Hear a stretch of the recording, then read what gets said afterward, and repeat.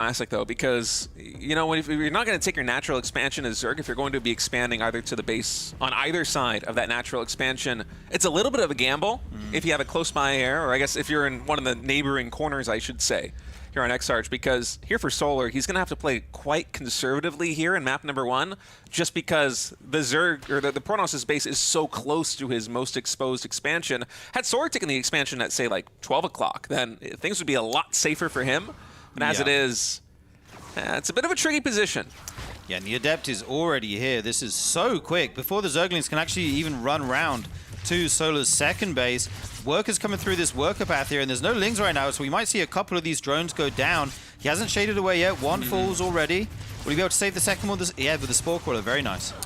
Yeah, and the mineral wall, it's a 30 mineral patch, so it takes quite a few trips for this to actually get fully mined out here. Actually, maybe 35. Is it different from each to each? Anyway, 35 on that one that we have highlighted by our observer. Yeah, it looks like it's 35 each then. Okay. But that's quite a few trips for a drone or a probe to kind of clean everything up, to have a clear pathway for units such as the Zerglings to actually deal with harassment coming in from units like the Adept. So yeah, and doing it this early kind of hurts your economy a little bit. Like you have one drone working away on that. It's basically he's not idle. mining, right? Yeah. Here comes the Oracle. There is a second one on the way. Again, reaching the base super quick. 2 Queens are here, but we will see one drone go down before this one is shooed away. Oh, doesn't get the second one there. A little bit unlucky on that second target fire. He confirms the third base. And yeah, I'm just thinking about how exposed this second base is for Zerg right now. yeah, we'll see what Classic is going to do. Actually, it seems like he's just going to go for a third base himself. So there is something to be said about not taking the aggressive option in this case, because everybody has this on his mind. Solar has it on his mind that his natural expansion, or I should say his first expansion, is in a very vulnerable position, being so close to the Protoss.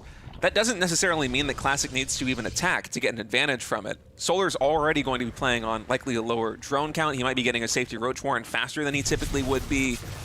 You can't really afford to cut that many corners right now as Zerg with your expansion so close to the Protoss base. And that in and of itself is a little bit of indirect damage. And speaking of damage, 6 drones falling down. So those 2 Oracles really getting a lot of eco harm done.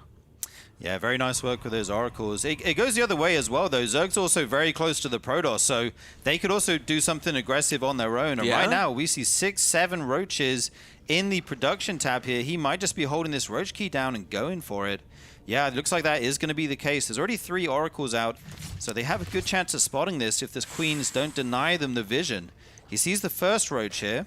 And Classic confirms no drones at this expansion. Solar is only on 32 drones right now. And these Oracles, they're quite low on energy, and actually one of them gets sniped. Rotating back home, Solar spreading the creep right now. They're on the front line, and one less Oracle is going to make defense a lot more difficult here for Classic. Third base, I think this might just get sacrificed here by Classic. I don't think you can feasibly defend this. Yeah, he doesn't even need the German taxi. The Queens just walk from that base as it is so close. Roach Ravager knocking on the door right now. The Bio's going down on this Cyber Core. The Protoss unit's kind of stuck behind the wall. They are being healed by this shield battery, though. And it's all about if Classic can just hold on here. Solar's only on 32 workers with this all in. Oracle's able to find one of the Ravagers. Get a lot of damage done. Keep in mind, Solar, with such a low economy behind this, is going to have a hard time reinforcing. Cybernetic Core now has fallen. The next Cybernetic Core is the building you see warping in on your screen right now. It's about halfway done, and Classic's actually mined out. This ramp, I guess it doesn't matter too much because you have to focus here on the defense at the main ramp, but it's going to be more Lings going into the main base now. Oh, they find their way in. There's going to have to be some units warped in back home to defend this. But there's so much at the front here. More Bios going down. The Queen's actually blocking all the Zerg units here at the front. The mineral line under attack. These probes will start to fall. And is this the start of, you know, something for Solar here? Maybe. With only 3 Queens, though, I feel like the anti-air is the real limiting factor right now for Zerg. In a couple of seconds, Classic's going to have more energy on these Oracles. He will be able to charge them up again. Another Queen comes in, reinforcing. It looks like we might... there might be just enough for Solar to actually push through. I think the Oracles, they just don't have enough energy. Yeah, that's it. GG's called. Wow. It's so funny. We were looking at Exarch as this huge macro map. Like, imagine how many bases you can take here, and then they get the close spawns vertically, and all these aggressive options just open up. And Solar says, yeah, I'm close to you, but you're also close to me. Let me do a 32 drone Roach Ravager Queen all in, and just takes the first W there. Yeah, for some reason, I just had it framed in my mind that Classic was going to be trying, or Solar was going to be trying to defend, and Classic would probably be getting aggressive. But as you said, you know, for Queens, who are notoriously the slowest unit moving off creep, Right. having such a small distance between your expansion and the Protoss expansion actually makes things pretty straightforward going for that one push. I wonder, though, had Classic not gone for as much Oracle harassment, if he banked a little bit more energy, if he would have been able to hold on, because I gotta say, if each of those energy oracles had, say, 25 more energy on them, that might have been a hold for him. Those 3 queens were very low on HP. The last one reinforcing got there quite late.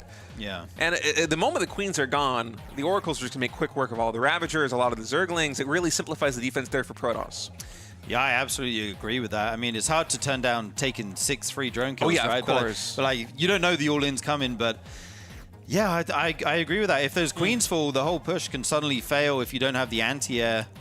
But just beautiful push out, and you don't need layer, you don't need overlord speed, anything like that to get a dropper lord. You can just walk them over. So kind of smart build there from Solar in game number 1.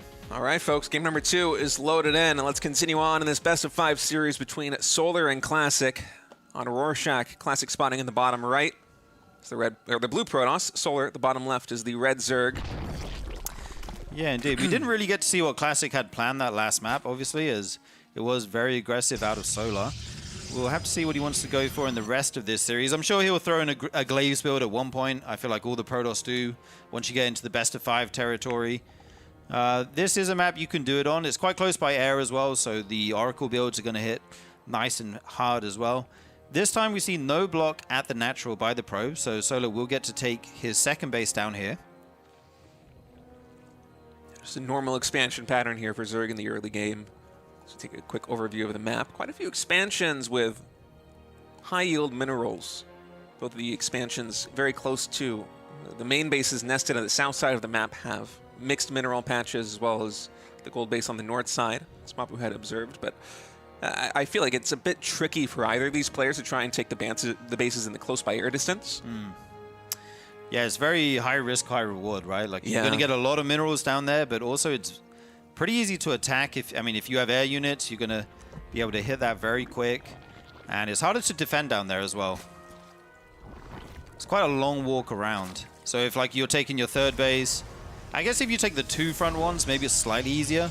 Yeah, but then you've already expanded basically to the midpoint of the map if you take the 2 front bases, right? Yeah. I would be surprised if we saw something like that, but it would be very fun. Yeah, I would love to see that. We have the hatchery just finishing up now. Core is on the way. We'll see what Classic's tech of choice is momentarily here. Zergling speed will be fired up in the near future as well. As this Overlord comes over to the wall, we'll see what is being made here. All looking very standard so far. Yeah, it's a pretty quiet early game, so we're going to have to wait until the Cybernetic core is done to see what the tech of choice will be here by Classic. Based on the minerals and the gas, I'm guessing it's going to be just another Stargate. This one quite quick because there was a no scout opening here for Protoss. It was like 2:10, 2:11. The Stargate got thrown down, so 7 or 8 seconds faster than it usually is. That plus a Chrono Boosted Adept. Looks like Classic's going to try and get a little bit of economic damage done early. And that Probe stole those minerals. He's taking them home. He's out of here. He said, thank you very much. I'll take these back home. We do see it's a Stargate follow-up here, and Solo did see the Chrono on the Adept, so he'll be aware that that is coming across the map nice and quickly. He does have his Zergling speed on the way. Another Queen being made right now. And yeah, I think we're basically waiting to see, is it going to be an Oracle here? And then, how does Classic want to play this out? Yeah, Oracle gets started up now by Classic, so he's going to try and find some damage with that early on here. So we're just scouting for proxies. I like this position of the Ling. He's going to see exactly as this Oracle leaves the base. Well, not if he runs away with it. I was like, that's genius. That hadn't occurred to me. It actually would have been a pretty genius move because I feel like that's the natural pathway you would want to take with the first Oracle. It's the closest expansion in the main base. You know it's going to be the most full of drones, so why not? Yeah, but I guess if you could send a Ling through the front door, you're also going to know there's an Oracle coming at you, so... Yeah, these Adepts are across the map right now. They're shading away, so they're going to try and run in, kill a drone or two, and then shade out. One falls instantly. Just the one drone kill going down there for one Adept. I think that's a good trade for Solar. Yeah, not too bad for Solar. And the Spore Crawler actually finishing in the main base at the perfect moment as well to deal with this Oracle. Especially impressive considering this was a no-scout opening here for Classic. That Oracle considerably faster than it usually is. What?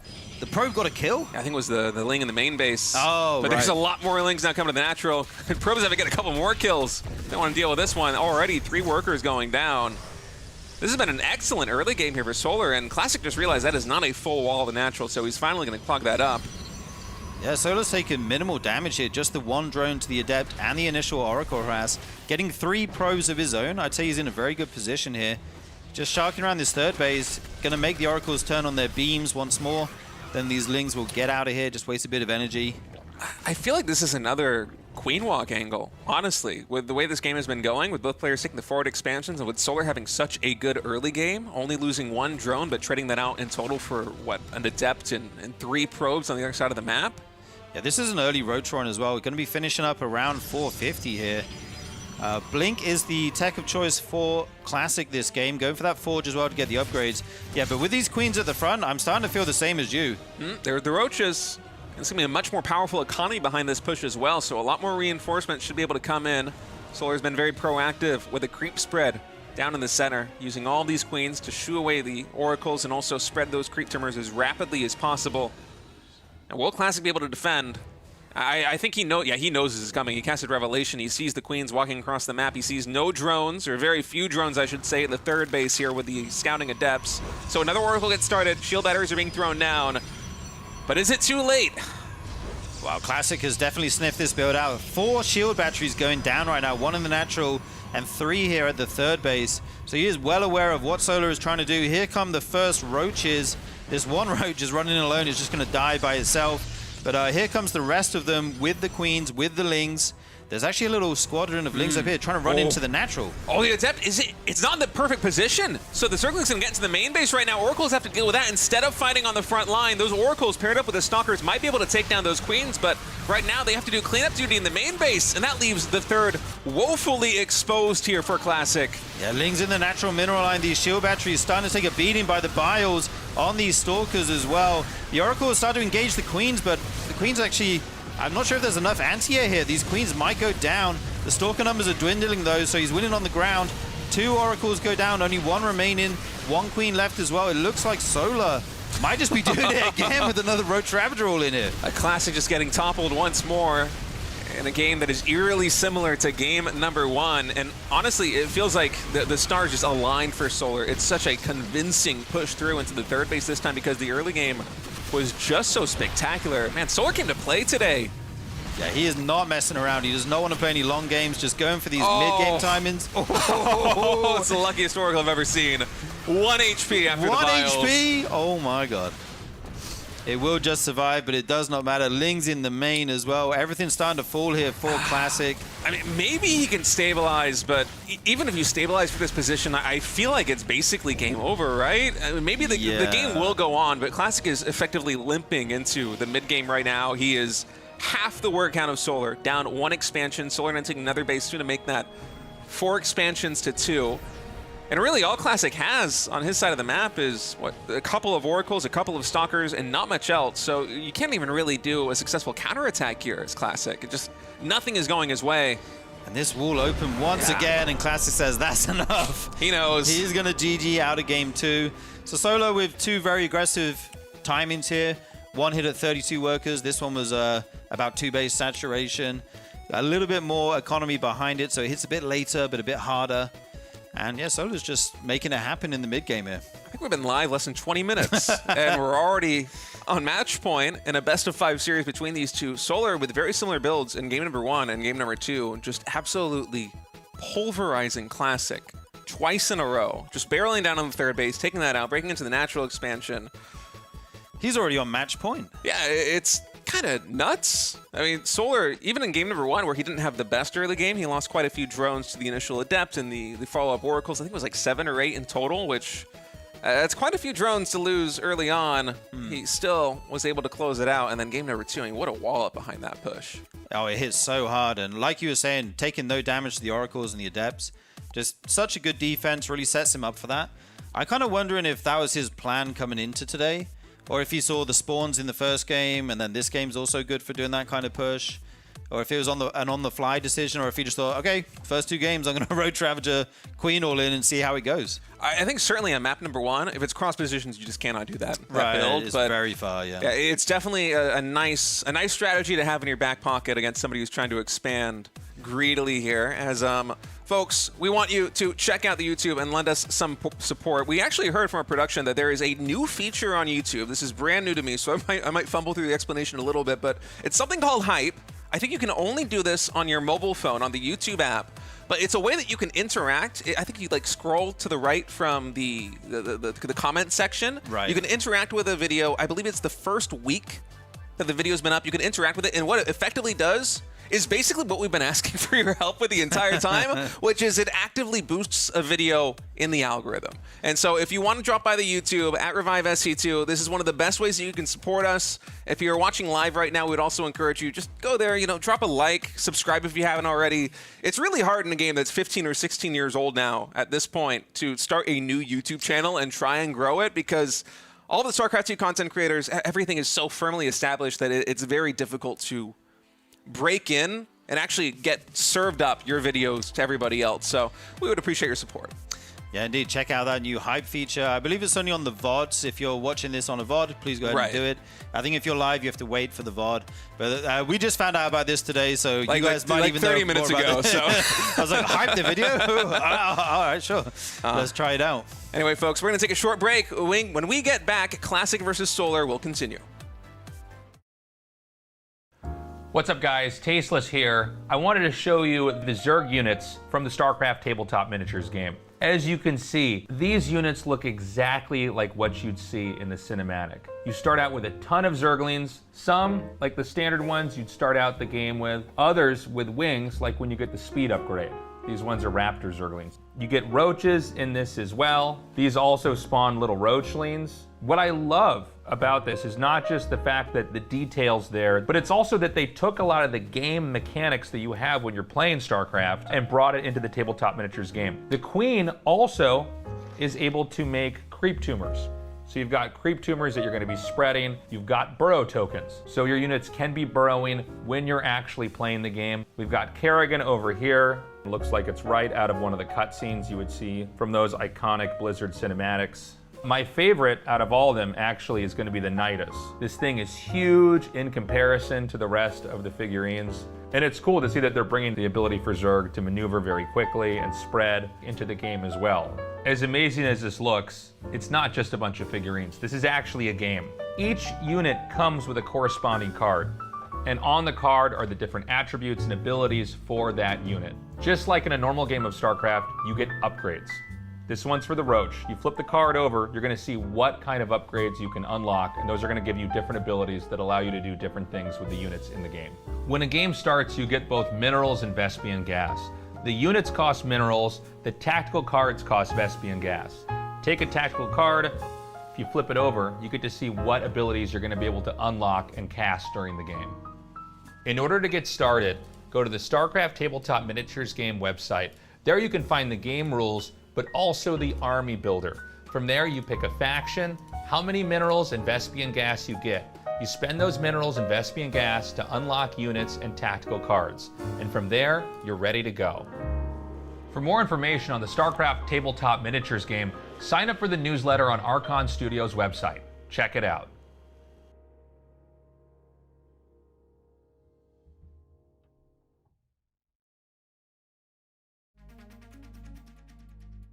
To have you with us. Oh, there we go. Welcome back, everybody. Good to have you with us here for this best of 5 series between Solar and Classic. Solar already leading the series 2-0, and I think a combined maybe 15 or 16 minutes between game 1 and game 2.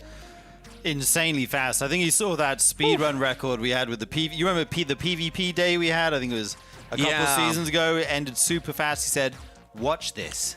Hold my beer. Let me show you how to really finish the day quickly, because he is just putting pedal to the metal right now and trying to end these games super quick. And it feels like everything has been going his way. Yeah. Because it's kind of surprising to see games end this quickly. in such a fashion, because it's not like Solar is coming through with something completely unorthodox or something out of the meta. This is a build that you see fairly often if you're practicing Protoss on the ladder. Right. Zergs love to pull the queens while across the map with a bunch of roaches and ravagers. They do love to pull those queens. There's so many games and like that, and so Classic has seen this thousands of times, certainly. But the fact that Solar's has been able to deliver so efficiently in Game 1 and Game 2, even Game 1 where he didn't have the best early game, was able to convert that into a win. Maybe partly because of it being a new map, maybe Classic not being quite as well equipped to defend on it. It's been very impressive. Yeah, I agree. And I'm just thinking back to the last game and thinking, like, what could Classic have done more? Because we saw him get 4 shield batteries. I think the one big issue for him was his natural wall being opened so many times. It does have a big impact, even a couple lings getting in your main. It's just something else you have to worry about. And yeah, in the end, those lings go in again and again and again. Solar was able to take game 2, but we are moving on. Solar in the bottom right is now on.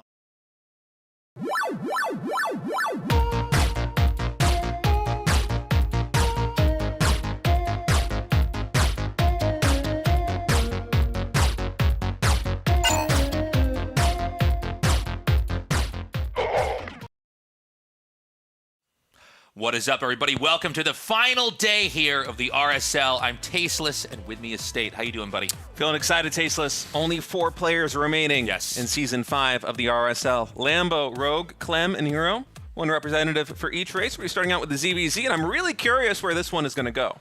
Yeah, this should be a really close one. We've got world-class European Zerg going up against who may very well right now be the best Zerg in Korea. I think this is one of the tougher matches to call. The winner of that will advance and face off against Clem. Clem, who has performed incredibly in this season, but was shut down by Hero 4-0. Yeah, that was a one-sided upper bracket final yesterday. But he's going to be tested first in TVZ. He doesn't yet know who the opponent will be, Lambo or Rogue. You know, Lambo's really been impressing me, by the way, coming into his first ever RSL. He's already been able to deliver, what is this, a top 4 performance. And playing a wide variety of styles, too. He's been really aggressive, which I didn't quite expect, particularly in ZVZ and ZVP. I wonder if that'll continue on here versus Rogue. Yeah, I think that in general, Lambo has had like a really good sense of how the opponents are going to open and behave. He seems to be very good at countering. You know, there's some people when they play StarCraft, they're kind of just mechanically good and kind of grow and tech and push and win that way. But Lambo seems to be almost doing kind of like a judo play where he's going to get himself into a position or an opener where he can basically shut the game down right away. Yeah, Lambo and Rogue, they're both very cerebral players. Yeah. So I think it's going to be a fun series between them. By the way, I want to give a big shout out once more to Archon Studio. They are making the premier StarCraft tabletop miniatures game. Go to starcraft-tmg.com. Sign up for the newsletter. Check out their products. Honestly, they've been sending us a lot of different sets. If you've been watching the RSL, you've probably seen Tasteless or Ziggy with some of these painted figures. They look incredible. It's a game that you can actually play to. It's not just a collector's item. And honestly, Tasteless, watching you kind of like explain the rules in one of those videos, talking about like build orders and minerals and gas and assembling an army, bro, I want to play this game. It looks almost great. As cool as my casting state. These guys have been amazing to work with. I really love what they've done. I mean, as a fan of StarCraft in general, I think they really they did our game justice. And it's important to note these are not just cool looking figurines of StarCraft. This is actually a game, a strategy game. So you can then re-experience your favorite game, but this time in a tabletop miniatures game. So shout outs to them. We love them. Consider joining our Patreon. It's patreon.com/ReviveSC2. We are a community funded tournament. If you decide to sign up for our Patreon, you're going to be supporting the prize pool, the production, as well as funding our offline event. We're doing one offline event every year. We did our last one in Seoul around Gangnam. It was incredible. It was great to meet a lot of you guys in person. And what we want to do is we want to do stuff that basically goes on throughout the year. I think there's a lot of great tournaments that last like a weekend or a couple days, maybe a little bit under a week. But we wanted to have more regular, long-form content. I grew up watching the OSL and the MSL, and that was kind of my Game of Thrones for my brother and me. And what I wanted to do when we started this tournament, this league, is to basically make something that would also be regular, that you could keep up with week after week after week and enjoy. Another way you can support Revive StarCraft 2 here. So go to our YouTube page at Revive SC2. Liking and leaving a comment, subscribing, clicking the button, all these things, they actually do boost us in the algorithm. We still have a relatively small YouTube channel as far as StarCraft 2 YouTube channels go, and we're trying to feed this into people who might not know the RSL is going on. But there's also a new feature on YouTube called Hype. I think this is available only on mobile, but it's something that you can do in the first 7 days that a video is posted, which is just basically what we've been asking for, or hoping that we could get for quite a while now. It's a direct way to boost the video in the algorithm and feed it to more people who want to watch StarCraft 2. Yeah, and by the way, you guys have been doing this. Those of you that have this feature, you've been doing it. We really appreciate it. It is helping us. And if you don't have it, it might be your region, or if you're, I don't know, on desktop. I don't know. But anyways, if you're doing it, thank you. This does help us. This does boost us and give us more visibility. We've got a whole bunch of different merch. We've got RSL-related merch. We've got other esports-related merch, all at tastelessthreads.com. If you're a Patreon supporter, it's 20% off. Just another way to support us here if you want to have a little bit of RSL flair. All right. Well, it seems the first best of 5, the lower bracket semifinal between Lambo and a Rogue, is getting ready to start. The maps have been selected. The players are ready. Who's going to be winning this Zerg versus Zerg? It's a really hard one to call. I mean, Rogue, he's been on the upswing here in Korea for quite a while now. It's either him or Shin being the best Korean Zerg on any given day. They both look incredible. I'm used to seeing Rogue's room when it's nighttime. It's kind of hazy in there now. Yeah, I think he just needs to clean the webcam, honestly. Is that what it is? It looks like his room is smoky or something. I feel like it was a lot like he just set up this yesterday. webcam in an abandoned building. There's like construction going on in every other room in that building right now. I don't know what else to say. I was like, is that the same room? Okay, anyways, guys, we're ready to start this best of 5. It's Rogue down here in the bottom right and Lambo in the top left. Yeah, and let's see if we get any early aggressive builds coming out from either Lambo or Rogue. Both of these players, they've been shaking up their styles quite aggressively over the course of this entire tournament. You never know what you're going to get, whether it will be a super fast, aggressive play, whether it would be something much more late game focused. As Rogue has shown a little bit more of a preference for almost an exhaust style of ZVZ, where he goes into Hive Tech Lurkers. He basically waits until the entire tech tree of Zerg is unlocked, and then he gets aggressive on the map. He's played that style a couple of times here already, not just in the RSL, but also in the GSL. Whereas Lambo, he's been able to show quite a bit of range. Yeah, Lambo, by the way, has a coaching Patreon that you guys should check out. I think, you know, out of the many StarCraft players I've talked to, I feel like he's one of the smartest.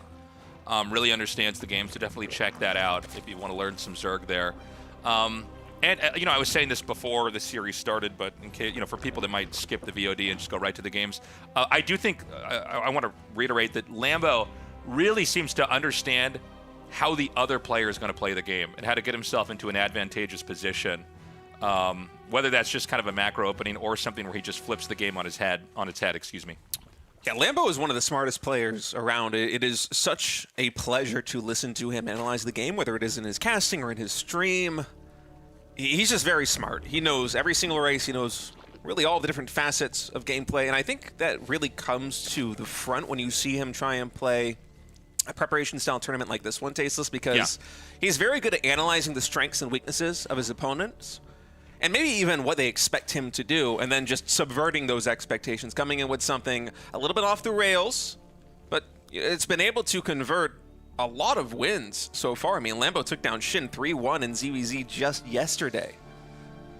Yeah, Lambo looking very strong so far this season. Remember, the winner does go up and face off against Clem, who has been looking extremely strong in the TVZ matchup in general. Clem actually defeated both Rogue and Lambo in the upper bracket, 3-1 over Rogue, 3-1 over Lambo in the quarterfinals and the semifinals. So we'll be a rematch no matter which way it goes. Yeah, so in this game, we have both, we only have one player actually going for a third base here. We don't have the drone over at the third just yet. And that's because the hatchery here for Rogue is going to be part of the barricade for the wall here. So it's going to be a hatchery roach entry. Now, generally speaking, whenever you see one player on 2 bases and the other one on 3, the player that's on 2 bases is supposed to be attacking, right? Because otherwise the player on 3 bases would just sit there and macro up and just get bigger. But we did have a game Wait, was this GSL versus RSL? He's done this in GSL and RSL. Okay, where it's a 3-base time and attack. Yeah, versus a 2-baser, which I think is pretty novel. Yeah, Rogue has done this build twice that I remember in the GSL and the RSL, where you throw down this third hatchery here at the natural wall and you just kind of set up a barricade with this. And he's done it with 2 different builds that really looked the same to the opposing player. The Roach Warren's always there on the front line. In both of those games, the lair was relatively quick for Rogue, and he got roach speed relatively quickly too. This time it's a little bit different. There is no lair follow-up. It's actually a Ling Flood. So it's a complete fake out with a Roach Warren there on the front with the third hatchery as well. And Lambo has to react to this. I don't know if there's a Baneling nest up for Lambo. I don't think there is. So he's going to try and wall in the natural expansion, but this is so many Lings, Tasteless. Yeah, and he's going to go right up here towards the natural. These buildings are not that far along, so the Zerglings can snowball damage down. The Evolution Chamber, we have a nice plug right here. At the end, he's going to manage to seal that up. The Lings are managed to spill through. A little bit of a crack there in the defenses, and that might be all it takes to close this game out.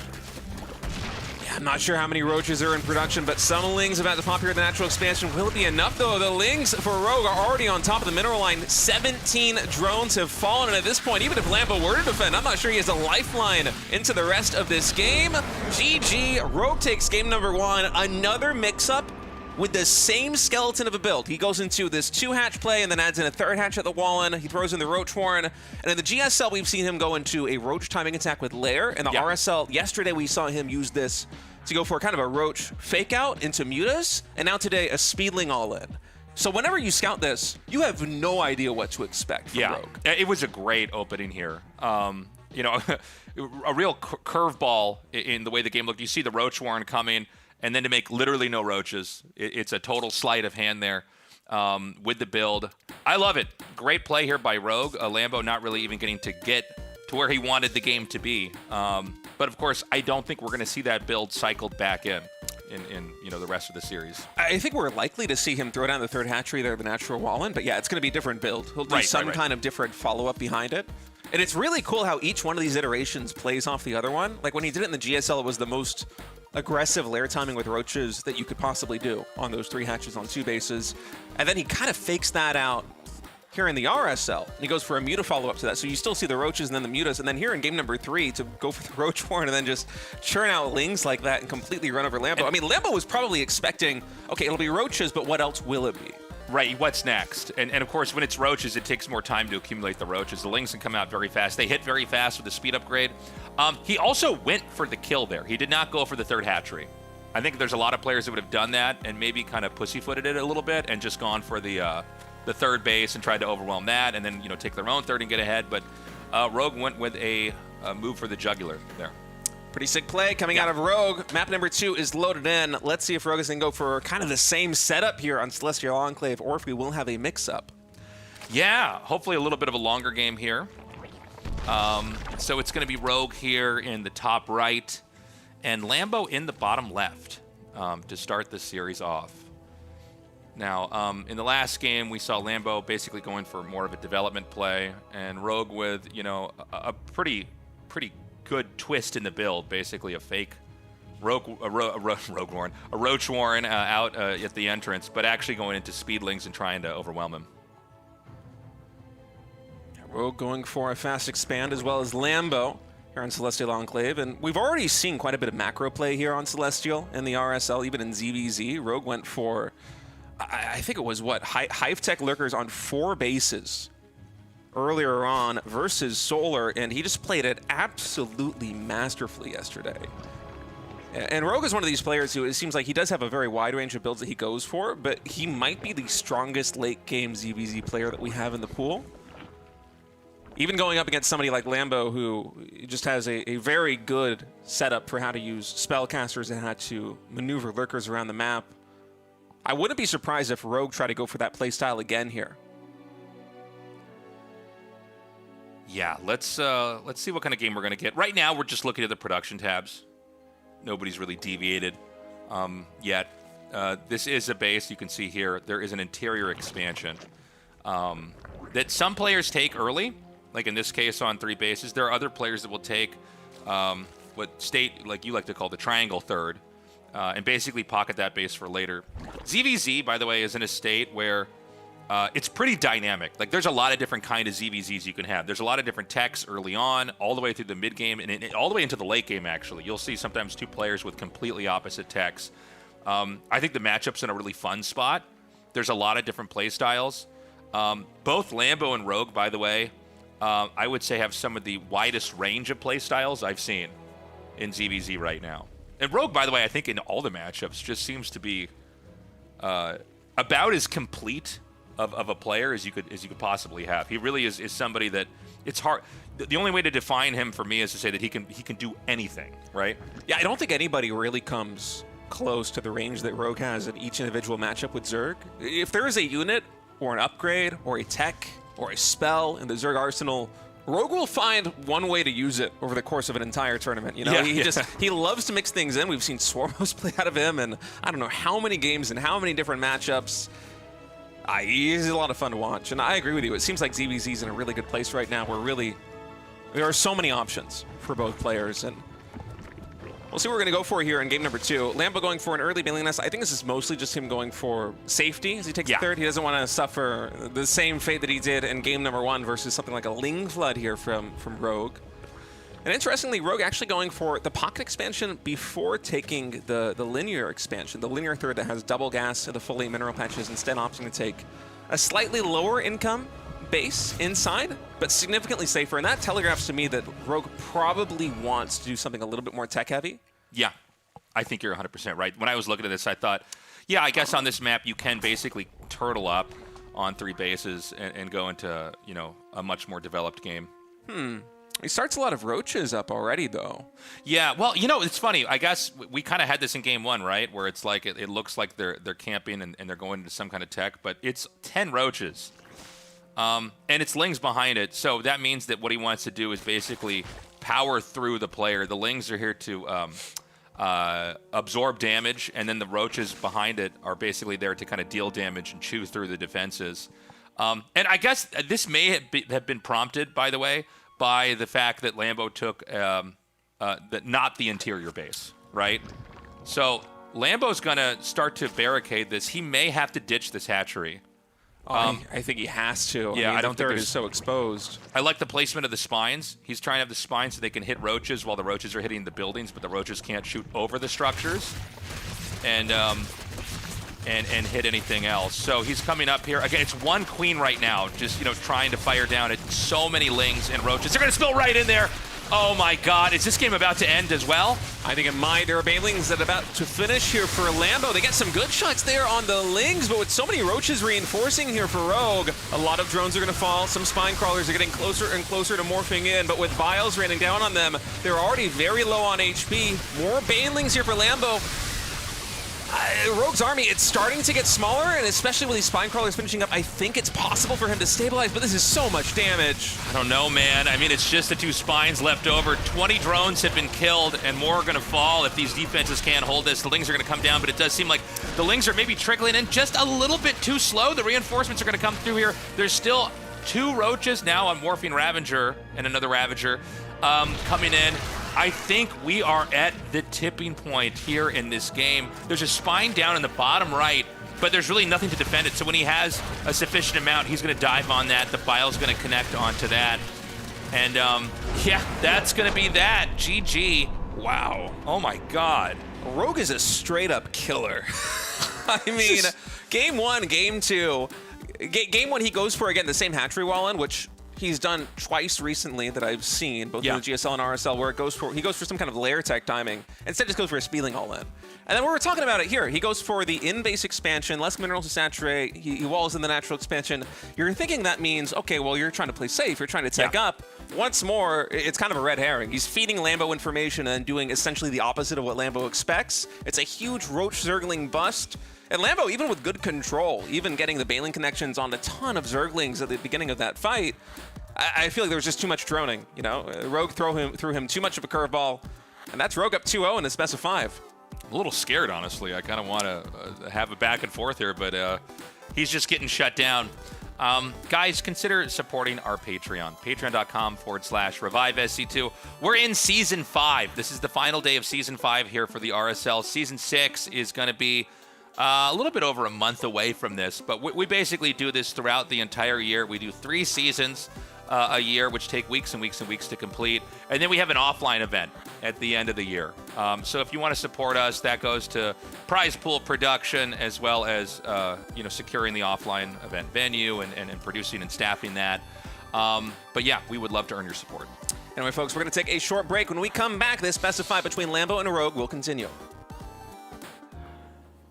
What's up, guys? This is Tasteless, and I am here to show you the StarCraft tabletop miniatures game. This is from Archon Studio.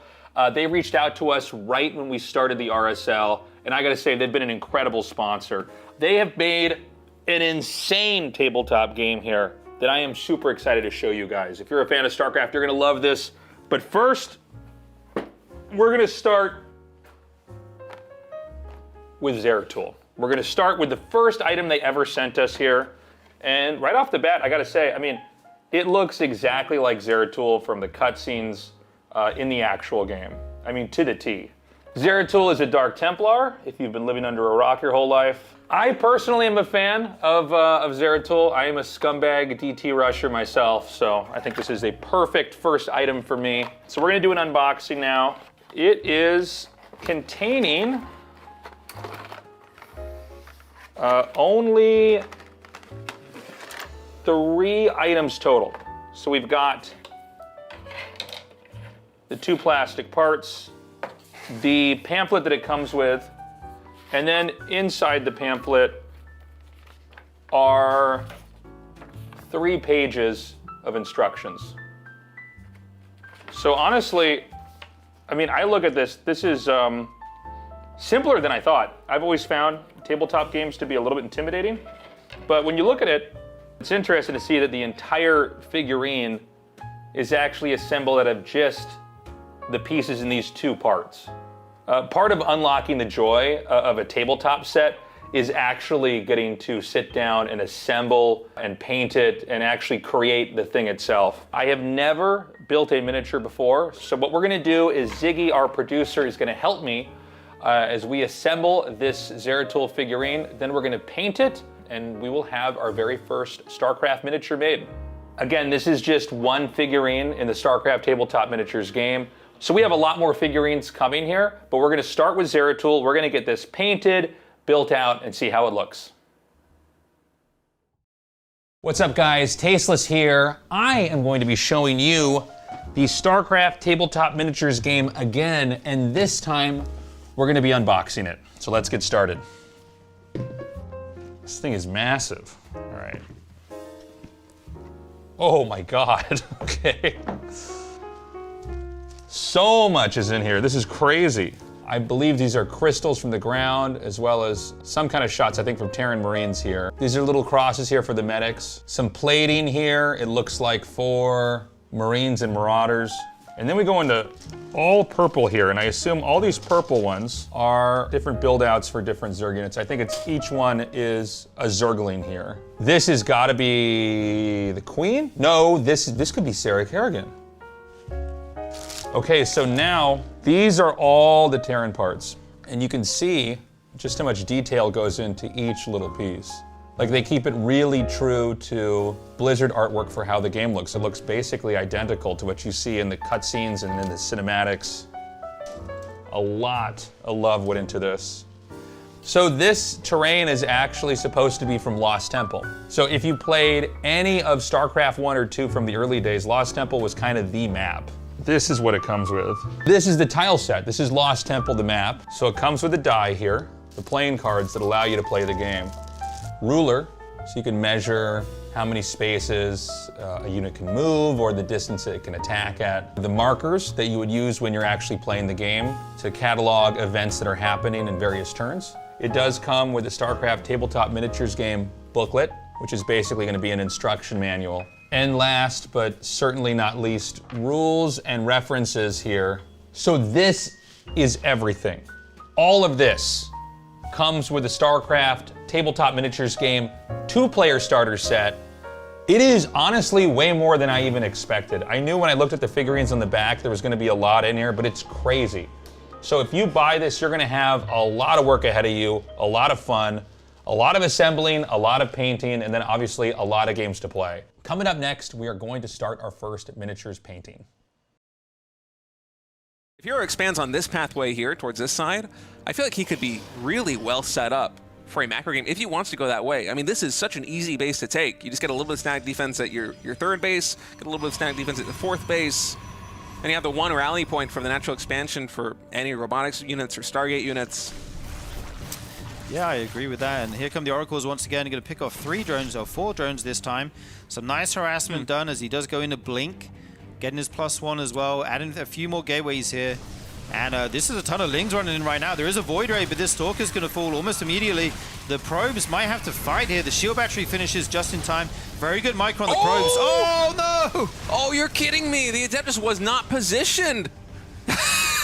Even when you give him the free wall of the natural, he finds a way to let these Lings in. I mean, I feel like Hero's blameless on this one, though. we got the zoom in there of the Zerglings. It's kind of unintuitive when like the hitbox, or the collision box, I should say, with like the Adept body and then the worker only path. Because visually, at least to me, maybe I just haven't seen these enough, it felt like the Adept should be blocking, but the Zerglings can still work their way through.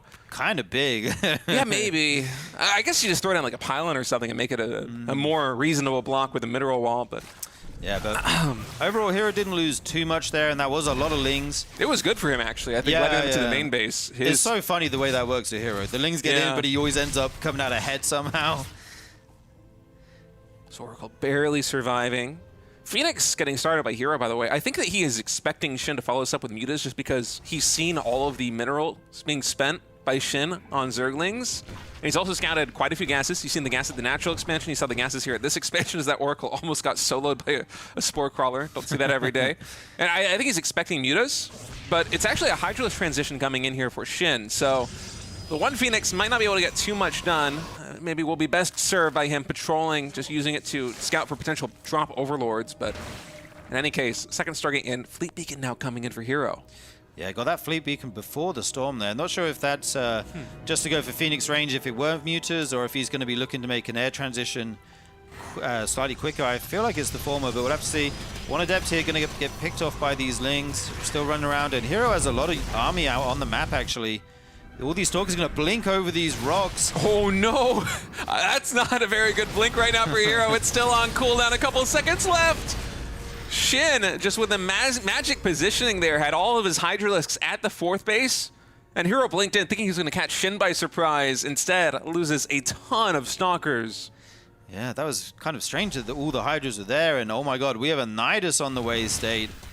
Shin going to be looking to get aggressive once his army reaches almost maxed out. These Stalkers will get caught. They blink away, though. Some Lings getting caught by the stasis trap. I feel like these Stalkers have to survive if he wants to, live through this Nidus attack. But here come the Zealots to help out. I see the Overlord on the mini-map right now. Getting closer to the main natural expansion here of Hero. Although I'm looking at this and it would make sense. Oh, look at that storm. Oh, so many Zerglings taking a ton of damage. I think Shin's going to go for the Nidus in the main base, but this map is so large, I wouldn't even mind him just dropping a Nidus here on the front door to try and make the reinforcements a little bit quicker. Oh, was that no cancel? What is up, everybody? Welcome back to the RSL. We are in the middle of what's so far been a very fast-paced best-of-5 ZVZ.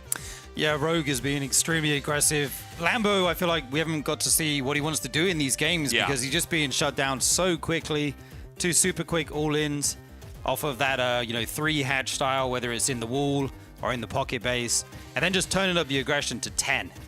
Yeah, I mean, it was 2 timing attacks that basically succeeded in what they were trying to do.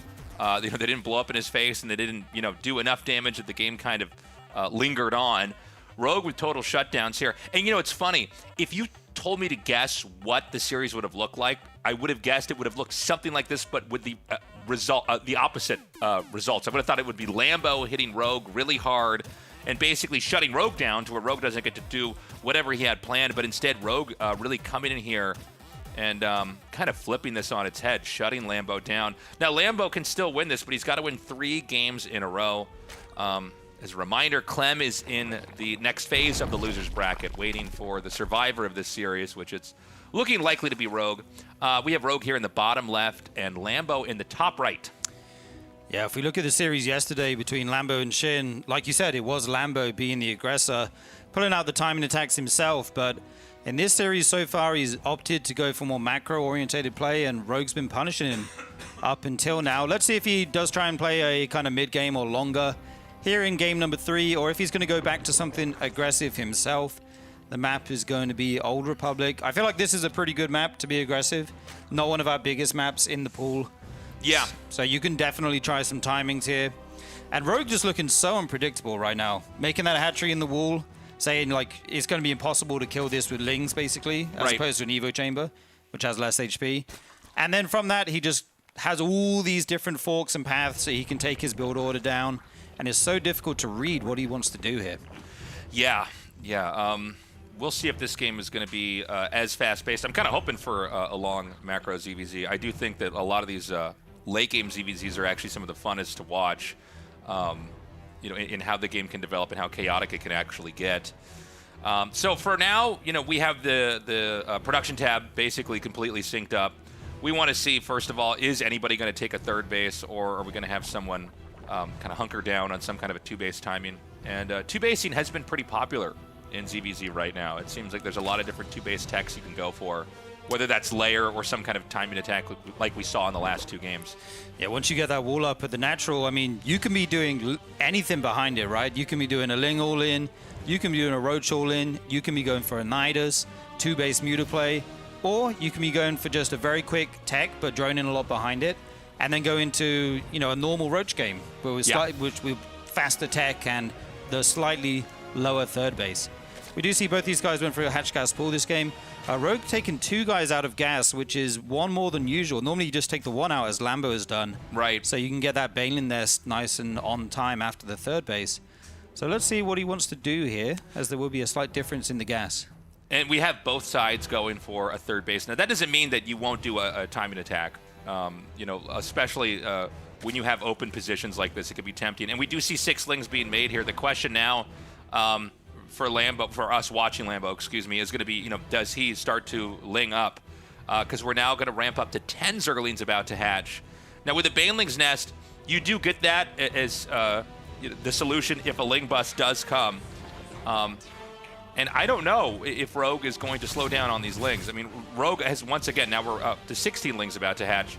This is the 3rd game in a row where Rogue is going to go for a sharp timing attack and basically try to shut Lambo down. Lambo is going to be very frustrated if he loses this again in a similar fashion. Yeah, now we see why he took 2 out of gas. He wants extra minerals to make as many Zerglings as possible. This is not just a pressure. This is very, very committed here from Rogue. He's not looking to drone behind this. There is a Banelin nest eventually on the back of this for him, but there's so many Zerglings coming across the map. There are 2 queens here, but they're not supported right now. The Banelin's being morphed in. Beautiful focus fire on these Banelins by Rogue. He's going to take them out before they morph. Oh my god. I think this game might just set. Oh my god, is he going to get that last one? Okay, he takes the last one out. The queens are surrounded. Dude, I think Lambo might just die. That went as bad as it possibly could have went for him. I mean, the reality is that you needed at least a couple Banes to blow up on those Lings. The damage is starting to pile up here. Lambo is not able to get these Lings out without them being pretty badly bruised as the drones are evacuated towards the main, then back to the natural. Yeah, Lambo trying to buy as much time as possible for his own Lings to come out here. You can afford to lose a few workers, but if you lose more than 10, that's where it starts to slide here. Rogue actually brings some Banelins into this, but that's too much. And Rogue takes it 3-0 in some of the fastest ZVZ games we've seen, well, since yesterday, really, when Lambo killed Shin. All right. Well, guys, that's our first best of 5. 3-0. 3-0 there.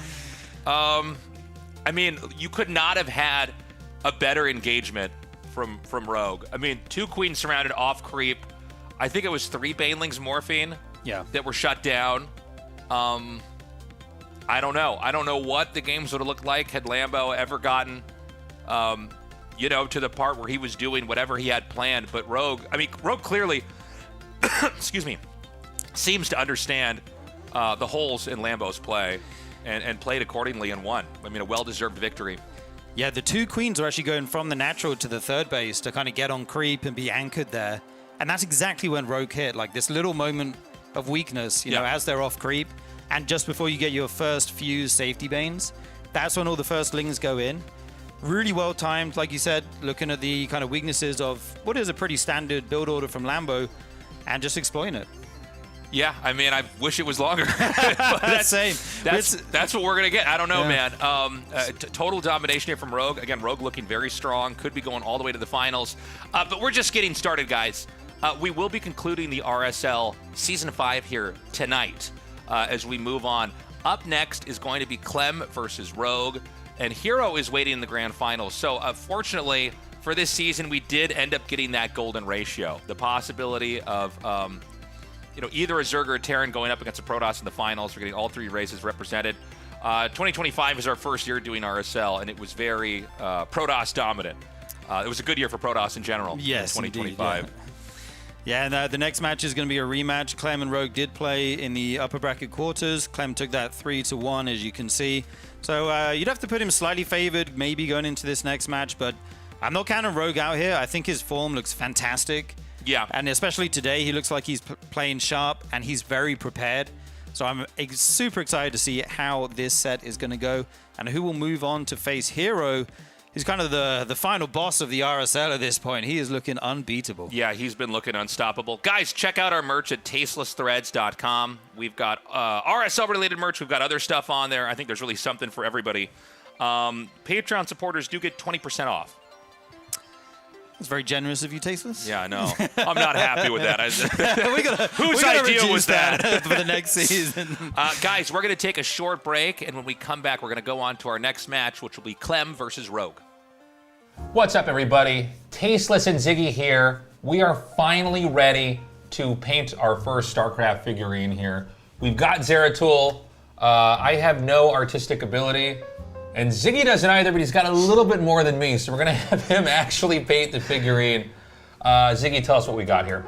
Dude, we've got the Zeratul miniature, the very first one that we got sent by Arkan Studio from the StarCraft Tabletop Miniatures game. I gotta say, it's crazy. We have the primer on Zeratul right now, and that's gonna allow the paint to stick on here. We've got, how many different colors are we gonna use? Oh, I got a bunch. I got some purples, got some greens. I'm gonna try and paint him sort of like he's on the box art.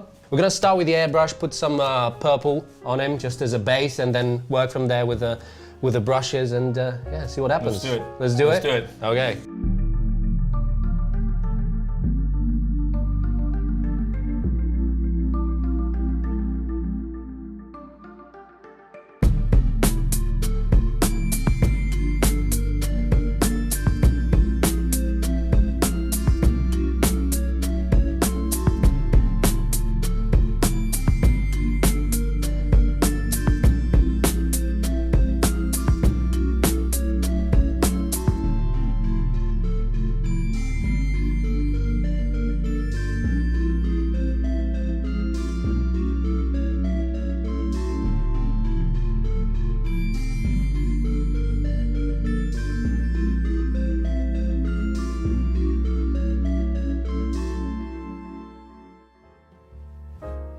Okay, we're back.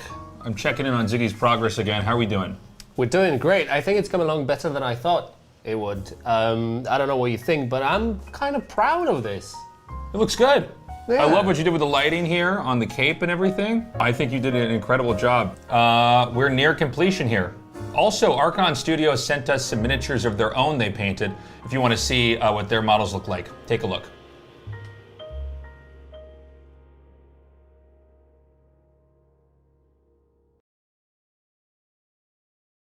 Hey guys, Tasteless here. I wanted to show you our Terran set for the StarCraft Tabletop Miniatures game.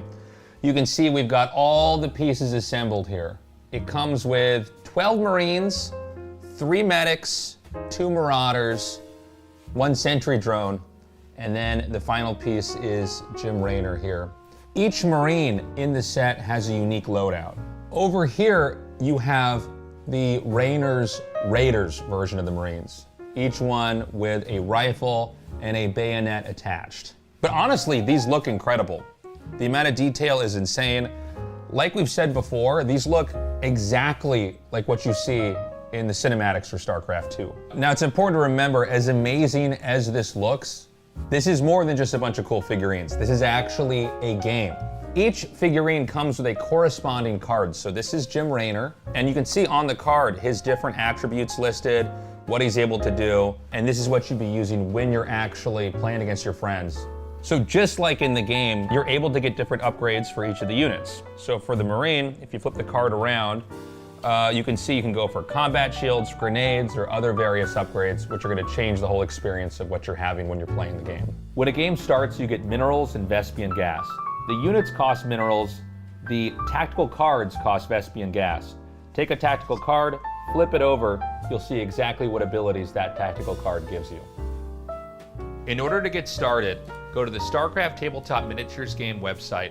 There you can find the game rules, but also the army builder. From there, you pick a faction, how many minerals and Vespian gas you get.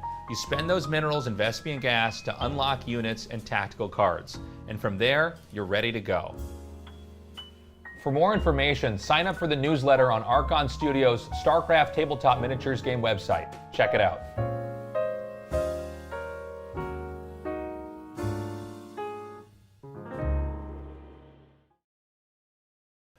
What's up guys, Tasteless here. I wanted to show you the Zerg units from the StarCraft Tabletop Miniatures game. As you can see, these units look exactly like what you'd see in the cinematic. You start out with a ton of Zerglings, some, like the standard ones you'd start out the game with, others with wings, like when you get the speed upgrade. These ones are Raptor Zerglings. You get roaches in this as well. These also spawn little roachlings. What I love about this is not just the fact that the detail's there, but it's also that they took a lot of the game mechanics that you have when you're playing StarCraft and brought it into the tabletop miniatures game. The Queen also is able to make creep tumors. So you've got creep tumors that you're going to be spreading. You've got burrow tokens. So your units can be burrowing when you're actually playing the game. We've got Kerrigan over here. It looks like it's right out of one of the cutscenes you would see from those iconic Blizzard cinematics. My favorite out of all of them actually is going to be the Nidus. This thing is huge in comparison to the rest of the figurines. And it's cool to see that they're bringing the ability for Zerg to maneuver very quickly and spread into the game as well. As amazing as this looks, it's not just a bunch of figurines. This is actually a game. Each unit comes with a corresponding card. And on the card are the different attributes and abilities for that unit. Just like in a normal game of StarCraft, you get upgrades.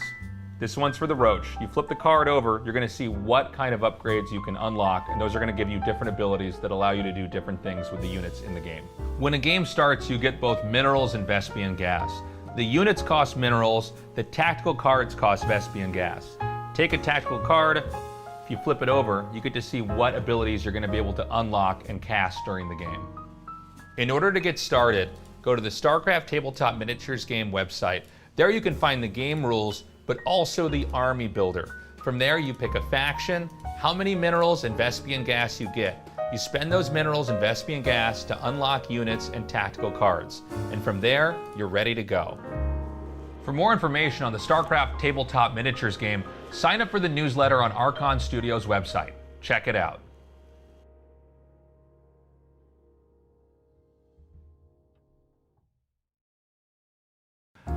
What's up guys, Tasteless here.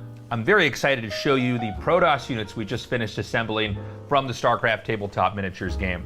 And look at how amazing these came out. We've got the Zealot over here. We've also got a figurine with the Zealot shields being shown, as if it's taking damage. We've also got Adepts, and I love that they brought out this mechanic from the game. You also have an Adept Shade here. How sick is this? They also brought out the Sentry with the Force Field. All the mechanics that come from StarCraft, you can find in this game. In this one, we also get the Pylon in the game as well. With Zerg, you get Kerrigan. With Terran, you get Raynor. With Protoss, the hero unit is Artanis. Beyond this looking amazing, you gotta remember this is actually a game that you can play with your friends. Each unit comes with a corresponding card. You look at the card, you can see the different attributes for that unit. In this case, Artanis is a commander, so he's able to better control different objectives during the game. Just like in a classic game of StarCraft, every unit has upgrades. So you turn your card around, and as you can see, there are different upgrades you can get. Those are going to give you different abilities that you can use when you're playing the game. When you start the game, you get both minerals and Vespian gas. The minerals allow you to unlock units. The Vespian Gas, you get to unlock tactical cards. Take a tactical card, flip it around, you see what kind of abilities you're going to be able to cast when you're playing the game. In order to get started, go to the StarCraft Tabletop Miniatures game website. There you can find the game rules, but also the army builder. From there, you pick a faction, how many minerals and Vespian Gas you get. You spend those minerals and Vespian Gas to unlock units and tactical cards. And from there, you're ready to go. For more information about the StarCraft Tabletop Miniatures game, go to Archon Studios' website and sign up for their newsletter. Check it out.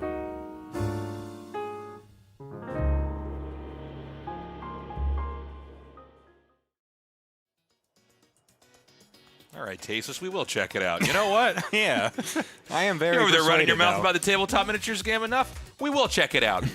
Welcome back, everybody. Thank you for waiting. Clem is ready to go. He's going to be going up against Rogue.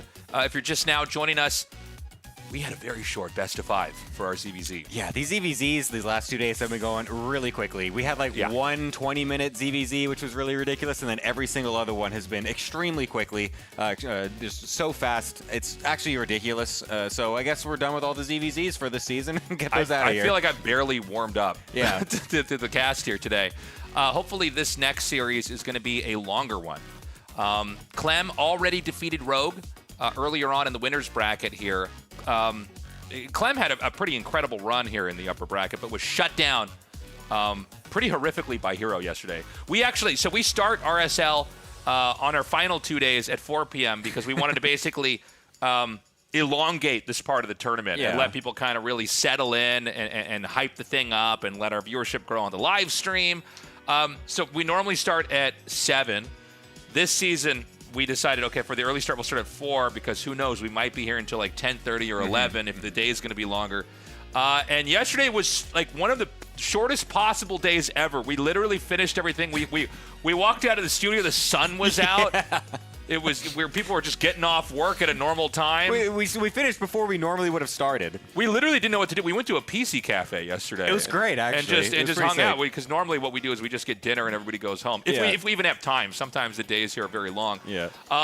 So anyways, I hope this series is long, and I hope our finals is long. But, GSL has a very similar format at parts to the RSL. And somehow the GSL days that State and I have been doing have been crazy long, and the RSL days have been short. So I don't know. Yeah. It's funny how this is one of the beautiful things about StarCraft. You can have crazy long games. You can have short games. You can have a mix of the two. But then there are also days where you just have crazy short and one-sided games. So. Everyone just one person slaughtering the other person so heavily. It's like one of those speed runs. It's like, well, this is the part where Rogue glitches through the wall to go to stage 5 of the tournament, and you've skipped most of the bosses. Oh my god. Yeah, it's been absolutely ridiculous. I wonder how much even like the maps play into it, because like we have such unique maps overall, and we've had a lot of unique maps getting voted in, stuff like that. I wonder how much that actually affects how short some of these games have been. Some of the pros just want to cheese and all in on some of these maps. Well, no, it's true. I mean, I think you end up with maps that are very formulaic as far as like how the games develop. And I really like the maps that we got here in RSL. Yeah. By the way, if you're a Patreon supporter of a certain tier, you get to vote on the maps. And I think our community's done a really good job at bringing interesting maps into the game. One thing I've never liked about, and not that I don't like these games, but, like your League of Legends or your Dotas, is that, and I know, and people are going to go, but it's the items and all this other stuff, and different heroes. I get it. But I like games where there's a bunch of different maps. Yeah, it's much more interesting when the landscape actually changes each time. It feels a bit repetitive when you're just playing on the same map all the time, and it's just like there's only so many different things you can do, and just it's all patterned out and everything. So maps changing is always a good thing. We've had a lot of great ones getting rotated into all these different seasons that we've had. Yeah. So shout outs to everybody for voting in the cool maps. But you're right. That can lead to shorter games. Yeah. Weird maps can lead to certainly new ideas, which means that you have a player who might not know what's going on when a certain attack is coming in or a strategy comes into play. But with Rogue and Clem here, I think this should be a pretty fun one.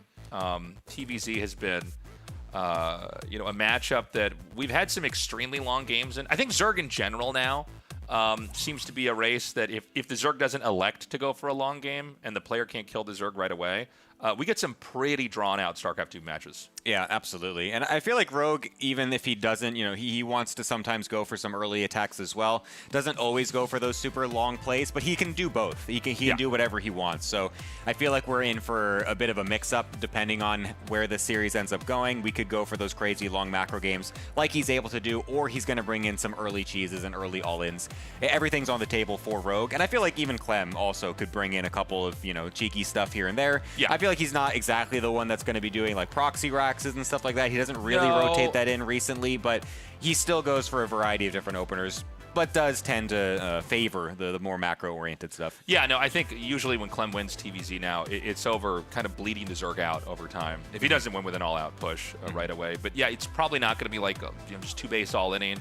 Like you said, probably not going to be proxy racks. And with Rogue, I think it's pretty hard to say what he's going to do.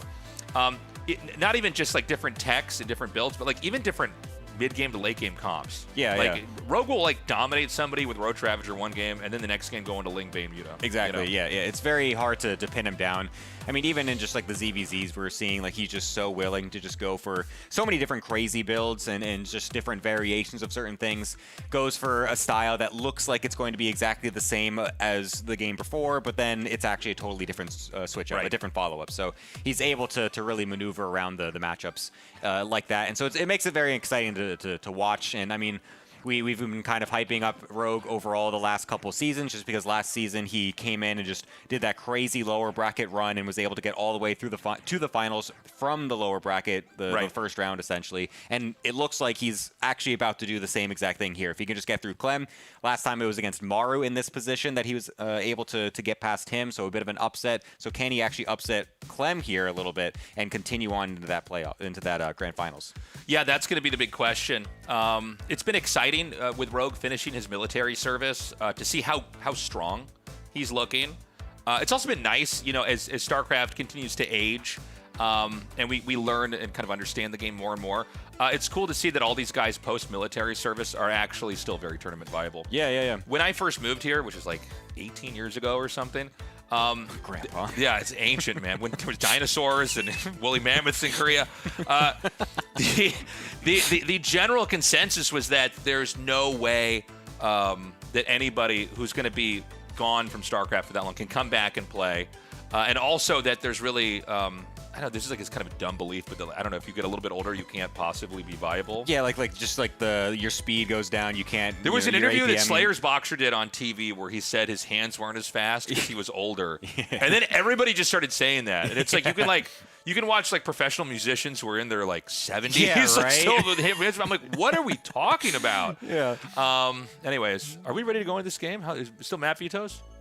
Still vetoing? No, these guys are really thinking hard about what maps they want to play or not. Yes, this is, once we have these maps vetoed, we are going to hop into this. But it is best of 7 here. Yes. By the way, when we get to the winners match, it is a best of 7 there, but the player from the losers bracket, if they win that best of 7, then there's a reset and we go to a best of 3. Yes, the grand finals has a fun little torque like that. It's really cool, actually.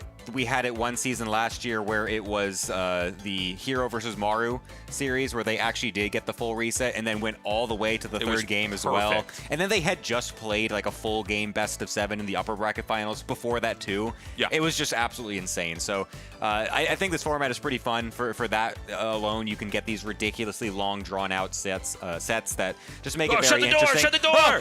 Dad, I'm playing video games! Dad, I'm in the tournament I can't pause Dad! it! You don't understand! Dad, I'm trying to pick the maps! Get out of my room! All right. I'm playing a game! Oh my god, I love it. Every time I see Rogue in this shot, I just imagine him doing dips on that.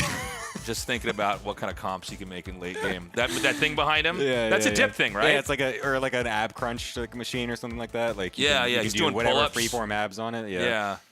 That's so funny. Apparently, Clem's dad also plays StarCraft, by the way. Well, I think Clem's super young, so that's good. We're getting these younger guys indoctrinated. I'm waiting for Artosis' kids to all grow up. Oh god, yeah. For the next big RTS game to come out with 4 races, so that each one of his children can play them. And they could each be so mad at each other for playing the wrong one. I want to see Artosis become like one of those psycho coaching parents. You know what I mean? Where he's like behind his kid or whatever, and he's just telling his kid to not take a third base yet. Your 3-3's not done. Stop. Don't expand yet. No, don't get 2-2 before you push out. And then the kid loses, and he's like, "It's because Protoss is too strong." That's what I get for raising a Terran player. They're like at a LAN match or whatever, and the ref like disqualifies one of the kids for like cheating or something. Artosis is just like throwing a chair at the ref. She's like, "What do you mean? My kid's so honorable. He's playing the good race." Just outside of the publisher's building, just screaming for a new patch to fix the game. All right, guys. So excited to be in this this best of 7 now. Again, the winner is going to go up against Hero here with Rogue versus Clem. Rogue in the bottom left and Clem in the top right.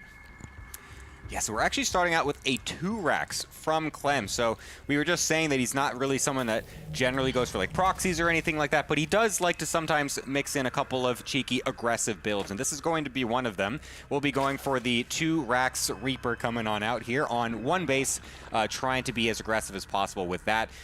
Sometimes you would put both of these barracks at the front of the natural, and then you can just wall that off and take the expansion pretty simply. But if you do it this way, it kind of masks the build a little bit if they were to go for something, some kind of early scout, or even if maybe they were going for like a proxied hatchery or something like that, which Rogue does like to do. So it might throw the Zerg off for just a little bit. Yeah. Yeah, again, I did not think Clem was going to open up like this, but this is cool. We'll see when he stops the Reapers. There was a while back where people made a lot of Reapers, and it seemed like, and I think this is, generally true whenever a new build comes out, is people are able to leverage it a lot more, right? And then people kind of figure it out. But there's a period where you could basically keep the Zerg off of a third base. Especially on maps where you're not able to do that easily. Now, on this map, there's an interior third base, so you can't prevent them from doing that. So I'm curious what exactly the rationale for this is. He's still making Reapers, by the way. Mm-hmm. There are some players that will stop at 3 Reapers and then switch into something else, but this one, he's going to continue to try to do damage. And yeah, let's see. Now remember, every time you see Reapers coming out in pairs, those aren't Marines, right? Reapers, they don't have like longevity in a TVZ. They're pretty sharp and powerful early on, and they fall off a cliff as far as what you can do with them. So it's important that Clem, whatever he wants to get done with these Reapers, gets done with these Reapers, excuse me. He needs to do it early on. Yeah. He was already able to get 1 drone with just a single Reaper, which was really good, and there was only a couple Lings that were in production, although nice positioning from Rogue with those few Lings actually traps those Reapers for just a moment, body blocks them, forces them away, and then the Queens come from the right-hand side, so we'll be able to kill one of them pretty easily. So really nothing getting done right now from Clem, just that singular drone getting killed off by the 1 Reaper. Thankfully, he didn't overcommit into the Reapers. He didn't go super crazy, going for that, like, the 6 or 8 or so, like some Terran players do like to do, but so that's not going to be the craziest thing that he didn't get an insane amount of damage, but it's still nice, of course, from Rogue that he was able to defend with so little. And it's going to be a fast 3rd CC coming into that pocket base, like you mentioned as well. It's not really able to get contested very easily by a Zerg player, so we'll just be able to macro on out. Yeah, this is looking like one of these games where we're probably going to be just going into, at least a back and forth, right? Nobody's going to try to wind up for any kind of sharp attack that's going to close the game out, which is a nice change of pace from the best of 5 we already had here. So when the Hellions come out in pairs like this, they're going to combo with the Reapers, and that's when you can possibly, the passive way to play is to try to shave off creep tumors, but it's also very common to go for a dive and basically try to sacrifice the Reapers and some of the Hellions to try to get kills over here. He did not manage to deny this hatchery from coming down here. Slowed that down 1 bit. And this is going to be a follow-up with Banshee tech, by the way, with Banshee Cloak. Yeah, he's going into the full Hellion Banshee with Cloak as well, like you just said, so a bit more aggressive in that regard with the tech. Sometimes Clem does like to follow this up with some early stim play as well. It's also a fairly normal style to go for. And it's something that maybe I would have thought he would just kind of go into naturally, given the fact that he opened for 2 barracks already anyways, but this time still going into the full Hellion Banshee, maybe again to catch catch Rogue a little bit off guard. Maybe not expecting for that, but for now, just going to be those 4 Hellions and the double Reaper doing as much pressure as they can, try to kill off creep, try to deny the Queens from doing anything, and maybe also just kind of pull them around a little bit. So that way they get distracted and won't be in position for the Banshees. Okay, as you can see here, the Hellions and the Reapers still trying to get in and do some damage. By the way, Rogue, got on a 4th base pretty fast and really has not gone interrupted at all. Stim is halfway done. Okay, well, excuse me. He's just going to run in here. He's going to go for the dive. The Ling's get a little bit of a block off here. But, he's only killed 2 drones. I don't know that he's going to get much more. The drones are coming back. This could actually be a mistake. Oh, my God. I was going to say this could be a mistake, but it's fine. The drones mostly lived. 3 drones for all that is, that certainly doesn't pay for itself. Yeah, that was almost ridiculous. If he had just kept one more Hellion alive, that would have been the craziest volley ever. But unfortunately for Clem, not able to get the actual last hit on all of those weakened drones. But now it's time for the Banshees to see what they can do. For now, again, not too much. Just killing off some creep tumors, just trying to lurk around, find where that opening is, trying to see where the queens are not sitting to be able to defend, where a spore crawler may not be positioned in time. But plenty of defenses ready for Rogue. He's got spores in every single base. The queen's just tracking these Banshees nice and easily. So yet again, the early harassment coming out of Clem, not doing too much. You can see Rogue is already sitting comfortably at 81 drones at 6:30 in the game, going into Spire as well. He's got his 1-1 coming up. Rogue feels like he's really controlling this game. Yeah, I mean, excuse me, Rogue is playing about as perfectly as you could play right now. Going up into that 5th base. And remember, like we've got Stim, we've got Marines with 1-1 about halfway done, but he made so many Reapers earlier, right? Every Reaper, every Hellion, that wasn't a Marine, that wasn't a tank, right? So the push, it packs a lot less punch here. But let's see what Clem can do. Yeah, if there's anyone that can make a lot happen with just a little bit, it is Clem, able to micro these Marines efficiently all the time.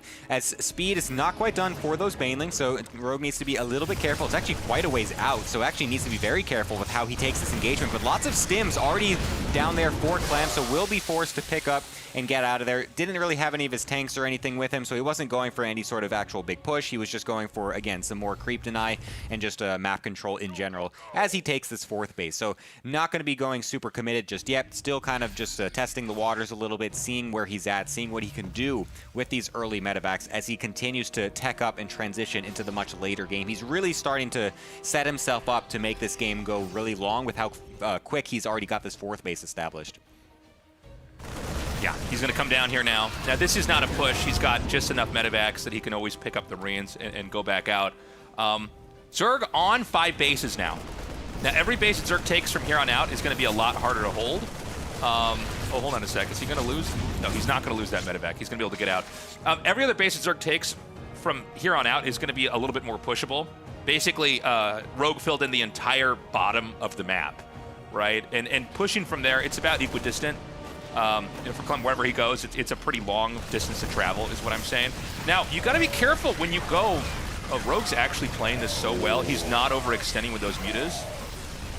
Yeah, that was pretty good. That was really good. Yeah. I think that was a tough decision to make because you are going to lose Lings. But what would happen is if he moved in a little bit too fast, he would have targeted down enough of the mutas, and it actually would have been an okay trade for the Terran. Yeah, nice to be able to keep these mutas alive. You do need to keep them in this game, of course. And now this push on the right-hand side the middle will just get killed off pretty easily because Rogue was just waiting in anticipation for this.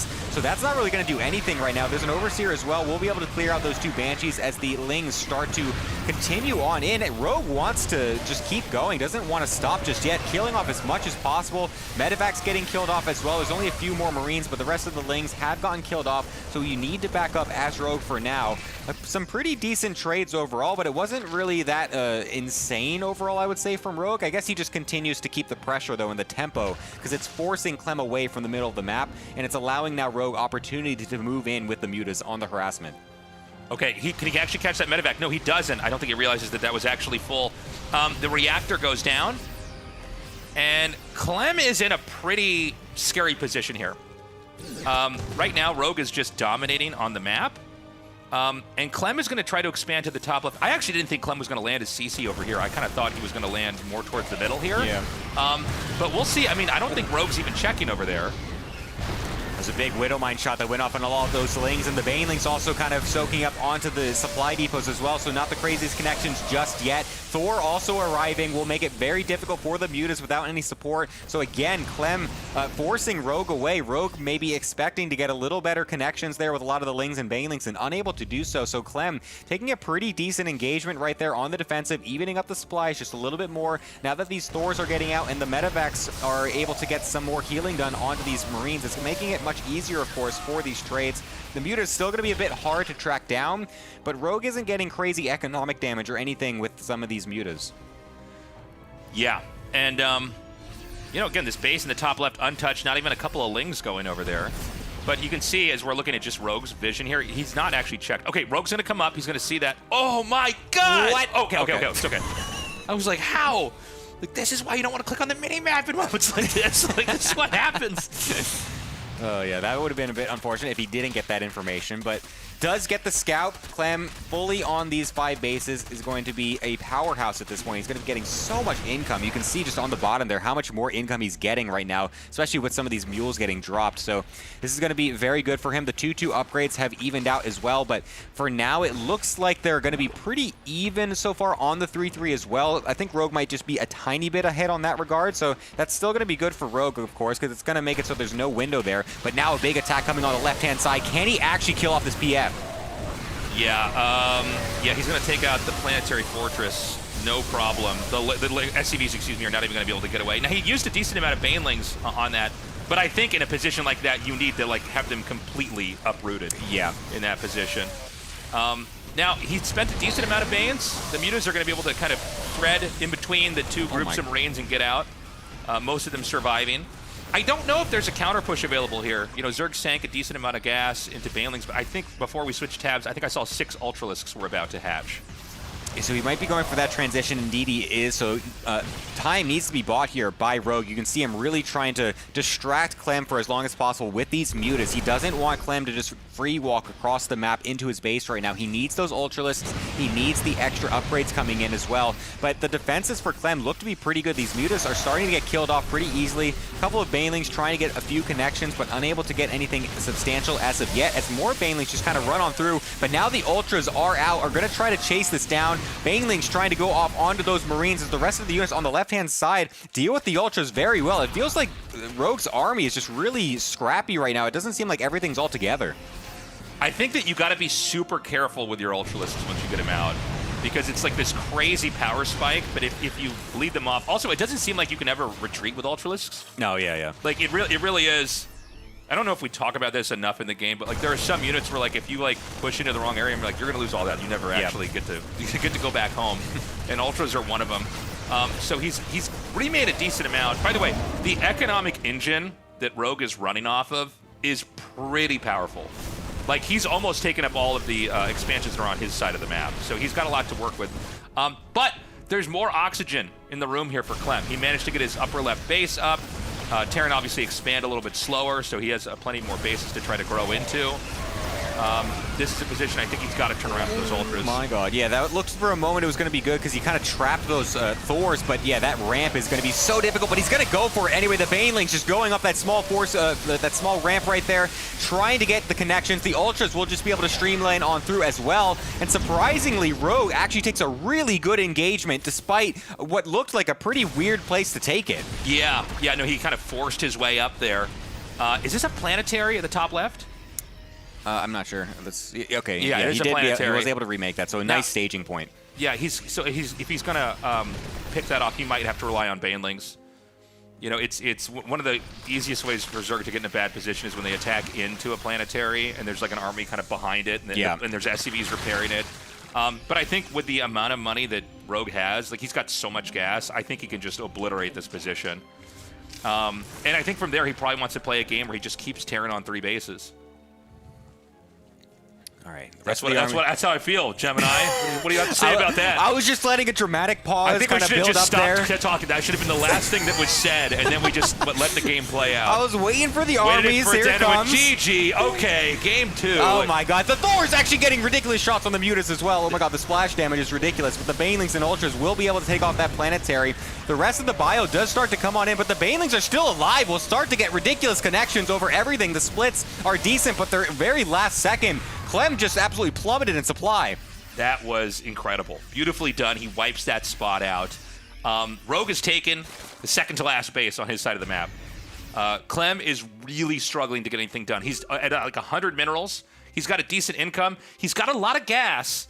I don't think that can really be leveraged right now in any meaningful way. You know, it's not like Terran want to make just like only gas units at the end of the game here or something, right? You know, Zerg, when they get a crazy amount of gas, they can basically do whatever they want. That's going to be a GG. Wow, yeah, that felt like it really just kind of swung for Rogue at the last minute and a half or so. It felt like Clem was really starting to get some more momentum in that mid-game and late game, getting that fast 5 base set up. Sure, he kind of lost the Planetary at the top left to the Banelings, but that was a large amount of units that were used to be able to kill that off. So it felt like Clem was starting to get some momentum there, but I'm actually surprised that Rogue was able to take such a favorable fight up that tiny ramp. It really didn't look like he was supposed to be able to just bust on through there. When I saw the fight happening, I thought, oh, this is what I was talking about. Like, you don't want to get your Ultralists in a position where they can't force anything. I do think a lot of that game went, kind of came down to how the early game panned out. Like, everything that Clem tried to do basically didn't work. Yeah. Like, there's nothing wrong with going Reaper or Hellion, but when you see the dive come in and they kill 3 drones, that's not good. Banshee Cloak, I think, barely got anything done. Yeah. They killed like 2 drones and like creep tumors. And Banshee Cloak early like that, especially if it's paired with the Reaper Hellion pressure, like you have to kill drones. Right? Like we said, you know, every Reaper that's made, every Hellion that's made, that's not a Marine, that's not a tank. You're not going to have as robust of a push later on, which can be fine if you were punishing the Zerg early, if you were killing drones, if you were taking stuff out, which didn't happen in that game. We're actually in game number 2 right now. So Rogue with a very, very impressive lead here. Reminder, this is a best of 7. The winner will go on to face off against Hero in the final match. Yes, the loser is out of the RSL with a top 3 finish. Still very respectable, but of course, both these players, people that want to be in that grand finals, people want to be contending for that trophy. And all 3 of these players that we have left are fully capable of being able to actually lift that trophy at the very end. It's not like this is, you know, one clear underdog or anything like that. I feel like we get a perfect representation of some of the best players of each race right now. Right. Clem playing amazingly. One of the youngest StarCraft 2 players compared to a lot of our guys who are a bit older. It is exciting to have this whole new generation. Clem is 24, 23, right? 24? Yeah. That's crazy. So think about this. StarCraft 1 is 27 years old. It's over a quarter of a century. So he's like younger than StarCraft. Yeah, when you say a quarter of a century, you realize how crazy that is. That's ridiculous. StarCraft 2 is 17 years old. That's ridiculous, dude. That's crazy. I mean, there's some players that like are StarCraft 2 is on... almost an adult. Okay. They could vote soon, dude. StarCraft 2's got to decide if it's going to go to college or not. What's it going to study, dude? Yeah, it's got to study, man. Is it going to just study philosophy? But what if StarCraft 2 drops out of school and becomes a pro gamer instead? What if they ruined their life and they didn't realize that was actually the right play? Oh, my God. I'm just saying that to point out, like, you know, there's so much history with the StarCrafts, but it's kind of crazy to think that there are these guys that are very young. Yeah. And we got to get more young people, more new people playing the game, too. I mean, there's some players that are, like, pretty high up in GM and stuff that literally were born after StarCraft 2 came out. How old was Shameless? Was he our youngest player? I think he's, like, 16. He's 16? I think. I think GG He's Machine... 25 years old, like, screaming at the monitor. What are they talking about? No, GG Machine, I think, is 16 or 17. Ziggy's looking it up right now. Ziggy, when he types this into the computer, I get Hacker Man energy as he did this. I suddenly realized we have, like, a Hacker Man. I can, like...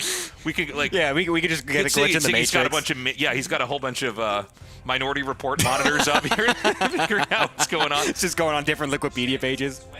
He's 20. GG Machine 16. I'm so sorry, Shameless, that we said you're a 16-year-old boy. You're a 20-year-old man.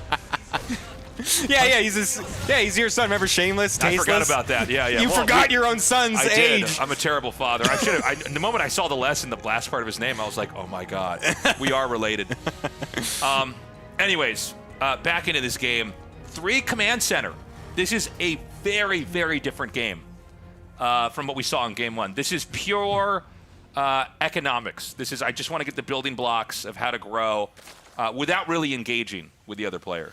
Yeah, and it's not going to be that early 2-Rax Reaper, even though the single Reaper, again, actually killed 1 drone, which is pretty substantial here for the early game. You honestly never see it get anything, I'd say. So to getting 1 drone with the single Reaper is really nice. But yeah, it's not going to be the Hellion Banshee. It's going to be the fast 3CC into the second barracks as well. So it's going to be into that stim timing that Clem does like to go for, the earlier stim, instead of going for the Hellion Banshee harassment, which really didn't do anything last game. I think it's a pretty decent change up here for Clem, seeing how poorly the opening went last time, and is going to be going for something a little bit different. Goes for a creep tumor as well, so keeping active with that Reaper as well. So yeah, I'm curious to see how well Clem is able to do with this different style of opener. Yeah, he's going to spread out. Rogue is over here to the third base. The Queens basically bully the Reaper back, letting for that third base set up. We're going to have a much stronger push from Clem here this time around. But I think, one thing about Rogue, it's very hard to know how he'll handle this. I mean, he might also just play super passive. We might just get into like one of these crazy macro games. They're both going to be powering on either side. Yeah, and or we could see Rogue also just do the opposite, right? Try to go for some kind of sharp attack on the third base. We've seen that several games where, the command center lands, and that's when the Zerg winds up for a big attack to try to, at best, kill the command center, at worst, at least drive it away, kill some SCVs. Yeah, it's going to be actually a very fast Hydra Den coming out from Rogue. I saw how many gases he was taking very early, with that lair also finishing up, and I was wondering what exactly this was going to lead to, and he's going into that fast Hydra Den. I'm very curious how this will end up looking up as well. We can see that Clem actually did get the scouting information on the lair, but did not see the Hydra Den, so a very crucial point of information missing here from Clem, although getting that lair scout is still very important, as the early bio units are going to start their way across the map. Of course, he went for 3 racks, so he's trying to go for lots of Marines very quickly with this stim and the combat shield. He could go very committed with this. If he sees a lot of units, he might just back off, but it looks like he's going to be getting to this third base right as a lot of these Hydras are starting to get morphed out, and I'm curious if this is actually going to trade really well. I feel like Clem has a good opportunity here. Yeah, this is something that can catch a Zerg off guard, is you basically run in here. He actually did a little bit before Stim and Combat Shield is done, but it's going to work regardless. Oh my god, he's going to go for the Queens. He's just going to go for a dive here. I guess he realizes how brittle the Zerg is. Look at Rogue. He's completely dead. He's just leaning back in his chair, just getting completely flabbergasted by this build. Did not expect this to be coming out. That's it. 5 minutes and 40 seconds. So wow. when you see an opener like that, the 3 command centers, I think the Zerg expects a slow game from the Terran, right? You imagine, okay, 8 Raxes, big push coming out here. I'm going to be on 4 or 5 bases. I got to be ready to counterattack or to surround the push and squish it. And then Clem just comes out with, and by the way, when those Marines come out, they never go back home. Yeah. That's basically a suicide mission that they're on. But the Zerg doesn't have anything. The Zerg literally had Queens, which aren't even there to defend. They're there to macro and spread creep tumors. And it looked like he was going to kill that hatchery, and he went, wait a minute. And then as the Queens were running, he just kind of got there. There's like 3 Hydras hatching. Yeah, he sees the 1 Hydra hatch and no drones at the third. He's like, oh, I see what you did. I can just kill you right now because you went so tech so fast, and you just have absolutely nothing. There's no lings, there's no early ling speed or anything like that. So yeah, there's just nothing that's going to be able to trade well against that many Marines that quickly. I love how this is kind of developed now, because we saw Maru starting to do this a lot last season as well, and maybe some of the other Terrans were doing it before that as well, but just the first time I kind of noticed and picked up on it is that they start putting the third CC at the front of the natural, whereas so often in the past it was hidden in the main. Because you don't want to give that information that you're being so greedy sometimes, but so many times now the Terrans are just putting that third base right there, and it's just completely messing with the scouting of the Zergs. If you're watching this on YouTube, do us a favor. We have this new feature called Hype. I don't know. Now, it's not everybody has this, but if you do have it, it's a good way to help us out. This will help our videos get to more people. We're still trying to grow the YouTube. If you're watching, and you're on another streaming platform, definitely also subscribe to our YouTube. We're trying to grow this thing. We're trying to build it out. And, I don't know. Like and do all the YouTuber stuff. Do all the YouTube stuff. What you think of the game in the comments? Yeah, tell us. We want to know everything you think. Yes. Any of that does help us. It's 1-1 right now. We're going to go to a short break. When we come back, this best of 7 will continue on. All the natural, so he's finally going to clog that up. Yeah, Solar's taken minimal damage here. Just the one drone to the Adept and the initial Oracle harass. Getting 3 probes of his own. I'd say he's in a very good position here. Just sharking around this third base. Going to make the Oracles turn on their beams once more. Then these Lings will get out of here. Just waste a bit of energy. I feel like this is another Queen Walk angle, honestly. With the way this game has been going, with both players taking the forward expansions, and with Solar having such a good early game, only losing 1 drone, but trading that out in total for, what, an Adept and 3 probes on the other side of the map?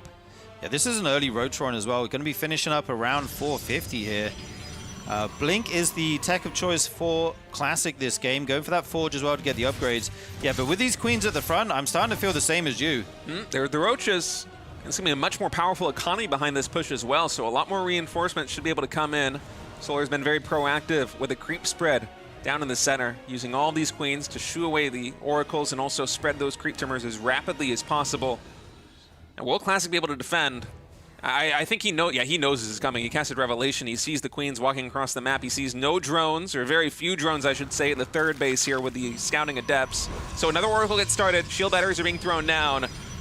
But is it too late? Wow, Classic has definitely sniffed this build out. 4 shield batteries going down right now. 1 in the natural and 3 here at the third base. So he is well aware of what Solar is trying to do. Here come the first Roaches. This one Roach is running alone. Is just going to die by itself. But here comes the rest of them with the Queens, with the Lings. There's actually a little squadron of Lings up here trying to run into the natural. Oh, the Adept, it's not in the perfect position. So the Circling's going to get into the main base right now. Oracles have to deal with that. Instead of fighting on the front line, those Oracles paired up with the Stalkers might be able to take down those Queens, but right now they have to do cleanup duty in the main base, and that leaves the third woefully exposed here for Classic. Yeah, Lings in the natural mineral line. These shield batteries starting to take a beating by the Biles on these Stalkers as well. The Oracles start to engage the Queens, but the Queens actually... I'm not sure if there's enough anti-air here. These Queens might go down. The Stalker numbers are dwindling though, so he's winning on the ground.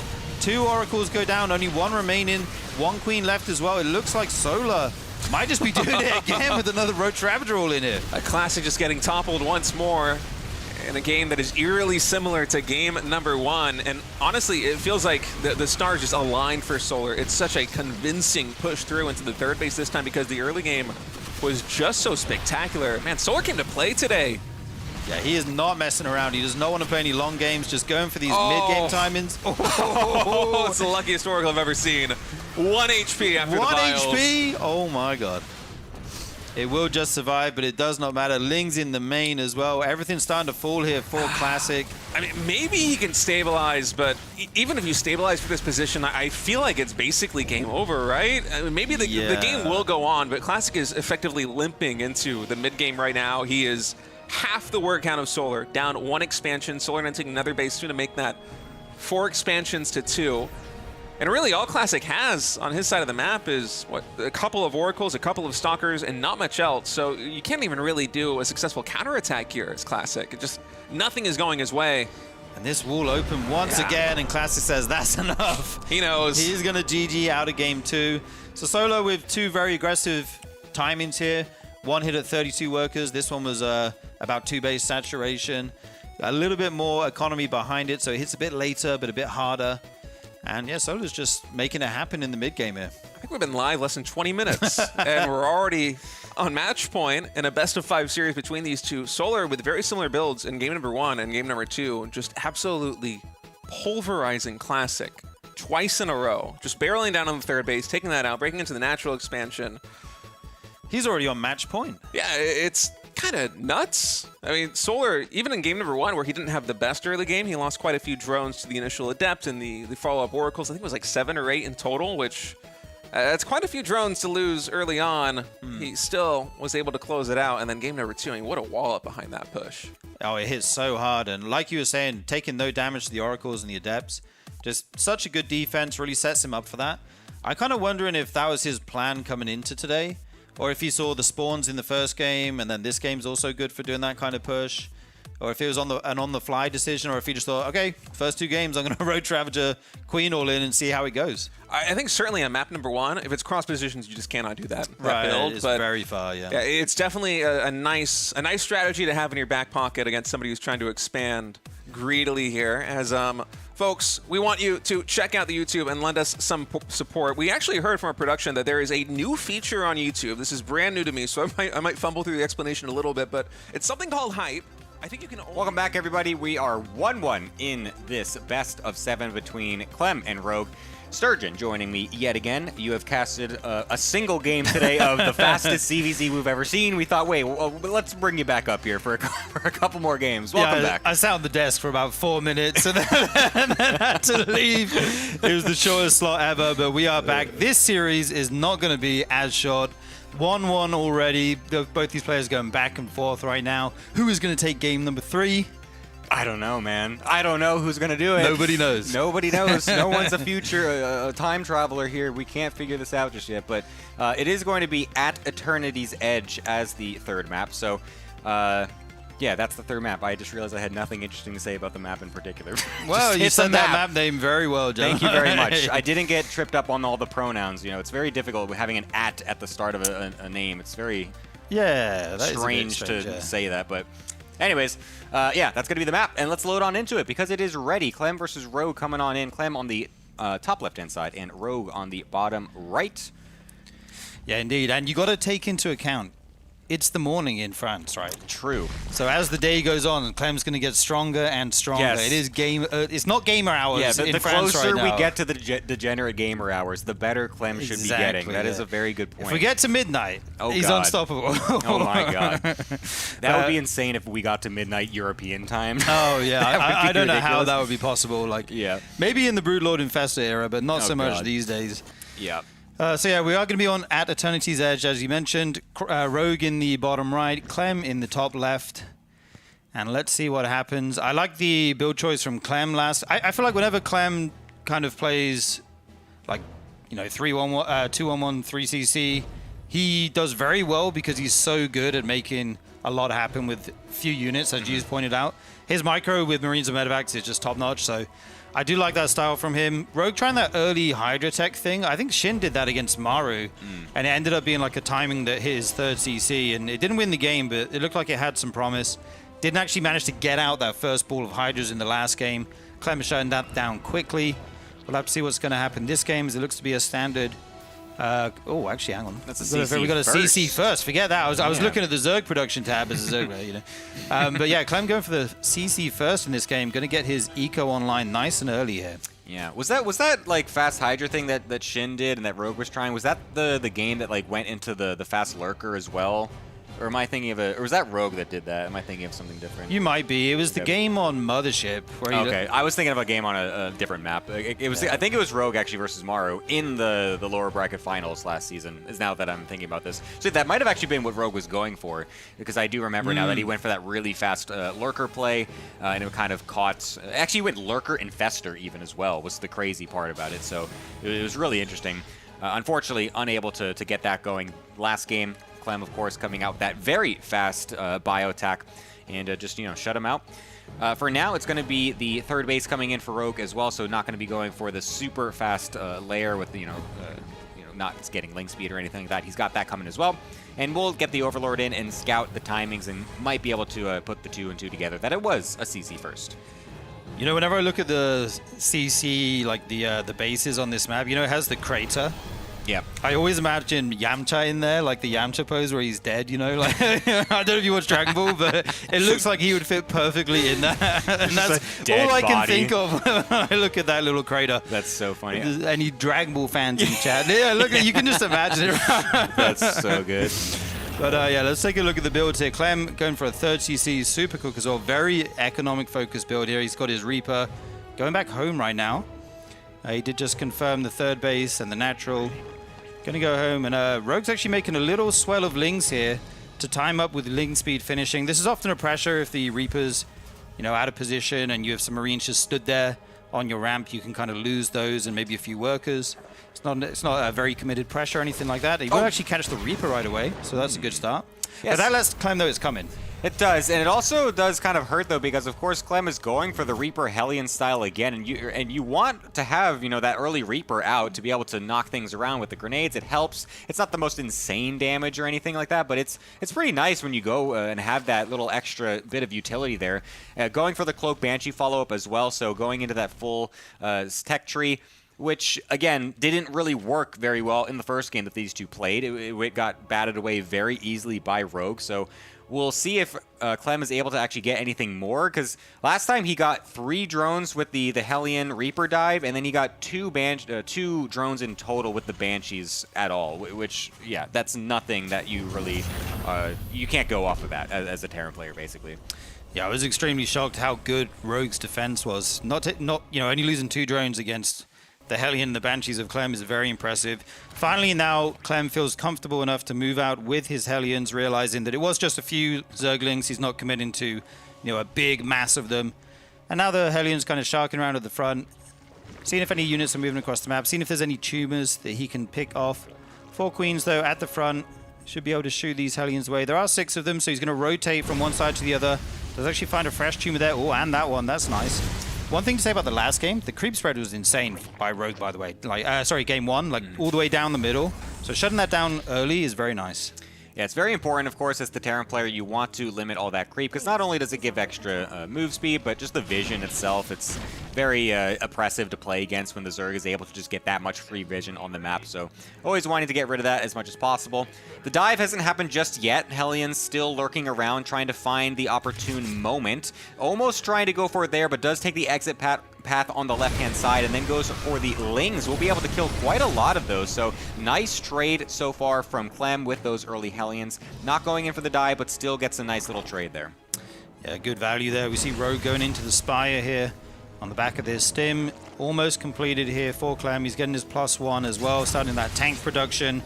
Going into a more pretty standard follow-up to the Banshee Hellion here. He's adding in his first medevacs. Baneless speed just starting up now. Here comes the first Banshee. Rogue did see this with the Zergling at the 3rd of Clem, so he knows this is coming. He will be prepared for this. Yeah, a lot of the Queens moving over on the left-hand side to deal with the Hellions, but the Banshee not really finding its way to the right-hand side just yet, just kind of sitting there. As he did actually cancel Cloak, it does look like. Yeah, Mapu nicely pointing out that Cloak was canceled, so not an overcommitment. It's just that one Banshee without the Cloak, unlike the first game. He went for a faster double eBay this game, going for some extra barracks as well. So a slight deviation, especially coming off of the CC first as well. As the push does start to find its way on the left-hand side, let's see if Rogue is prepared. Yeah, there is a tank with this push. You got to be careful when you run in. The Spore Crawler actually come to the front as well to try and zone out these medevacs. The Summoning Bane, there is no Bane speed just yet. It's almost finished. Rogue will probably wait for that before he pulls the trigger, as he's just darting in here, kind of feinting. The Spore Crawler will go down. Nice start. But I think once the Baneling speeds, Rogue's going to be able to deal with this push. And we have 9 mutas on the production tab as well, Gemini. Yeah, Ling's getting sectioned off to go for a flank as well to get these Hellions and the tank. Maybe he didn't actually expect the Hellions, was just going for that tank there. But yeah, the Hellions will be able to keep those away as well. Bane speed is finished. The mutas are about to pop out, so now Rogue is basically waiting on those. But this hatchery is getting extremely low. He needs to be careful. Yeah, transfusing it now with a couple of those Queens. Doesn't want to actually lose this. Now does decide to pull the trigger. Will be able to dislodge this push as the mutas have popped out as well. Hellbat's also now transformed here to try and help with these Lings, as Clem is going to try to make a little bit of a stand, but not able to do much there. Yeah, Marines needing to get out of there, but it will buy some more time for these units to get to the right-hand side and potentially kill off this base. Yeah, that'll be a huge pickoff if he gets it. The Zerg army not going to counterattack. Will come over to try and deal with this, but it looks like it may just not be here in time. The hatchery goes down. Oh, nice micro on that one muta there, saving that. But behind all this, Clem went to 70 workers very quickly, so he's been able to pressure and get himself in a very nice spot behind this. Thor production started, 4th CCC on the way, Widowmine upgrade in production as well. 1-1 now on the way for Rogue. Not the super fast upgrades that we saw in game 1. So there's another push moving down the left side as well. Clem just keeping his foot on the gas here. Yeah, he doesn't want to let go of this pressure. He was able to get a nice bit of tempo there, getting that base killed on the right-hand side. He knows this one on the left is also quite low, assuming that it wasn't transfused too much. Yeah, it's still pretty low there, so able to be able to kill that off if the push does happen, but looks like he just wants to back off for now. Doesn't want to go too crazy, just wants to take this momentum a little bit further, make sure he's got this fourth base set up, doesn't want to just lose his army before he actually gets that extra economy going. So that will get scouted out by Rogue from this Overlord right here, so we'll know that Clem is actually transitioning into that 4-base setup, not going to be going all in on 3 bases or anything like that. But Clem also needs to make sure that he has the answers to the mutas out as well, with those Thors, with the drilling claws for the Widow Mines. Otherwise, he could end up getting traded very poorly if Rogue is able to get a really good engage. Yeah, Clem just now getting combat shields, by the way, after the 4th base. Wow, he forgot it. That's yeah, insane. that's actually crazy. Could have helped him out a lot earlier if it was ready for that push, but I'm not sure it would have been done in time. Nonetheless, you would like it now already, as we are in the mid-game already. Some Banelings being morphed in here. Burrow on the way for Rogue. We know he likes his Baneling landmines. He's so good at using those. We'll have to see if he's able to position some of those around the map. And we have the Hive coming in as well. Mutas on the right-hand side get caught by the Marines, so thankfully Rogue paying attention doesn't actually just walk right on over them. We'll just kind of bring them back home. But Clem is doing a really good job of splitting up his army. He's got 2 really large armies on both sides here. It's going to be very difficult for Rogue to have all the units in position to deal with both of these. Both players are maxed out right now. Rogue is just going to pull the trigger on the right-hand side. Clem not paying attention, actually, so very nice from Rogue to be able to take that decision. But now all the units on the left-hand side will start to go in as well, and this hatchery is still low. The Banelings focus fire down there. All these Lings will fall. The rest of the Zerg army needs to come over here. The hatchery goes down though, and Clem picks up. The Mutalisks will be able to pick this off if they do not unload. So there we see the Marines coming out. And can he actually take the fight directly against the Mutalisks? I think he can. These Mutas are so much more expensive than the Marines, obviously. You do not want to lose your flock, as it were. The rest of the Terran army is starting to rally over here. 2-2 on the way, while +3 attack already in production for Clem. Adding more Thors, and he's starting to transition into these extra CCs, really get into that Terran late game. Yes, absolutely. He actually kind of forgot the +1 or +3 armor there for a little bit. Kind of unfortunate with these upgrades for Clem, so that will be a bit mistimed. Rogue wants to dislodge this push yet again. The Thors, unfortunately, are going to get left to the wayside here as the Medevac's not quite further enough to be able to pick those up. So those are going to get killed off pretty easily. It's going to allow the rest of the Banes and Lings to go right on through. The splits are great from Clem. We'll be able to eventually clear all those out, but the rest of the Mutas still alive because those Thors were not actually able to get any damage. Yeah, there was no splash damage in that army for Clem. He didn't have many Widow Mines, no tanks, anything like that. So the Ling Bane was able to run wild there. Now this CC is under threat. We'll have to lift off and pull back. And we do see Adrenal on the way, +1 air upgrade and Ultralisk Cavern for Rogue. Filling out his tech here, getting those Hive upgrades on the way.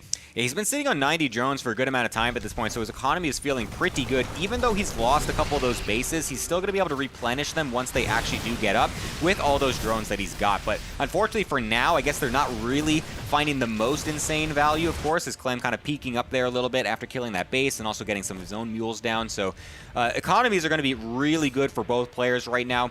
The Muta's still alive, trying to find as much as possible. A couple Widow Mines, though, in defense. Need to be careful as Rogue, making sure everything's bunched up so he can go for the one-shot and make sure that the Overseers are close enough as well to actually see them. So we'll be able to kill one of those off and then back off before the rest of the units do respond. As Clem does start to move over to this left-hand side, he's really starting to funnel a lot on that side as he takes those bases and starts to set up sensor towers as well. He's going to use that as his staging point to try and knock out this bottom left-hand side. Dude, Concussive Shells is just finishing now, 12 minutes into the game. Some forgetful upgrades here, but never mind that. All the Banelings crashing in. A lot of them not getting the best connections. They want to hit those Marines if they can. The Swarm, though, pushing through the Widow Mines to back up this push from Clem. He's got to kite as best he can. More bio coming from the other side here. This looks like a pretty good trade from Clem. He's able to whittle down this force. Not too many Banelings in left for Rogue here, only 9, so we'll have to morph in some more. Is Clem going to keep pushing the issue here? Looks like he wants to poke forward with the Marauders, of course, using those at the front to soak up as many Banelings as possible. It's a bit unfortunate. I feel like these Thors haven't really been able to get the crazy amount of damage. They're not able to get too many shots. They keep getting killed off pretty pretty quickly. So you're not actually getting that like 3 or 4 at the same time where they just get these crazy volleys off. They do start to get killed off pretty easily by some of these Lings. So unfortunate for Clem in that regard, but the bio micro has been very good from him as always. So able to keep a lot of that alive and able to keep the pressure up.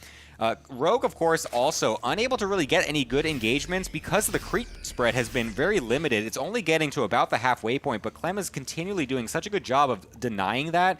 And since he's pushing on this left-hand side so heavily, it's really making it very difficult for Rogue to dive deep onto this Terran army, as Clem also even kills those rocks to keep this momentum going in his way, be able to constrict that movement in this one passageway.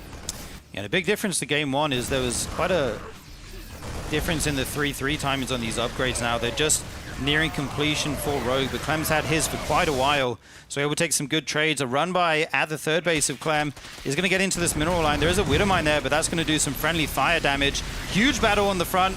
The Ultralists are now out, starting to engage so many Banelings with this army. Not getting the best connections, though. The Marines managed to preserve their numbers. And there's another wave, though. Oh my god. What the hell was that? Those Marauders going really far forward, trying to get that Ultralisk, and the Banelings just kind of meeting them there. The SCV's getting cleared up at that third base, not actually defended. Clem is full focused on this frontal push right now and actually not defending back at home. And now he's getting pushed off from this forward position as well. It's just a group of Marines able to deal with some of those remaining Banelings, but some nice trades overall from Rogue. I think Clem really didn't respect that run by going on the third base. Yeah, got a lot of damage done, but Clem has actually given up on the idea of trying to take this gold base. The CC going to float away. If he was able to land that and mule it for the next few minutes, his income would be insane for the near future, but it will have to float up maybe to the 12 o'clock base. That one is available. This CC is still not landing here. I can't actually see what's blocking what that. What is blocking Oh, that? There's another CC that was... Oh. It wasn't Wait, that what? CC that was trying to land there, I think. Yeah. It was this that one was here. So Yeah, trippy that looking. was so funny. I was like, is there a Ling I can't Did he see? What is misplace going on? the turret afterwards? Like, what? Absolutely ridiculous. Okay, anyways.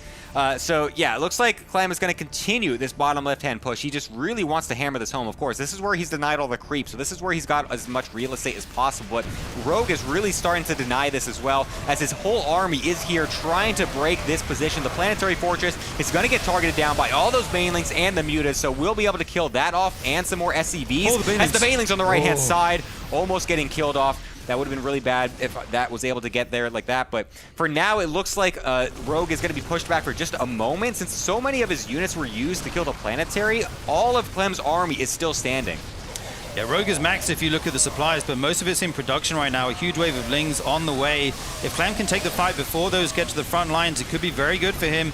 The Ling numbers starting to thin out, but more and more flood into the battlefield. The Thor actually gets saved there on very low HP, but here come the Mutalisks to wipe out these medevacs. The Thor drops and dies instantly, and Rogue has cleaned that army up very well, and now has a significant supply lead. Yeah, this is really good. He's going to walk right on in. Wow. Rogue takes the game.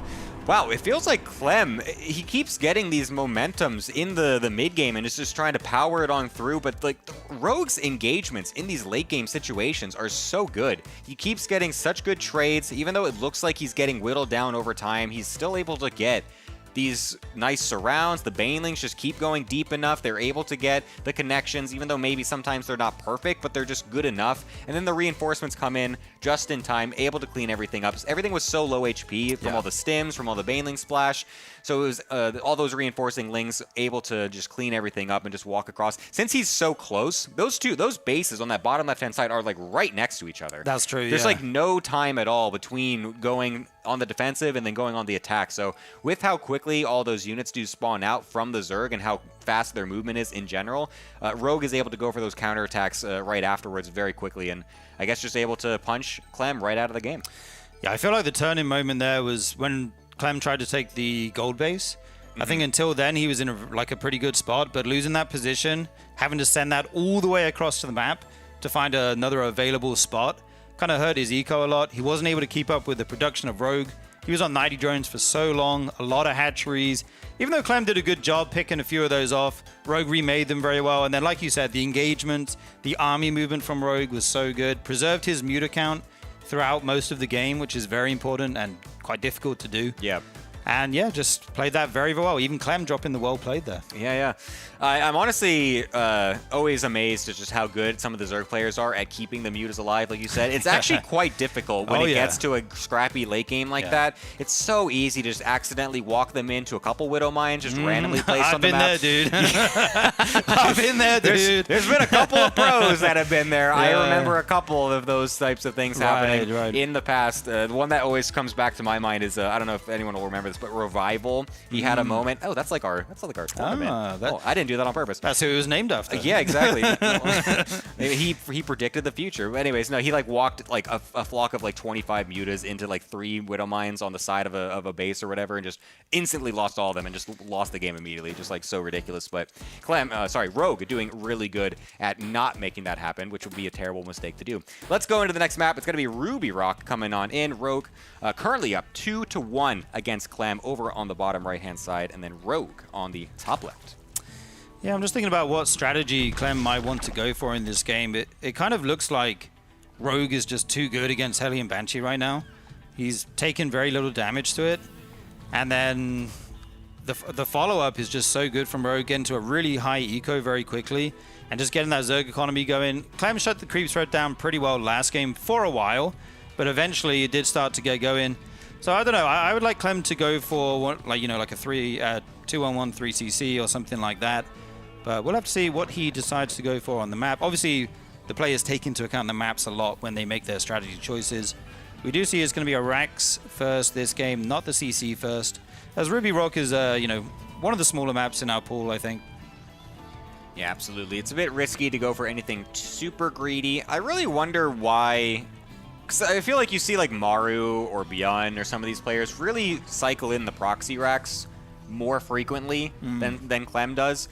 And I always wonder why maybe that's the case. I feel like someone with, micro as good as him and such a tendency to go for macro as he is, like, why not just kind of cycle that into a best of 7 more frequently? Maybe I just don't see the games as much, maybe because I generally watch Protoss games more than Terran games overall, but I feel like we could maybe see a proxy Rex get cycled in a little bit more, but I'd always like to watch that as well. No, just get the stakes up nice and high. I agree with you on that. I think in TVZ especially, Clem does not proxy as much as, say, Björn, Maru, those kind of Terrans. I think it would almost be a free win for him the first time he does it, like in a series, because it is, as you say, quite unexpected. We do see the SCV scout coming over to confirm this hatchery and then try to deny a quick third maybe. Nope, he's not even going to bother, just going to go straight home.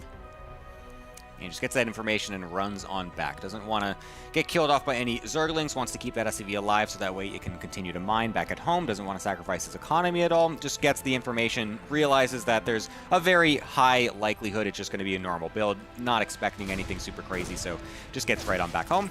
As the Reaper will take its place and start to pick away at these Lings, of course, the good old dance of all time. Love to see this every single time, as it will maybe get a Zergling. Oh my god, no. The micro is so good from Rogue. So many low HP Zerglings there. You don't want to lose those, especially when you go for 6. You can get away with just defending this with 4, but if you make 6, it's kind of more comfortable. But then if you start losing them as well, you made 1 less drone. So nice that he does preserve those, keeping those at the Reaper cliff now to make sure the Reaper doesn't jump up into the main. And if we look back home, he's transitioning into the Hellions. Getting his starport on the way as well. As we start to build up here in the early game, the Reaper will be caught by... Oh, actually gets past the Zerglings here. Might be able to get a few of these if Rogue doesn't micro them. Okay, he does micro that very well. Oh my god, this dance just never ends. Oh my god, Rogue will not drop a Zergling. Honestly impressive. A lot of those Zerglings were very low HP, so... Very nice, precise micro there from Rogue, making sure he doesn't waste anything whatsoever. Queen's rotating as well, just to make sure that the Reaper can continue to get zoned away. So very nicely done. 80 damage done by the Reaper, but no kills. That's crazy. That's actually pretty wild. Speed is now finished, so the Zerglings have to be... the Reaper has to be careful, but joined up by his buddies, the Hellions, will have map control for just a little bit here. Going to be Cloak once again, as well as the Banshee follow-up. Well, of course you're going to go That would Banshee be with Cloak. pretty He's crazy. just going Cloak. He goes Cloak and then makes 5 Ravens. I should have said it the other way around. His Banshee It's Cloak with the Cloak into follow-up. Liberators. Yeah, I mean, sometimes you fake it, right? yeah. It could be the fake. He did cancel it last game, so you can do that. For could sure. still be a fake Cloak as well. Of course, the Overlord is going to dive in, try to get that information. We'll be able to get the scout on the researching tech lab on the barracks to see Stim, and then also the researching tech lab on the starport for Cloak. So Wait, cancelled Stim. oh, that's interesting.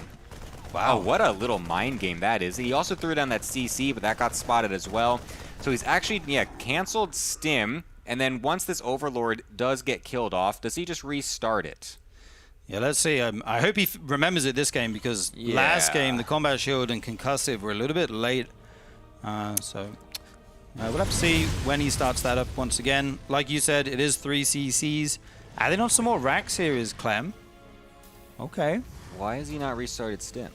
He's getting extra barracks. He's not like doing a fake mech switch or anything like that. Right.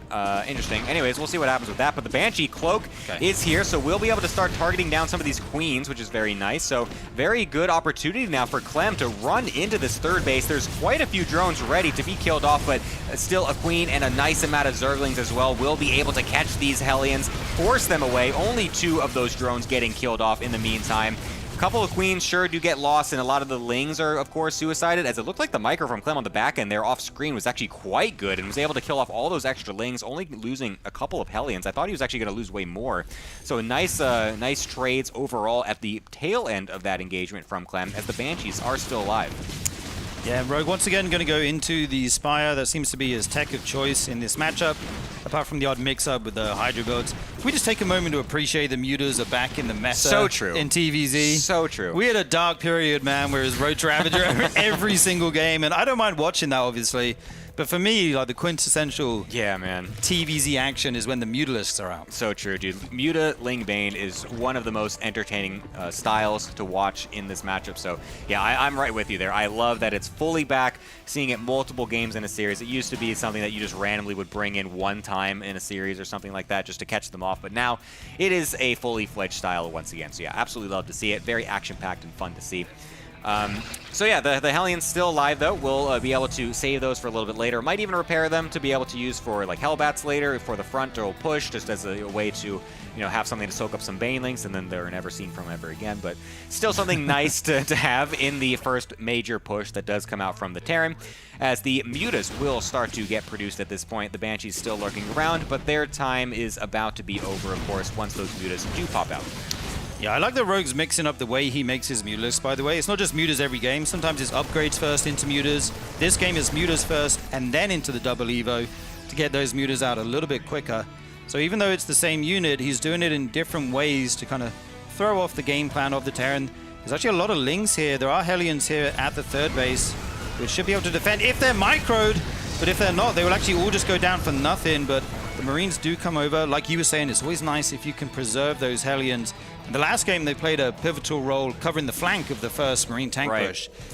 So, yeah, a bit unfortunate that he kind of just loses them for basically nothing there. So it's not the end of the world. Obviously, that's not going to lose him the game. But what might lose him the game if he takes too much SCV damage is the Mutas find their way to the third base, unscouted, unprepared for, from Clem, getting a pretty good size of the pretty good amount of those SCVs, 6 in total, get some of the Banshees as well. So a pretty nice opening move there from the Mutas. Yeah, this is the benefit of going for Mutas before your upgrades. They hit a little bit quicker. Sometimes you catch the Terran unprepared. I like the way the siege tank sieged when the Mutas showed up, by the way. Like, I got this, guys. Hold up. Oh my god, I can't shoot up. Hold up. Go get him, guys. It's like the Viking landing in front of the exactly. Ultralisk. Yeah. It's like, no, dude, this ain't you, man. Check your shit. That is not where you should be. Right, stay in your lane, bro. Yeah. Kill some Banelings, but yeah, these Mutalisks doing a little bit of work here, picking off a few workers here and there, as Rogue is in the 70s now of his own worker count. Got a very nice eco behind this harassment. Yes, and now we have the first push coming out from Clem. Now that those mutas were dealt with for now, trying to put the pressure back on the Zerg just a little bit. Baneling speed is finished, so that's going to be critical to defend this from Rogue. Needs to make sure he splits up his army properly, possibly getting a flank as well, or might just go straight into the front. Might be a bit of a meat grinder if he does go for that, but he does have a very large Baneling count, so he might be able to do it. A couple of Baneling connections hitting onto those front couple of Marines. 52 of them are on the field as Rogue starts to go. Yeah, there's 3 tanks here getting some decent shots off, but they will all fall. The Banelings actually all die here. It's only Mutalist versus Marines left. We know how that one goes if there's no more reinforcements. Can he focus fire the Banelings? He's gonna opt for the splits instead. Pretty good splits, actually. Clem microing very well right now. That was a massive overextension from Rogue, I feel like, off creep. He really, I think, underestimated just how many Marines Clem had in that moment, because those Banelings just evaporated once they got off creep. The split was perfect from Clem and was able to just completely nullify those. And now it's just going to be Lings and Mutas trying to get on top of these Marines. They will be able to do so, killing off quite a lot of them, but I feel like the momentum is still here from Clem. He just needs to get a nice reinforcement set going, and I feel like he should be okay, but yeah, he's just gonna keep going, I guess. Yeah, the Muta's now starting to drop one by one. That's what happens when you have that many Marines with all those medevacs up top as well. Each one basically having a personal medevac. Craziness. Dude, Clem smelled blood in the water there, just kept pushing and pushing. Oh my god, that resources lost step is insane. That is so one-sided right now. And we talked about Rogue preserving his mutas in the last game. Right. Not the case this time. Only 1 remained there. So Clem's done a very good job of shaving those off. Here come the Banelings, targeted down. Only Lings and 1 muta remaining. GG is called. Clem takes game number 2, and we have got a series. Yes, 2-2 for both of these guys. I mean, that, I feel like, is the quintessential Clem that we're used to seeing a little bit more. Yeah. Tons of early micro, lots of just, just pulling the Zerg apart a little bit. And then once you get the Marines out in such high number, just the splits just so perfect and just completely nullifying all those Banelings. Like I said, they were just too far off creep. Like, it really did not feel like Rogue anticipated as many Marines as what was actually there. Like, it was just a perfect fan out. And it didn't even really feel like it was like this sounds rude, but it wasn't like the most insane micro moment. It wasn't like, oh my god, the last second split and going so far back. It was just a pretty normal, just fan back, just a nice split up. The Banelings just went way too far. They all died immediately. Didn't get any connections on the back end. That was kind of the tip-in point, right? Like, after that, Rogue just didn't have enough to stop Clem just taking good trade after good trade. Then the Mutaflock died, and that was kind of the nail in the coffin, as it were. Yes, indeed. Patreon as well. Please join us on our Patreon. We have been growing this tournament for the last year or so, and it's been great. Of course, you guys are the ones that are helping us do that. We could not do this without all of you guys' support, and you guys have been awesome with it. Lots of different tiers and lots of different perks you guys can get. You can vote on maps, vote on players. You can join our Discord and post messages that we will read and sometimes respond to as well. You can get all the replays. You can get all the replays right after the weeks happen, so you can dive in, get all the build orders, decide how you want to terrorize your ladder opponents, just like these pros do to each other. Yeah, that's the good thing about a prep tournament is we get loads of specialized builds, right? Yes. The pros prepare well in advance. Getting your hand on those replays is a gold mine, let me tell you. Very, very good to get those. So yeah, please check out the Patreon. We are going to be taking a short break, guys. When we come back, Clem versus Rogue will continue. What's up, guys? Tasteless here. I am going to be showing you the StarCraft Tabletop Miniatures game again, and this time we're going to be unboxing it. So let's get started. This thing is massive. All right. Oh my God. Okay. So much is in here. This is crazy. I believe these are crystals from the ground, as well as some kind of shots, I think, from Terran Marines here. These are little crosses here for the medics. Some plating here, it looks like, for Marines and Marauders. And then we go into all purple here, and I assume all these purple ones are different build outs for different Zerg units. I think each one is a Zergling here. This has gotta be the Queen? No, this could be Sarah Kerrigan. Okay, so now these are all the Terran parts, and you can see just how much detail goes into each little piece. Like, they keep it really true to Blizzard artwork for how the game looks. It looks basically identical to what you see in the cutscenes and in the cinematics.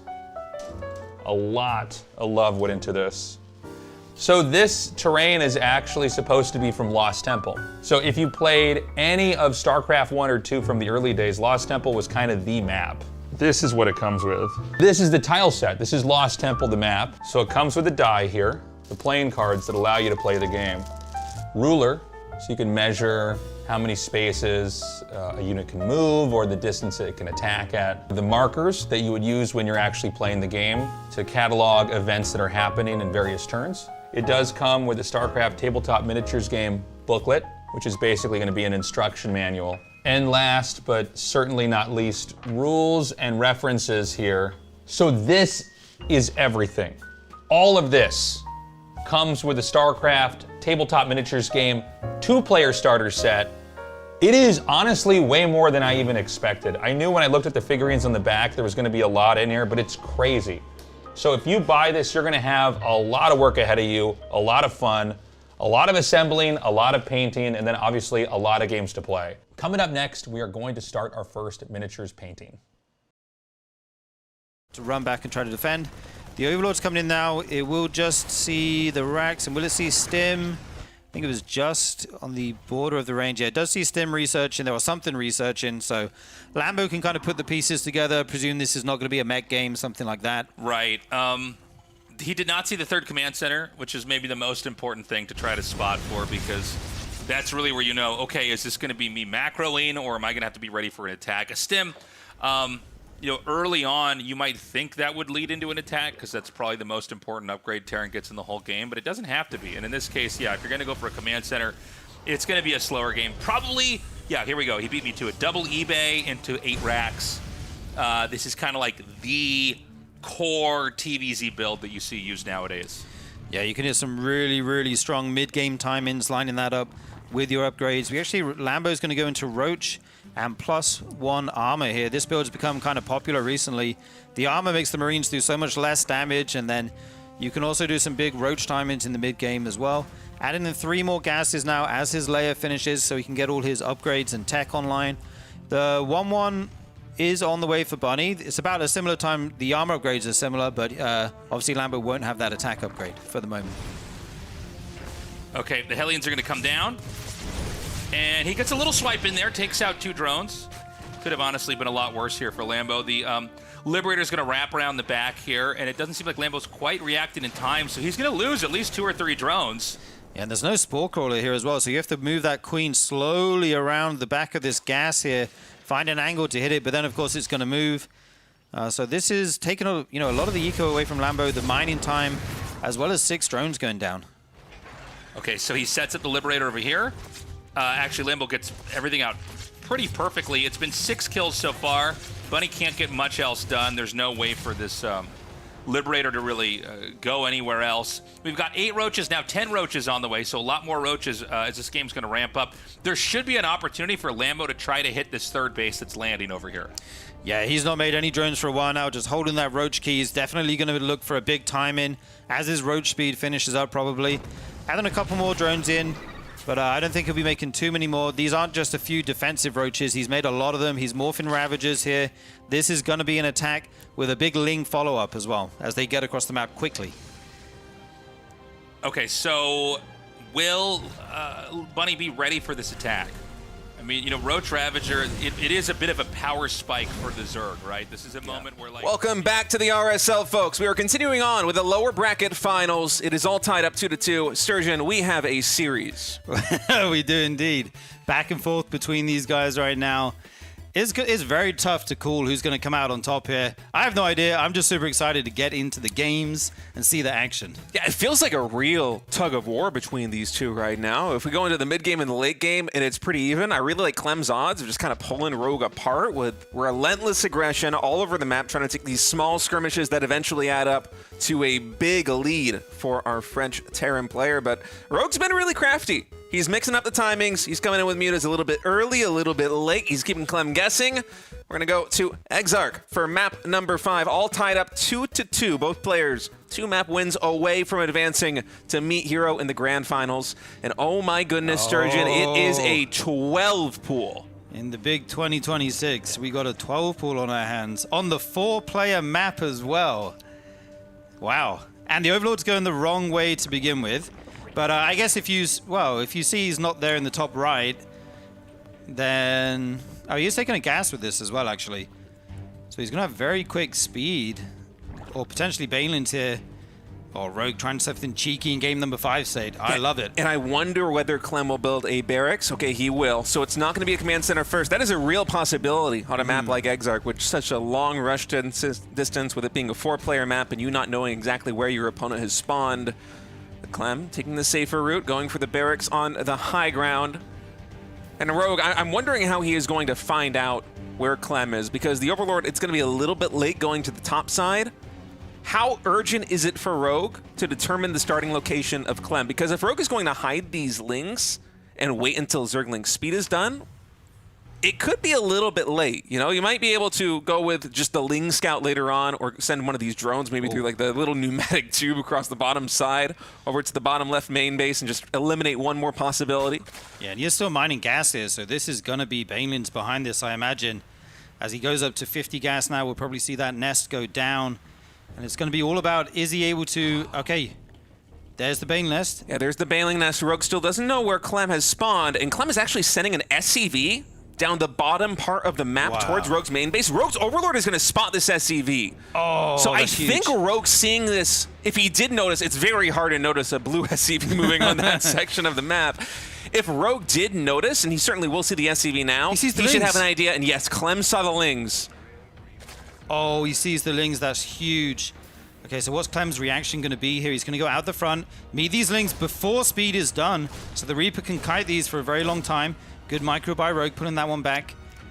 Bunker is in production for Clem. Command center on the low ground is certainly going to be a target here for Rogue, but Rogue on only 12 drones. He needs more than just canceling the command center. He needs to knock Clem back to the Stone Age with his timing. And as speed is about to finish up, I think this Reaper will fall, but Clem getting a lot of value picking off these links.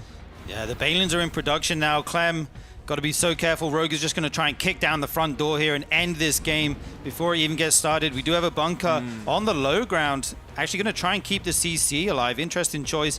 He doesn't know there's Banelings coming just yet until right now. I don't think that Clem realized how all in actually Rogue was with this build until this moment, and Rogue scouts it. We don't even get the skirmish. Rogue just sees the defensive setup of Clem a little bit too strong. I think that was a build by Rogue that was basically designed to block a CC first. If Clem goes CC first, I think he is just dead to rights. There is no victory possibility there for Clem. And so Rogue with a little bit of a gamble there in game number 5, and it did not pay off. A huge gamble, betting it all on that Ling Bane bust. Just not able to make it happen. Clem scouted it well with the SCV going through the tube and then gets that bunker. I was kind of thinking, oh, should he just try and make his CC on the high ground and defend the high ground? But I guess if you get that bunker down and you pick off a few Lings on the way over, you can hold it. Yeah, the defensive setup there for Clem was really good. I mean, a smart move to build the bunker flush up against the command center on the low ground, too, because, you know, maybe there's a little bit of play for Rogue if he can deny the command center and then you try to Baneling bust the ramp, maybe you supply bot Clem by killing those flight depots there on the high ground. There might be some play for Zerg, but when you see the bunker set up like that, you don't really have enough Banelings to even take the bunker out. It's like, oh, well, what are we doing here? So that was a fast game number 5, and honestly, I kind of like this move coming out from Rogue, even though it didn't play out. I think back to how many GSL finals there have been over the 15+ years of StarCraft 2 history where, you know, you go to like a game 5, game 6, game 7, and you go for some kind of all-in play, whether it be a proxy 2 racks, a proxy 3 racks, a 12 pool like this, a 6 pool in earlier iterations of StarCraft 2. An 8 pool on the PTR. An 8 pool on the PTR, yes, in 2032 when we're casting the 8 workers starts, but unfortunately for Rogue, that opening just not going his way. And so now it is match point from here on through the end of this series. Clem only needs to win one more map to get a rematch with Hero in the grand finals. Yeah, I was kind of shocked that Rogue played the first 4 games quite standardly, you know, going for normal macro builds, because in recent times he's been so unpredictable and he's actually been cheesing a lot in a lot of matchups. The series versus Maru is the standout one for me, where he was doing all kinds of crazy all-ins and they were working. So he did mix it up in game number 5, go in for that gamble, but Clem, with the correct build order choice, kind of wins that coin toss there and is able to take the lead. Yeah, so let's see what's going to happen here for Rogue. in game number 6, because you really are down to just one last life. This is the lower bracket. The loser of this series is out of the RSL. The winner is going to be going to the very final match versus Hero. And in this position, you know, you just played kind of a gambly strategy, for lack of a better term there, in map number 5. Do you try and do something again, aggressive, here in game number 6? It would, I think, be very unexpected. Yeah, I agree with that. He's been doing well in the macro games, but we know he has so many builds up his sleeves, so many cheeky timings he can do.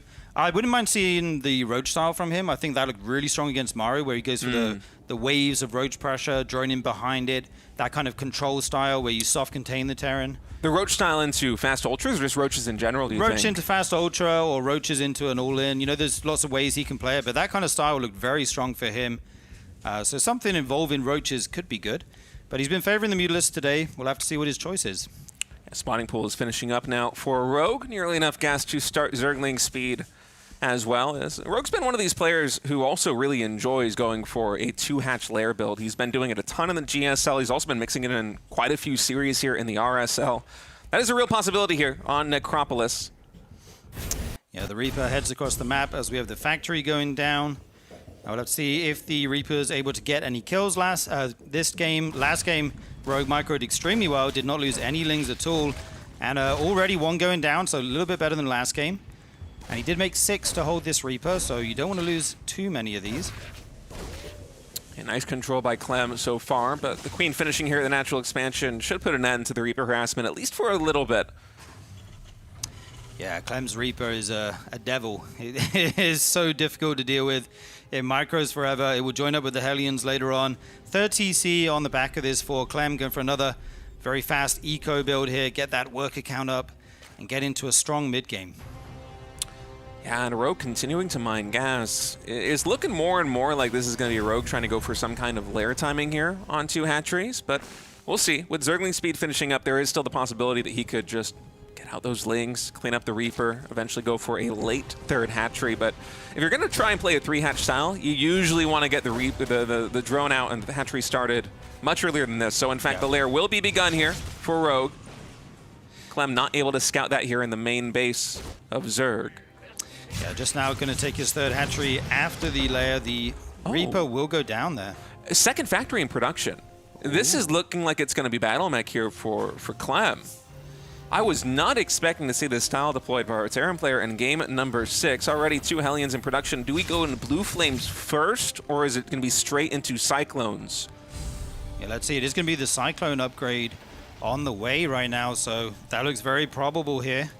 And I like this. Clem mixing it up in game number 6. Going to throw something in the works. Battle mech is still, can still work very well. We've seen it here in the RSL to good effect. Hellions in production as well, being added alongside this Cyclone. Yeah, I'm not sure how this actually fares against the lair build. I feel like this is a stylistic matchup I haven't really gotten to see very often, at least not with the current iteration of the Cyclone. I did see this quite often, I think, with the bugged iteration of the Cyclone. So every game, dude. Yeah, I'm not sure who this favors right now. It does feel like both players have a lot of room to play with these openings against each other, but Rogue, I believe, is still completely in the dark about whether this is going to be battle mech or not. The Overseer flying into the main base of Clem will finally get the scout off, so only now can Rogue actually start to adjust his build based on what he is scouting. Yeah, that is one advantage of the quick layer. You get that Overseer nice and early, able to fly that into the main base of the Terran. And yeah, thinking about these styles, it's not like a clear win for either one. I do think Cyclones into the Mutalisk do pair up quite well because you can kite them and pick them off quite easily. And it's pretty difficult to engage in on, the battle mech with Ling Bane. You do need to hit from at least 2 fronts, get that surround. Otherwise, you will get kited all day. Clem doing a good job right now, picking off these creep tumors, denying that creep spread for a moment.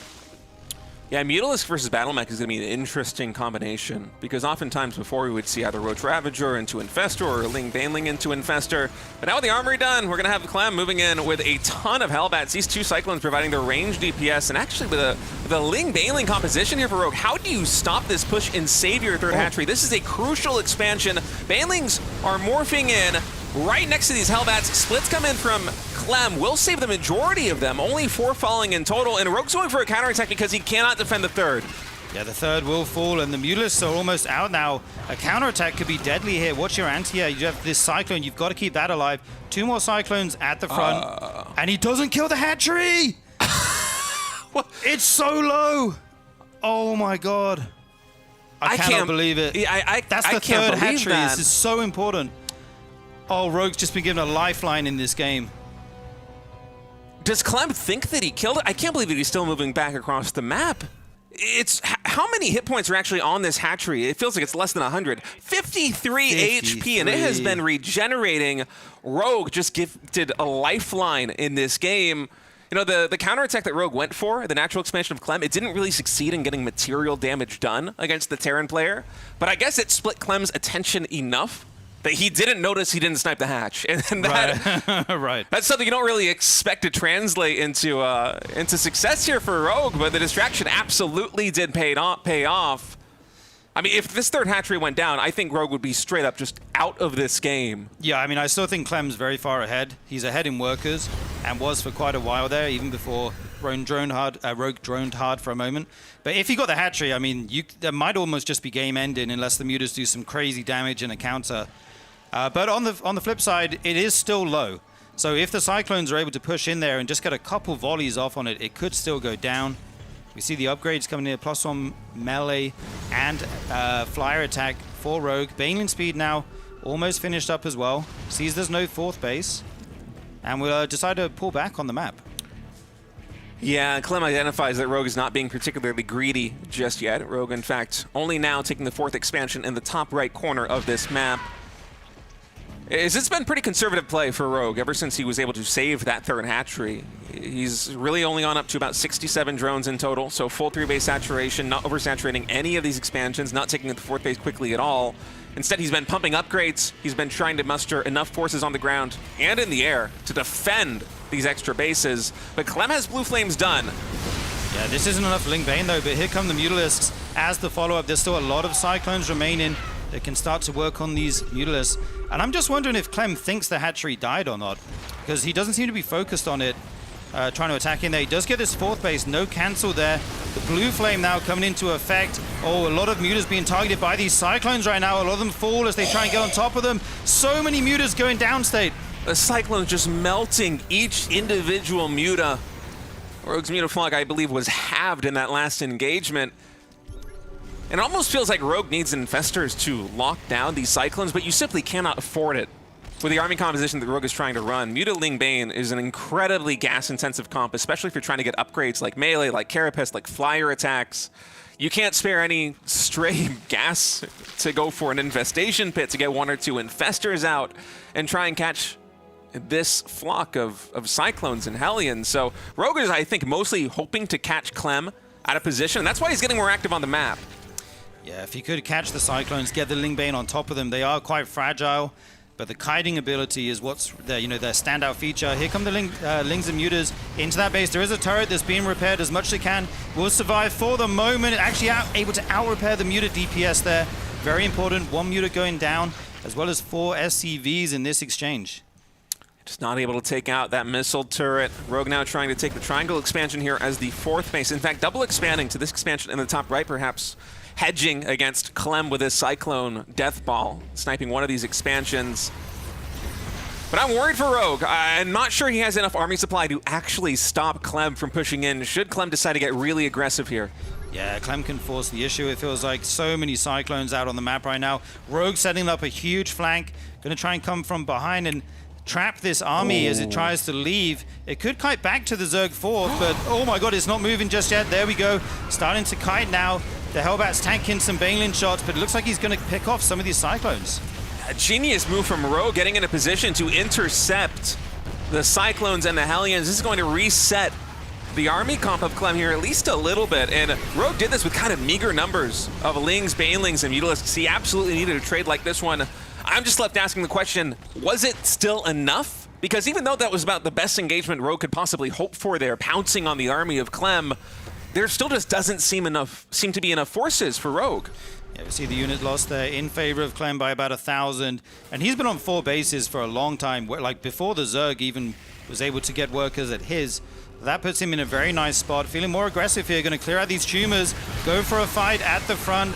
The Hellbat's taking out some of these Lings. Kiting Widow Mines added into the fray as well. Will they get a shot off on the Mutalisks? They will. One big one. And one Widow Mine connecting with those Mutalisks, but the Cyclones, without assistance from additional Hellions or Hellbats, will retreat.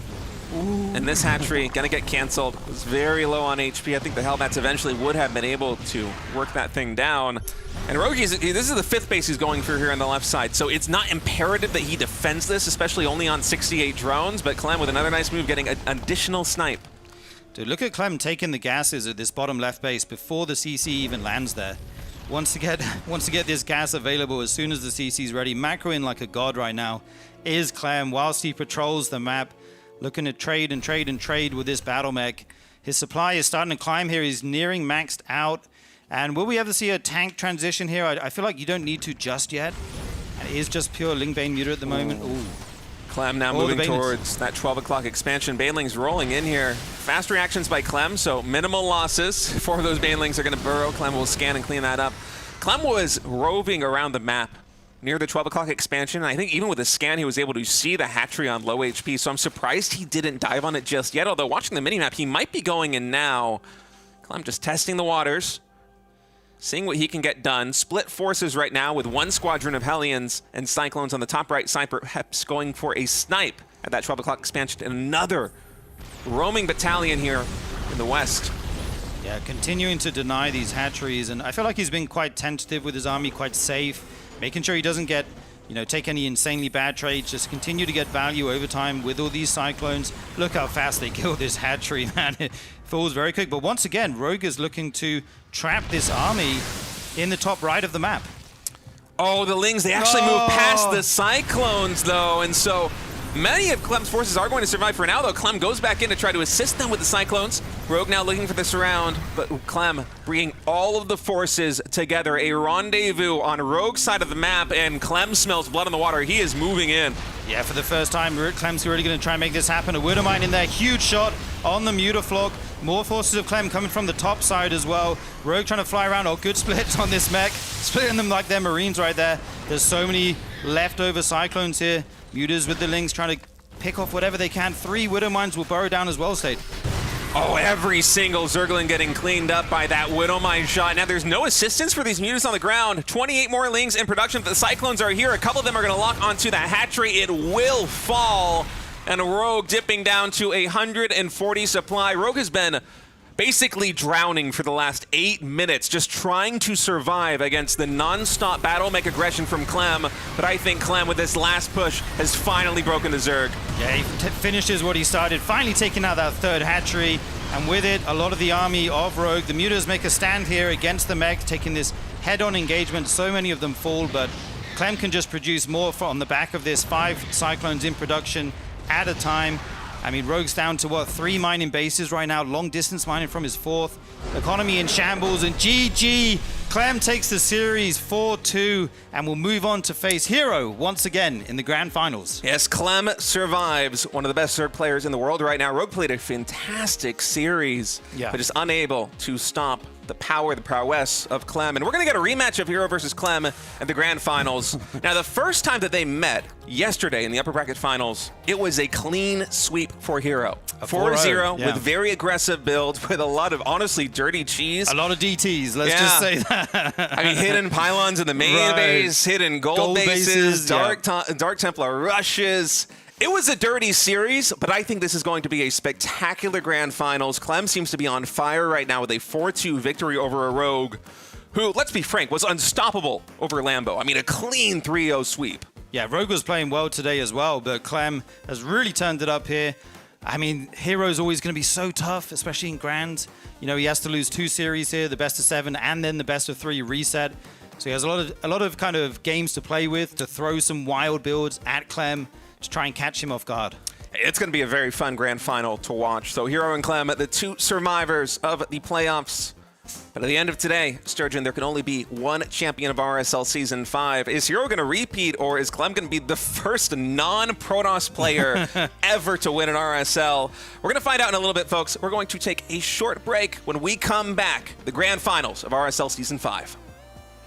What's up, everybody? Tasteless and Ziggy here. We are finally ready to paint our first StarCraft figurine here. We've got Zeratul. I have no artistic ability, and Ziggy doesn't either, but he's got a little bit more than me, so we're gonna have him actually paint the figurine. Ziggy, tell us what we got here. Dude, we've got the Zeratul miniature, the very first one that we got sent by Arkan Studio from the StarCraft Tabletop Miniatures game. I gotta say, it's crazy. We have the primer on Zeratul right now, and that's gonna allow the paint to stick on here. We've got, how many different colors are we gonna use? Oh, I got a bunch. Got some purples, got some greens. I'm gonna try and paint him sort of like he's on the box art. We're gonna start with the airbrush, put some purple on him just as a base, and then work from there with the brushes and yeah, see what happens. Let's do it. Let's do it? Let's do it. Okay.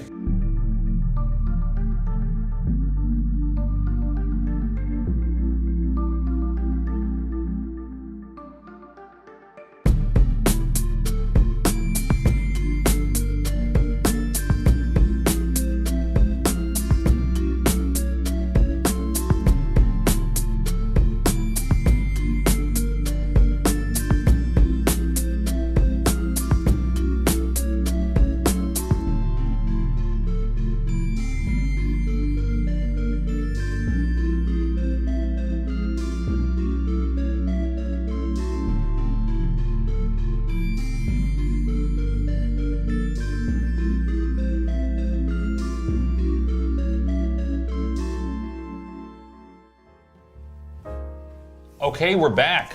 I'm checking in on Ziggy's progress again. How are we doing? We're doing great. I think it's come along better than I thought it would. I don't know what you think, but I'm kind of proud of this. It looks good. Yeah. I love what you did with the lighting here on the cape and everything. I think you did an incredible job. We're near completion here. Also, Arkan Studios sent us some miniatures of their own they painted. If you want to see what their models look like, take a look.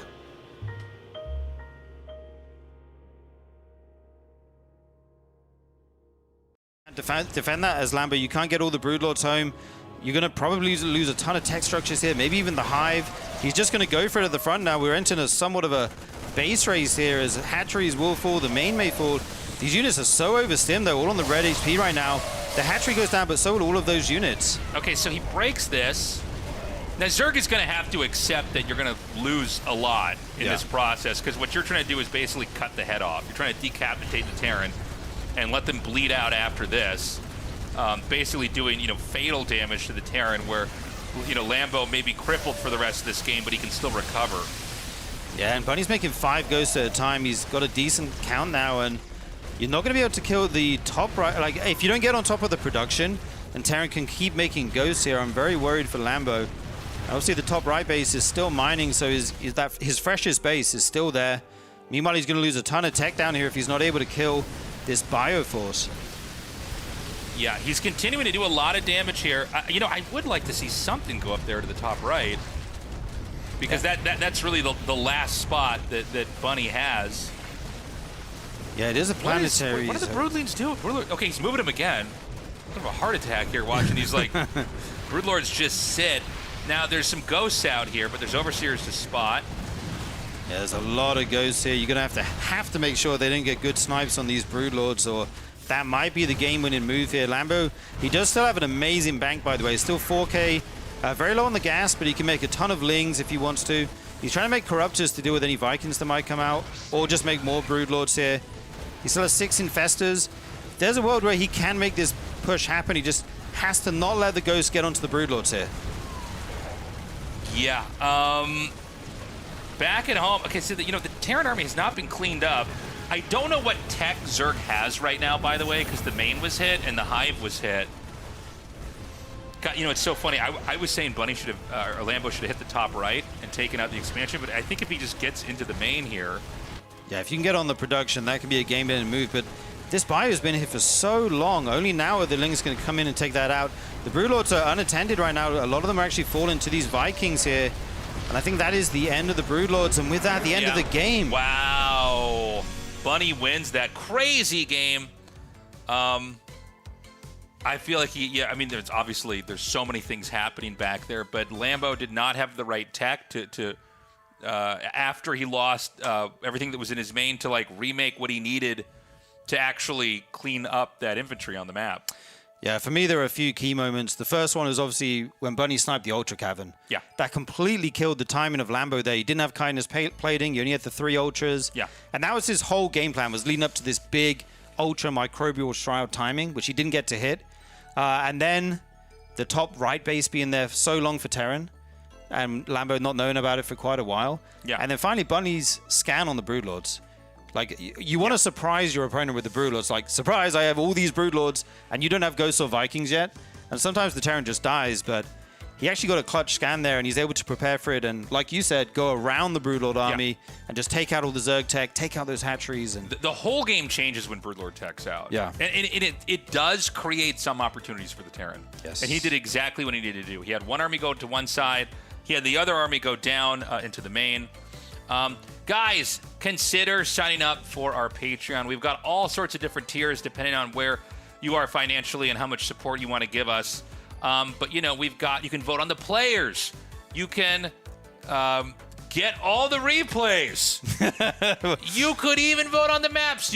I love this one, my personal favorite. Ask us questions. Good job, Ziggy, on this slide. Tasteless loves those questions. I know. I love it when you ask us questions.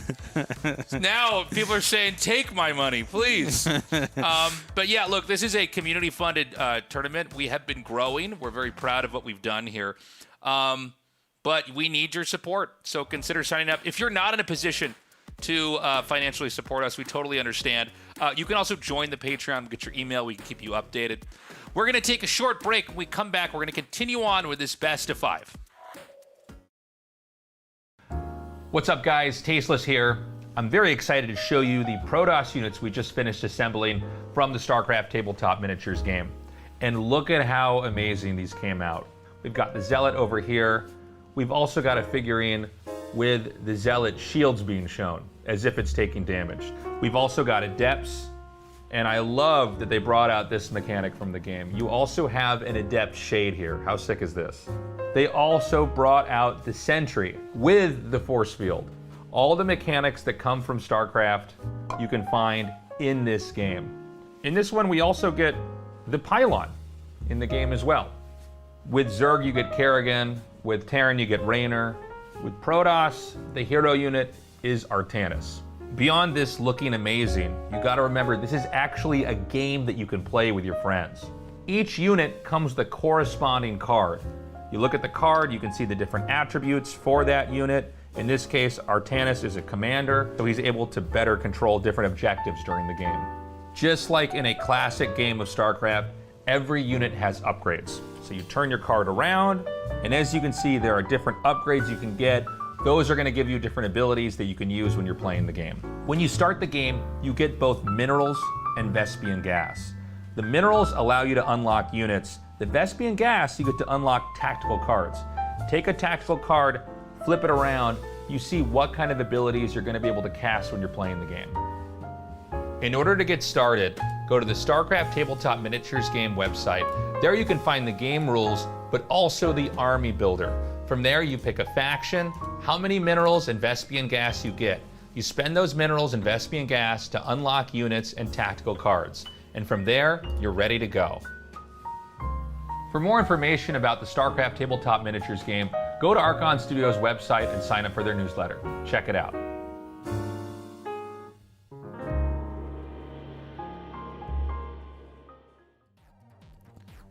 Every time I see those ads of me, they get these side shots of me, and I see my little gauged ear, and every time I just want to fly like a little X-wing through there as I'm watching that. I go, oh, this is what it looks like. I've never actually seen my side profile there. Welcome back, everybody. We're going to continue on with the best of 5. You know, Bunny had a pretty epic game there versus Lambo, managed to win that. We're tied up 1-1. Yeah, indeed. Played really well, defended the roach pressure, didn't overextend or anything like that. Got his eco going, got the ghosts out, and then played a very, very good late game. Yeah, impressive stuff. We're tied up. We've actually not got a 3-0 today, which I'm very happy about. Well, yesterday was so short. It was actually too short. Yeah. You know, this is the thing with StarCraft. It can be really short games can be really long games, and every once in a while you have a bunch of short games back-to-back, and it makes for a very short broadcast. But thankfully, we are getting a little bit of a back and forth here. We're going to go into Game 3 now. It's going to be on the map Old Republic. We're going to see who's going to take the lead in this best of 5, and who's going to be closer to moving on into the winner's bracket here, as we're now in the bracketed part of the RSL. Yeah, you really want to get this Game 3 under your belt. It puts you in such a good position for the rest of the series. You only need one more. You know, you can take a chance on a game, go for a cheese, or you can just try 2 standard games and try your luck that way. But either way, you have the options. If you're the guy down 2-1, though, it becomes a lot tougher. You got to win back-to-back, so obviously. But yeah, both players really want to get this game. It is going to be Old Republic, as you mentioned. Lambo here in the top right and Bunny in the bottom left. Okay, this is going to be another map where I think, you know, the first 3 bases, not really.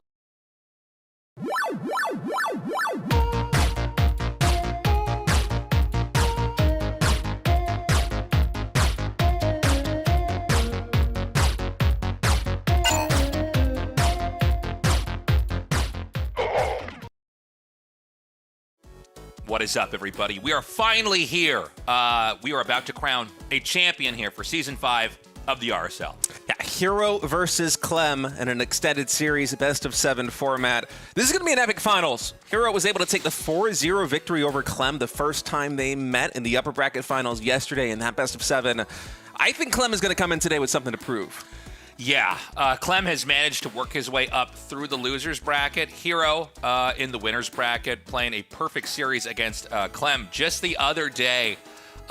So I want to be very clear about the format of this finals because it's a little bit different than a lot of other tournaments out there. But I really like the way that we've kind of formatted this whole Season 5 and the rest of RSL here.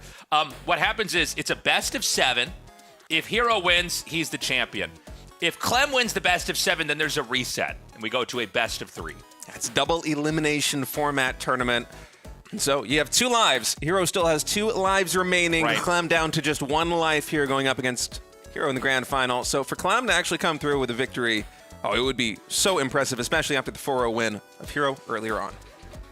Guys, we are sponsored by, excuse me, we are sponsored by Archon Studio. They are the StarCraft tabletop miniatures game makers. And these guys have been with us since the beginning. They've been amazing to work with. And if you're a fan of StarCraft, I actually cannot think of a cooler item to have, like a collector's item to have, than getting the StarCraft tabletop miniature game sets. They're amazing. These figurines came out looking just like what you see in the StarCraft 2 cinematics.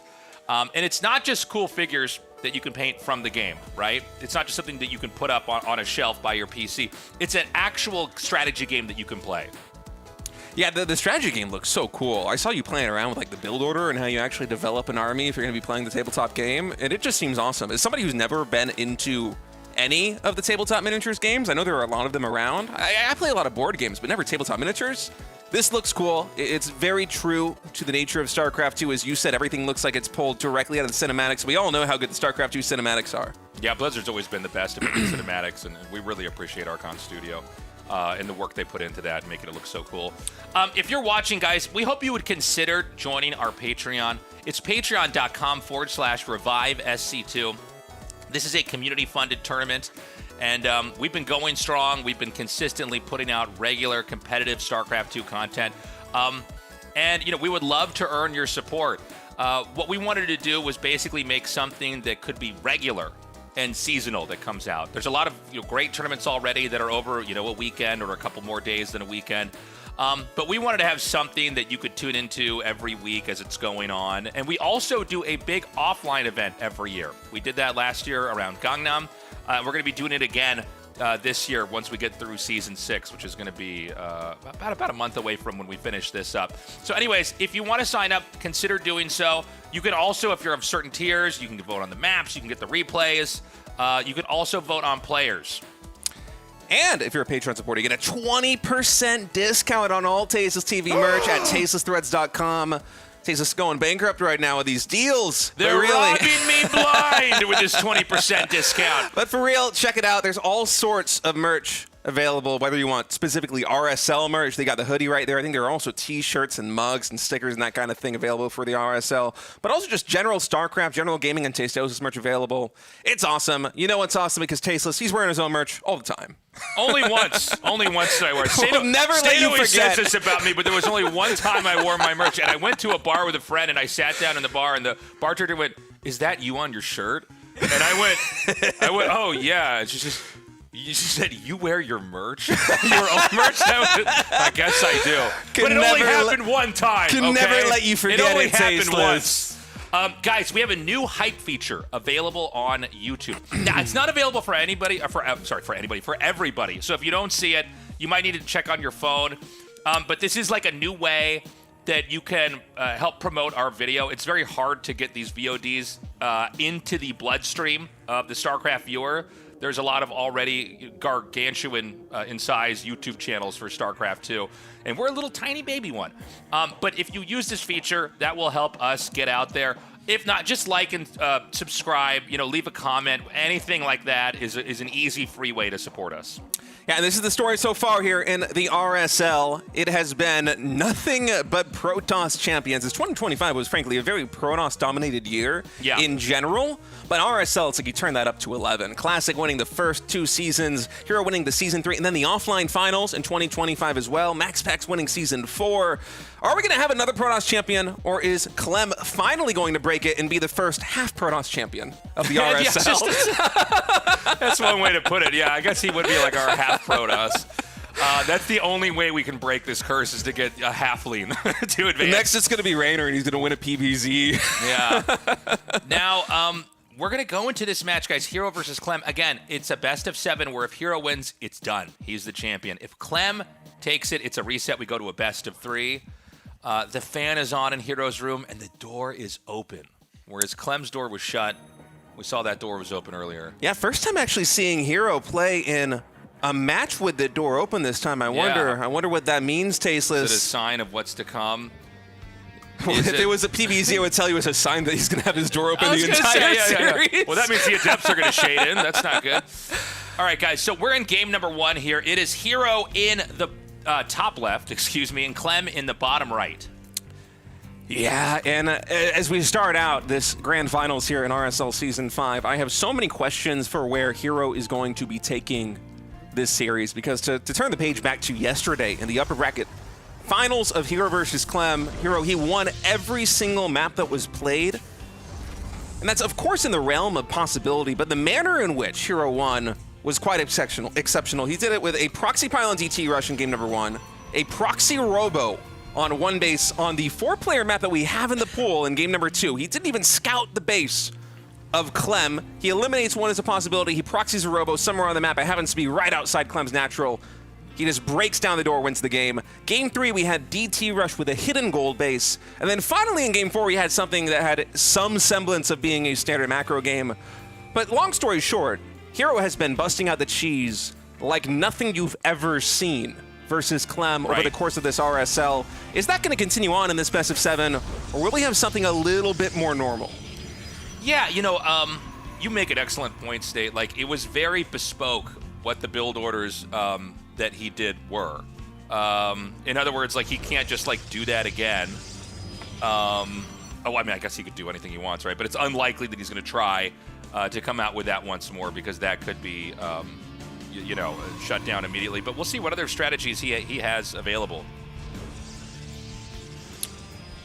Yeah, Hero here in game number 1, actually going for a Zealot first. I was wondering if this might get canceled by Hero, but perhaps on Necropolis, suspicious of either the potential for a proxy or potentially even just trying to get some damage done early with a Zealot and an Adept chrono boosted across the map. Clem, for what it's worth, on his side of the map, playing quite safely, quite defensively back at home. He's building a bunker currently, the natural expansion, 1 Marine patrolling, checking for any sort of proxy expansion over by that 12 or the 6 o'clock expansion, excuse me. And Clem's not going to find anything, so he brings the Marine back home, but the Zealot is about to arrive just in the nick of time, right before this bunker is done. Okay, so the Zealot's going to come up here. He's going to try to run up and kill the SCV that's making the depot. It doesn't look like he's going to manage to get it. It does slow the CC down. Did I say depots? The CC's making. And now the Adept is going to come in here. And the Adept can basically stay behind the command center and make it impossible for this to finish. All right. SCV staying alive right now. Zealot's going to go into the top of the ramp, seeing if it can get any sort of damage done. But so far for Clem, it's been pretty much an ironclad defense. You know, he hasn't lost very much at all. The Adept and now Stalker going to be parking outside of Clem's natural expansion. And the Adept is going to fall. Clem moving forward with 3 Marines and a Hellion is able to pick that off. So far, 5 stars here for Clem on the defense. Hasn't lost a single thing, cleaning up both the Zealot, the Adept, and denying any more pressure coming in from our Protoss player.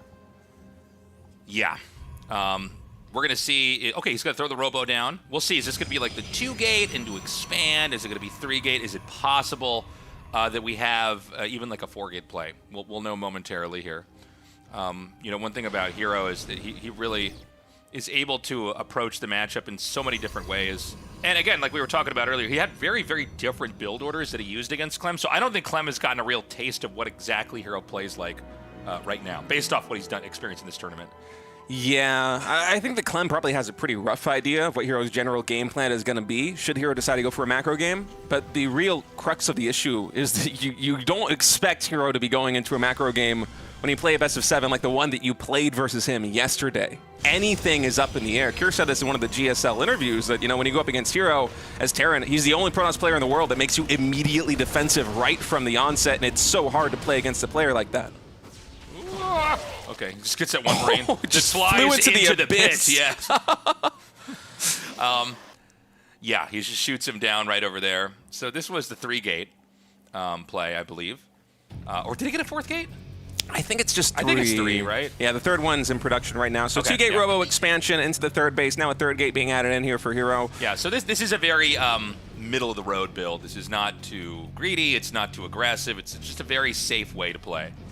Yeah, charge now being researched here by Hero. Oh, if he takes the Watchtower, he will actually be able to spot the Raven. Although, just for a moment, okay, Hero, he retakes the tower. He definitely saw it that time. Might even have a recall of these Stalkers back into the main base. See if he can try and pick off this Raven. But for now, it seems like Hero content just to bring those Stalkers back. It's the natural expansion normally. And Clem pokes in forward. Actually, doesn't even get one probe with that Hellion. Perfectly done. Doesn't do any damage. He's going to throw an auto turret down here. It looks like the Observer is actually going to get away. That's kind of annoying. The auto turret is basically guaranteed 2 probe kills every time it gets in. So not having that's going to hurt. Now, this is, by the way, what seems that TVP has kind of turned into a lot of, is these really sharp 2-base timing attacks. Now, we've seen the likes of Cure and Morrow, and they seem to be the ones that want to go all the way from A to Z in the matchup, right? They want to have a full teched out late game. But we've seen also Clem and Morrow and do these kind of like sharp timing attacks, these like 2-base moves. Some of them involve SCVs being pulled, others do not. And I love the DT usage of the attack here, because I think one of the best ways to really throw a wrench in the gears of a 2-base player is to have DTs both to counterattack and to defend. Yeah, we'll see how this is going to work out for Hero. Warp Prism is going into the natural expansion of Clem as 4 Stalkers blink forward. Will this prompt a pullback from Clem with the main army, or will he just rely on the reinforcing units from his main base to hold on? Hero, he's getting some good jabs in. Going to blink into the main base, seeing if he can get even more damage done. Keep in mind, with that Warp Prism, even if you blink forward, you can use the Warp Prism to pick the Stalkers back up, if it stays in range, I guess I should say, as one does fall. But Clem, he does not blink. He continues to push forward, and Clem has a mighty army at the doorstep of Hero. He's going to attack in. I mean, the force fields are decent. The Immortal is not in a position to be able to run away, and it is picked off here. The attack's going to continue forward. There's not a lot of surface area for the Protoss to try to micro through. The auto turrets are going to come down. And I got to say, I do not know if Hero's going to last much longer in this game. This 3rd base is basically going to fall 100%. The only question I think Clem has to ask himself is, does he want to try to push in even further after this? That clutch push coming in here from Clem. No upgrades, no 1-1 whatsoever. Just nothing but bio. So much macro coming in for Clem. He's able to take down that 3rd base, as this army is absolutely massive. And unfortunately for Hero, you can't even get any utilization out of the Dark Shrine with this, because there's been a Raven with this army almost the entire time. And Clem pushing up into the natural expansion. The Widow Mines garrison, they get some big shots off on these Zealots. The Immortal falls once more. One more is going to pop out of the Robo, but this is too much. Oh my god. GG. Perfect game there from Clem. By the way, Hero played like a pretty safe opener, right? I mean, the War Prism Harass from Hero, that's not risky, right? That's like about as kind of standard as you can possibly be. But Clem still came through there and just, decapitated him at that third base. Yeah, you have to walk a really fine line as Protoss. You're going up against a Terran who's trying to get a lot of damage done with a timing attack like that one. And I even think for Hero, perhaps going for the Immortals and going for the Dark Shrine might be a little bit of a stretch. Yeah. It's a bit counterintuitive because, you might think of the Immortals being this powerful unit which you can leverage to take a favorable fight versus Terran, which is true in some situations.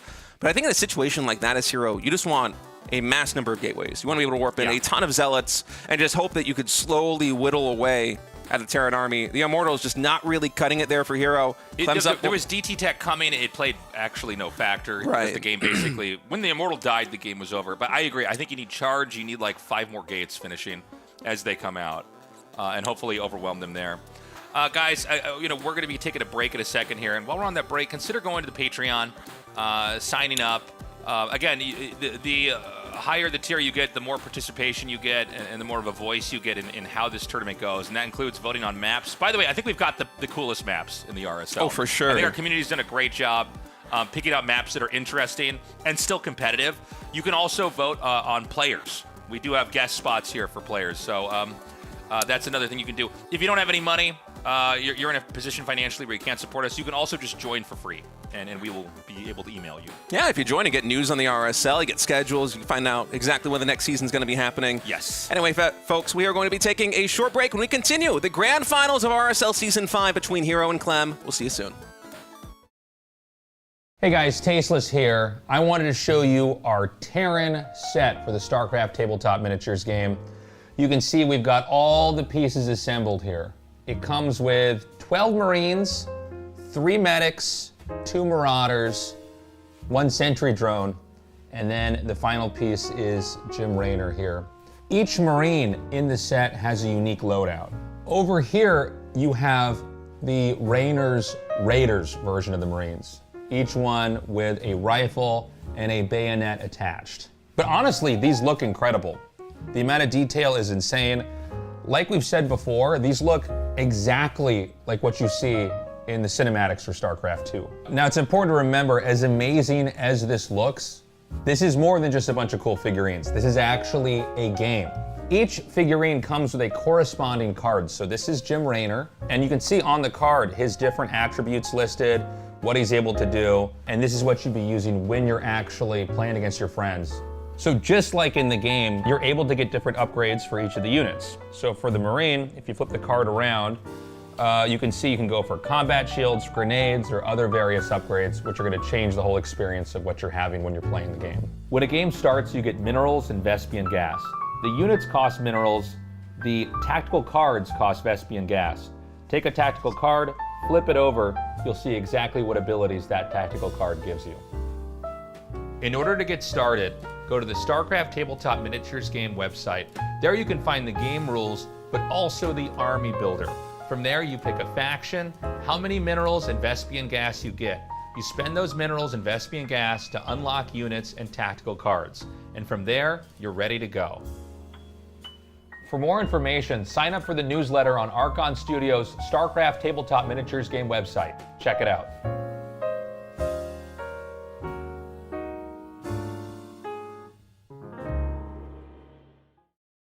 No, it's been great seeing these two duke it out. It's been nice to cast Lambo, by the way. Yeah. I've always been kind of mostly. I mean, obviously, I do overseas events too, right? But I've mostly been casting the Korean players who I'm so deeply familiar with. But getting to see like a Lambo versus Bunny match is very exciting, and you can see Lambo really kind of go toe to toe with Bunny. Bunny's, I think, sharpness has really been highlighted here in the mid game. The chitinous plating snipe in game 2. The ability to basically deflect the big attacks here from Lambo in Game 3 were also shown. I'm wondering if Lambo is going to go back to that Roach Ravager style again. It seemed to serve him a little bit better. I think he did fine with the Ling Muta, but clearly I think Bunny overall kind of just got the upper hand. Yeah, like that last game, there's a few things you could look at as Lambo and say, if I did that a bit better, I could win the game, but... Yeah, I kind of agree with you. I thought the Roach stuff was looking good. If that Ultra Cavern doesn't go down, I actually think he would have a really good chance to win game 2. So I wouldn't mind him trying to go for Roaches again. We do see there's a third hatchery down, so it's not going to be like a quick 2-base layer into mutas again, anything like that. But let's see what Lambo is cooking up here. We have Ling Speed on the way. On the side of Bunny, we have a Starport coming down, all looking pretty normal right now. These Lings actually get up as the building swap is happening. You can't lift that barracks until the Lings leave, or they will run in. He's actually going to do it now. Okay, a little bit not risky because the Lings are far away. But the SCV will go down at least. Yeah, definitely worth it to get one SCV for one Zergling. Pay for yourself and more. Yeah. So we've got a Starport here with the Tech Lab also being made. And yeah, I mean, we've already kind of cast this early game before, although we don't know what kind of mid game it's going to be. He went right into a Liberator, so no Viking this time. So a super fast Liberator with Stim as well immediately. Yeah. Yeah, I was liking the Viking openers. He got a couple Overlords every game, I feel like. The Viking was paying for itself for sure. But you're going in for the fast Liberator, going to try and get some harassment done. Kill some drones, waste some mining time, all that good stuff. And like you say, he's going into a quick stim behind this. Third CC is started up now. So not going to be a crazy 2-base aggression or anything like that coming out of Bunny. This looks like it may have the makings of a slightly longer game. We don't have a Roach Warren for Lambo yet as well, right? So we'll have to see what he wants to go into once he gets his layer. We are back. It is currently the second game only of this best of 7. Plenty more games to go. And currently Clem up 1-0 with a pretty destructive game. Like, it was just straight up, just a big push, just ended Hero. Hero going for a charge first build into like a third base with some gateways, but then also a really fast Dark Shrine. Just a lot of things that together don't really deal with the push timing that Clem was going for that game. Yeah, I mean, if you're able to get those DTs out, the story changes, but Clem hit so hard and so fast. Able to take game number 1. The good news is no Hero 4-0. Yes. As that was the score when they played the first time in the upper bracket finals. So yeah, Clem fighting back, up 1-0 in this series. Everything to play for. He still needs to reset, obviously. A long way to go. Yep. But he's made a good start.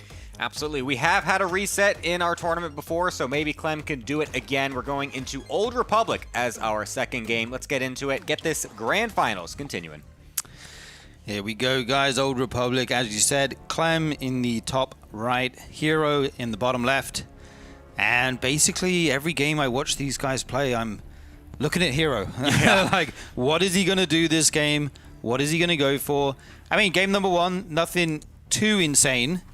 For his standards, obviously to go for the DTs, but yeah, nothing crazy off the wall. We'll have to see if he wants to mix it up here in the future games. Yeah, I mean, Hero just brought out some of the most ridiculous aggression and cheese in the first series these guys played yesterday, so it's really cool to see Clem just kind of rebounding from that initially in the start of this series as well, just, kind of forgetting about how that series went and just coming in strong for this one, even when coming off of the back of already playing a best of 7 against Rogue. So looking like Clem is in pretty good form today. It's kind of going to what you were mentioning earlier, is that the longer the day goes, the closer we get to the DGen Gamer hours, the better Clem will get, as he is not just woken up anymore. So yeah, he's looking pretty good so far. He is firing on all cylinders. He's going for a double gas opening here in game number 2. Going to be able to get his factory online nice and quick.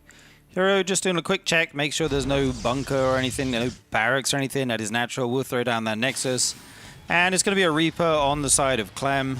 And we'll have to see what he wants to do with his tech once he gets that factory going. Yeah, it's absolutely going to be a factory. Following up here from this Reaper. Since he went for Reaper, it's quite likely he will go into Reaper Hellion, but you can still do a couple other things off of it, so we'll see exactly what he wants to do. Whereas Hero, I would say it's going to, he's going to go for a Twilight Council. He's going to get Blink. But this is Hero, and he's shown us time and time again that he loves to not do that. He loves to basically just do the most ridiculous stuff you can imagine. As the probe does check that SCV, does see it moving around, down. Maybe the Clem was trying to send that somewhere else. It looked like it was going to the other side, up a little bit, but maybe it was just kind of dodging around. But we'll just chase down this probe for now, make sure he's got vision of it so that his Reaper can easily find it and get that free kill. Yeah, I love that SCV, keeping tabs on the probe there. It's like a hunting dog, you know, letting the Reaper know where to go, find that out and get that kill. He might get a second kill here. Okay, the Stalker is there to protect the probe. But, I mean, already getting one for free is nice. And there we go. It's going to be a Stargate this game. Yeah. Hero, once again, mixing it up. You really don't see Stargates very often in this matchup nowadays. You might see it once in a blue moon, but just generally Stargates are not as common. They're not as strong as they once were in this matchup. Oracles are dealt with very easily, and then Phoenixes are very reliant on the Terran being very aggressive with like drops or like an early Raven trying to do auto turret harass or something, so that way you can punish them, and it will actually be the Phoenix. So this, like I was just mentioning, it hinges on the Terran being aggressive early, because then you're allowed to punish them much easier with the Phoenixes. You can catch the medevacs, you can pick up the units, and then you can kind of swing the early game more in your favor. But if they're being super passive and not doing anything, the Phoenixes don't get any value, and then you suddenly lose to a passive Terran player. Now, the one thing we can say is Clem's going for a Widowmine drop this game. Phoenix can be very good at finding these drops and sometimes just shutting them down completely. If you can find that medevac before it can unload in a good position and you pick it off, that can be a huge, huge win in the early game to get you set up. We see there's 3 mines in this medevac right now as it moves across the map. We'll have to see if Hero is able to sniff this out and get his Phoenixes in position. I do like the choice on this map particularly just because it's very easy to do that cliff wall, as you can see over right there with the gateway and the cyber. So the Reaper has had a very hard time getting the scout off. There's no information from Clem to know that this is going to be a Stargate opener. Even the 4-minute third base coming down very much looks like a normal blink opener. So this is going to be a big surprise to Clem that there's going to be some Phoenixes here to defend these Widow Mines, and we'll be able to pick one of those up and the second one as well. Nothing getting done right now, as even the third getting picked up as well, because Clem unburrowed it for a moment, literally 0 damage, and he's going to be able to chase down the medevac as well. Yeah, just like we were talking about, sometimes you find that medevac, and I mean, the Terrans just spend the last minute or two kind of building up to that drop, and you get 0 damage done with it. You just lose everything. The probes are all clumped around one of those Widow Mines. I was kind of waiting for a big shot. Oh, does he see it? Oh, he just he got does. attacked. Yes, he sees it as well. God. Clem smirking as well on the webcam. That is so brutal. The entirety of Clem's early game has been completely upended. I mean, this is the dream. You go Phoenixes, and the opponent, the Terran, goes Widowmine drop into Banshee, and you get all of it. Oh my god. Now he's going to even catch this Cyclone in the main. Will he be able to kill it? Oh, okay. Hero, you take it. That's not exactly the best trade right there. Losing 2 Phoenixes to try and commit to that Cyclone was a bit much. So that is, yeah, that's already kind of a step in the right direction for Clem. Honestly, you really do not want to be losing these Phoenixes because you're not remaking them. You want to get the 5 initially because that's just generally the nice number to be able to do counter harassment and whatnot. You're not going to be remaking these. So losing 2 of those for that overextension is a bit unfortunate, but luckily for Hero, he already did so much damage with the defensive Phoenixes anyways. Yeah, he's got his third base up now. He's going into +1 charge and Immortals behind all of this. Going to be able to try and meet this push from Clem as he just starts up Stim. He has his +1 way on the way as well, and he's making a turret just in case the Phoenix numbers do rise and just to protect his workers. Oh, got to be careful. You don't want to lose these. If he'd actually walked under them, he might have got one. God. Oh, he does lose one. Hero, what do you do? Okay, that's a bit unfortunate. Tilt of the head there from Hero as well. Unrealized that there was obviously some Marines. Unrealized. Shut up. Do not talk about it. We all make mistakes, Sturgeon, okay? I had to, man. I'm sorry. Yeah, anyways, the Robo Bay is going to be the follow-up as well with Charge, so he's going into the mid-game here for some Phoenix, well, 2 Phoenix. Colossus isn't exactly a Phoenix Colossus, but, you know, it's generally the style that he was trying to go for. So will be a very bursty army. You know, you're just trying to get on top of the Terran units as quickly as possible with the charge, and then getting some nice swipes off by the Colossi onto all those Marines. So we'll see if that's able to do anything. For now, it's going to be 2 medevacs dropping to the left-hand side. And since all these Phoenixes were killed off really haphazardly, it's going to be more difficult now for Hero to defend these medevacs when they should honestly be not as viable given the opening that Hero went. Hero actually making use of the surveillance mode there, being able to see a bit further, and then quickly changes it back to the invisible mode. That was really funny, actually. That's game design right there, man. Yeah, man. All right, we do see the drops positioned outside the natural. Clem has another portion of his army moving through the middle of the map. Hero going to position the Phoenixes at the airspace of this natural, so if those medevacs do go over, they could be lost. And no, he's not paying attention. Okay, this time not fast enough. We'll actually lose it because there's a fight going down here, trying to catch these two medevacs. Some Marines did go down in that exchange. That is crazy that he is going for that, just like doing the surveillance mode and then just hoping that he's, you know, reacting in time to be able to switch it back. Unfortunately, losing the one in the middle there because of that, as he was attacking on the left-hand side. So for now, though, the Colossus is out. No range just yet, and the Phoenix is once again just walking to their death. So they did really well at defending the medevac. They did really well killing off that Banshee, but since then they've done basically nothing. So a bit unfortunate there, as the Blink will also be coming on in as the only other anti-air, basically, since the Phoenixes have now been thinned out. You need to wait for that Blink to finish, make sure you get enough Stalkers, so that way you can target down those medevacs and eventual Vikings, which will be in the response from Clem. Ooh, oh my god. Big Widowmine shots there, taking out a good number of Zealots. This one Phoenix remains. The only thing that's useful now is just spotting this area. They can't actually do anything else. Hero going to go ahead and take his 4th base. He's going into the Templar Archives, going to round out that tech, get 2 forms of splash damage. We already see the Vikings coming in to deal with these Colossus, but he will need Ghosts eventually once Storm and Archons are on the field later. Yeah, Bioforce going to be able to cancel that 4th base, though, which is very nice for Clem. No contest whatsoever, as the units were just kind of sitting back at the natural and the 3rd base. Big Zealot run by, though, going into the 3rd base of Clem will be quite good. Nothing here to defend from him either, so that's going to kill off a couple SCVs and also deny mining for quite a long time. And a lot of these charge lots should be able to get away without any damage, so that's very good. Those will stay there for later, can always come back in for another one. Yeah, now Hero being active on the map, warping in with his Warp Prism. Going to try and group everything together for a frontal attack. The Zealot's going to go in first. How many mines do we have? I don't see too many burrowed here. Colossus gets a couple shots off of the Viking, already chipping that down to half HP. A flank with the Widow Mines. What is going on? Yeah, that didn't quite do anything right there, but I think one of those Widow Mines hit the Warp Prism earlier because it is very low. And there wasn't really anything else on the field, so unfortunately unable to kill that off. That would have really just completely stopped this push from happening if Clem was able to actually kill that off. But for now, it looks like Hero still is posturing, still wants to go for this big attack. He's got a couple Archons as well to help with the splash damage and a little bit of soaking as well, so these Stalkers could eventually blink over to snipe down these Vikings. That's going to be critical in this fight. Yeah, not going for Storm, going to try and make this Archon timing happen here. Here comes the engagement. Status step back from Clem, now going back in. It looks like this is a good start for Clem in this fight. That Archon will fall. The Observer will live, but yeah, I think that was a good defense by Clem so far. Now starting to add in his Liberators as well. Yeah, that was really good from Clem, and I feel like that push overall didn't really have much staying power from Hero from the start because he kind of went up the ramp a little bit too early before he got at the extra warp ins, and the Zealots were really too far forward, so a couple of them got killed off. And then by the time he just got everything warped in, Clem also just rallied a lot as well. He's got tons of Vikings, and with only 2 Colossi in the actual fight, they were able to get killed off very easily. Now a big charge lot run by, though, in the natural is going to be really nice as the Blink Stalkers continue to pick off a few random SCVs that were pulled at the front. Also trying to target down a few Vikings. Do you see him pull that red one back there? Dude. Yeah, Clem is so fast, man. It's ridiculous. But yeah, I feel like Clem is honestly just kind of exploding in supply right now. Hero's still here. It's a little bit risky to go for.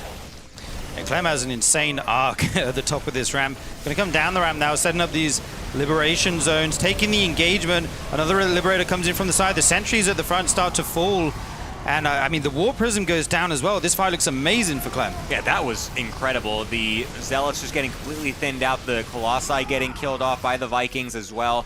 And it really feels like Clem is going to start to push across the map with some gusto right now. He doesn't want to let this window go. He's got the Liberators as well, like you mentioned, which makes it very difficult to actually contest this forward position. He's going to siege right on up. This 4th base is going to be under threat. A 3K unit lost advantage. Here comes the blink forward. I'm not sure about that one. Some questionable blinks already in this series. The probes have to evacuate. A couple of them will fall, but he's going to target the Immortal instead first. Doesn't want that 4th base yet. Wants to try and get on this army. Okay, in comes some feedbacks. Here come the landed Vikings as the backup. The probes with this Protoss army as well. But this is all Clem right now. Yeah, the one Colossus is going to finally come back, but I mean, there's so much bio. You can even just split off a few Marauders easily target that one down. Then he can just retreat all to these Liberators, which are still standing strong on the skies. There's only a few anti-air units, and so many of this bio is still weakened from stimming so much. So it looked like for a second maybe Hero could dislodge it, but yeah, the rest of the reinforcements come right on in. All the Liberators still not even dealt with. The 4th base is going to get killed off. 30 probes basically have died as well. This is going to be a death push for Clem. Yeah, look at this micro now, even picking up some units, reposition them around that force field. And I mean, there's only a handful of units left now for Hero. One more Colossus will join the fray. More workers start to fall. That pylon super low. And I think when this glass Colossus falls, that may be it. Clem targets it down beautifully. Now backs up. And he's just, I mean, he just keeps going here. So many losses on the side of Hero. He's not got much left in this game. Down to 48 supply already. He's got nothing but a dream right now. Keep going, Steve. Keep when will you going. GG? He's on his last breath. Steve's like dying from exhaustion over here. It's like, no, I mean, just let leave the him game. GG when he wants. That's fine. But I was expecting it a lot earlier. Let's just say that. But Hero fights till the end. But I mean, another dominant game there from Clem. Yeah, it's really weird because it went really well for Hero in the early game. It kind of stems back a little bit to, sure, he got some great defense with the initial Phoenix opener, and it went perfectly for him. But then he was so lackadaisical with the actual Phoenix harassment. Yeah. He like went so hard onto that Cyclone. He was so sure, and he kind of that one reinforcing Phoenix. You know, it gets stuck in the control group, so it kind of just starts going towards the other ones, and you're like, oh crap, and then you have to like move it away, but then it just went back anyways. Like, yeah. And then he just overcommitted way too hard. Ended up kind of losing a lot of the tempo that he possibly could have had. You could have used all those 5 Phoenixes. If he didn't go for the Cyclones, you could easily just keep rotating between those 2 bases, pick off 2 SCVs, 3 SCVs here and there, and it's much more difficult to actually deal with. And then the economy from Clem can't get going as much, and then the transition from Hero actually has some more staying power. Yeah, and those Phoenixes, sometimes they pick off a Viking or 2, and that helps your Colossus do more damage as well. Sometimes they get medevacs, that kind of stuff. And then he didn't go for Storm. He went for that big Archon timing, not going for, you know, a lot more tech. And then the timing kind of fell flat. Clem defended it very well, and there was no Storm on the back of that. And after that point, I felt like Clem was in a very good spot, and he closed it out with very kind of perfect execution almost. Yeah. Just good micro, good decision making, flawless stuff. Absolutely. We're going to be going into 10,000 feet for our game number 3, as Clem is currently up 2-0, and he is on the top left-hand side, going against Hero on the bottom right, as Hero has sent a very early probe into the middle of the map. Oh boy, are we going to be getting some spicy stuff, or is this just Hero being Hero and just wanting to sometimes scout really early and harass SCVs? Because he does do that sometimes. Yeah, we'll have to see. It is making its way up to the natural. We have the pylon at home, so it won't be making anything, obviously. Just going to be getting a super early scout, be annoying, as you said. Make a SCV hang out around this barracks while it make them juggle back and forth. You might even get it low enough that it forces the Clem to try and maybe even repair one of the SCVs, which is really annoying. You don't want to be using resources to repair your SCVs less than 2 minutes into the game. And it's going to force a couple of them. Yeah, look at that. You get him down to the red. He's only 2 shots away from death. Obviously, Clem is going to try to wait as long as possible, but then does go for a little bit of a repair. So, yeah, it's annoying. It's annoying to do this. If you are of the caliber that you can actually micro this probe properly and do this type of damage while not messing up your build order back at home, this is absolutely worth it. And I feel like Hero is one of the only players that I ever actually see do this consistently, and he's done this consistently over the years as well. This isn't just like a recent thing. I remember like way back at the beginning of Legacy, him doing this kind of stuff too. So. Yeah, showing off his early game prowess here as this probe will try to come in, be annoying if it can block the CC as well for a little bit. That's always nice. Little mini game going on down here as the SCVs try to get a bit more damage onto this probe. And there we do see the CC going down fairly unobstructed, but I mean, he was quite annoying with this probe, but it costs you mining time obviously as well. You send in a very early worker across the map, but behind this he has a Nexus of his own.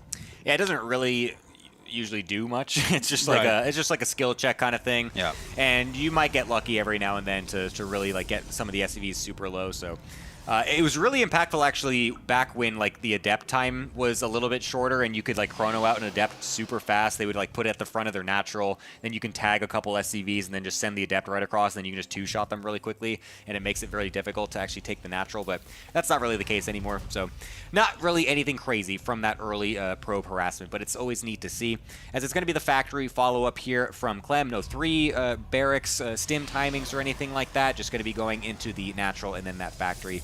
And we'll see what he wants to go into afterwards. Yeah, and he had a good scout around the extremities of his side of the map, checking there are no proxies from Hero. I mean, probably still slightly scarred from the first series they played in this tournament. He was hiding buildings here, right in there, everywhere.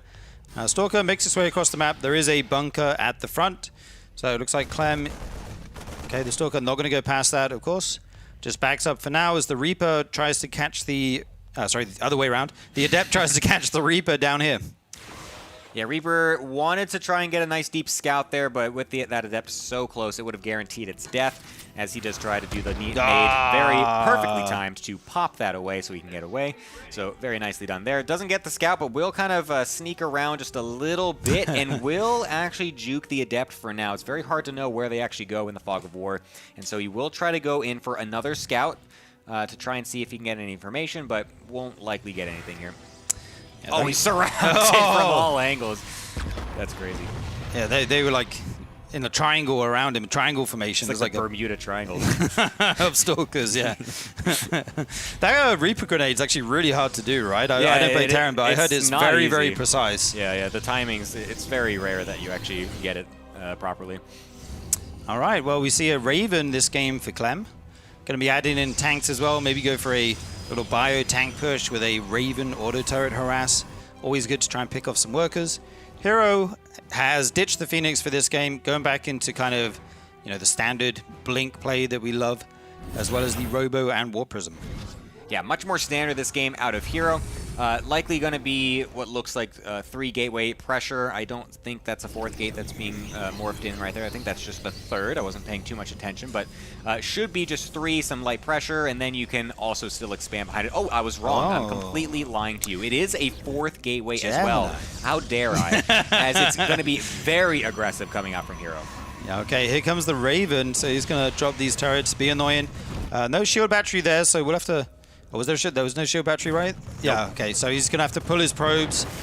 Will expire without getting too many. And here comes the pressure from Hero now.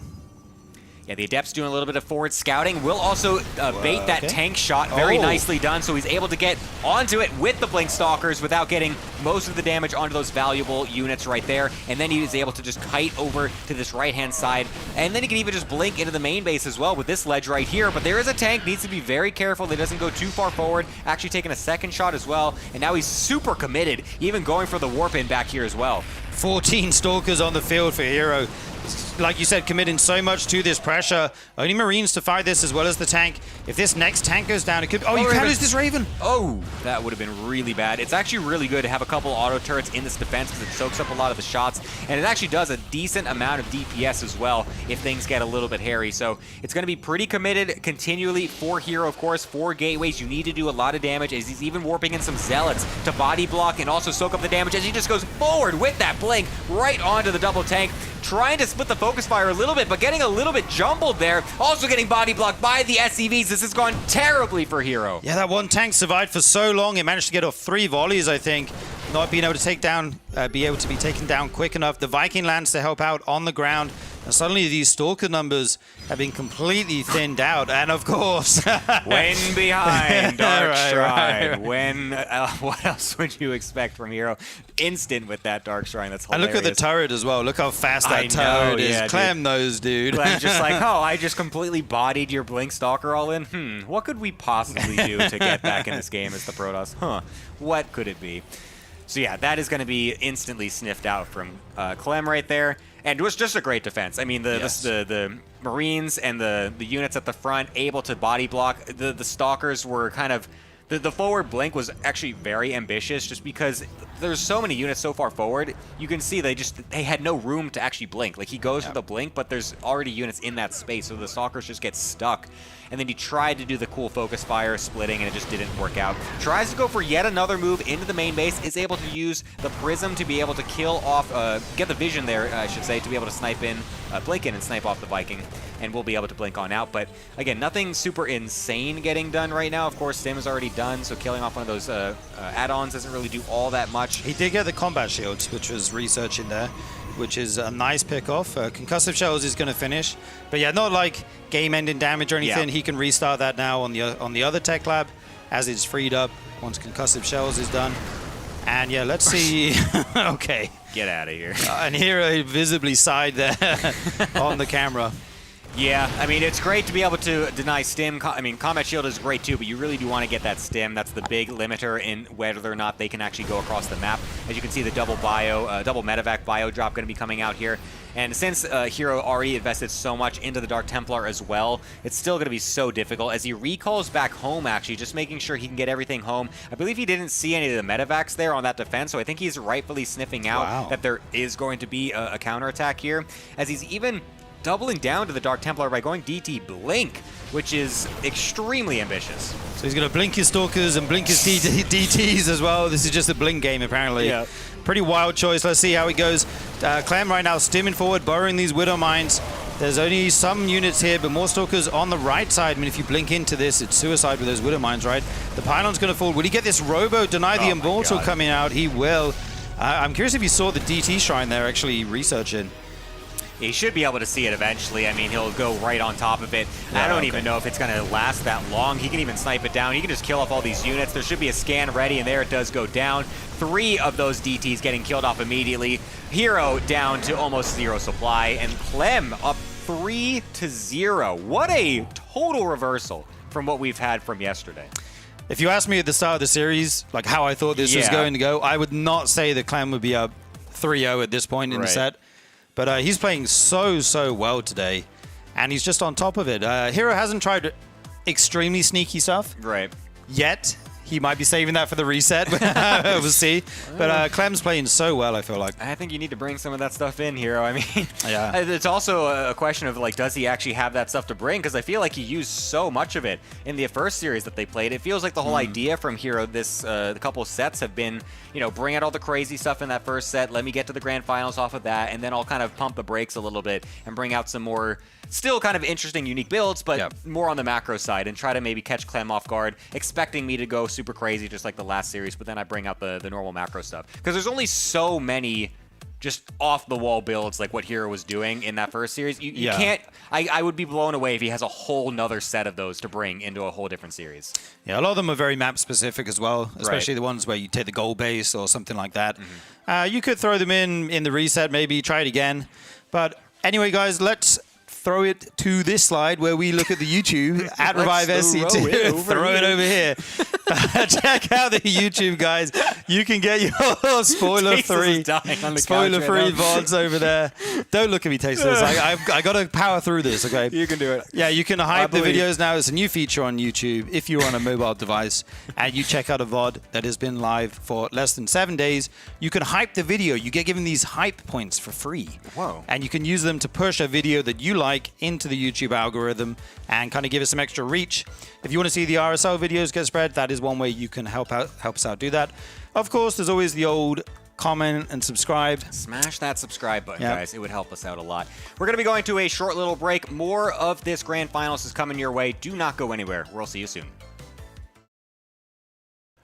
What's up, guys? Tasteless here. I wanted to show you the Zerg units from the StarCraft Tabletop Miniatures game. As you can see, these units look exactly like what you'd see in the cinematic. You start out with a ton of Zerglings, some, like the standard ones, you'd start out the game with, others with wings, like when you get the speed upgrade.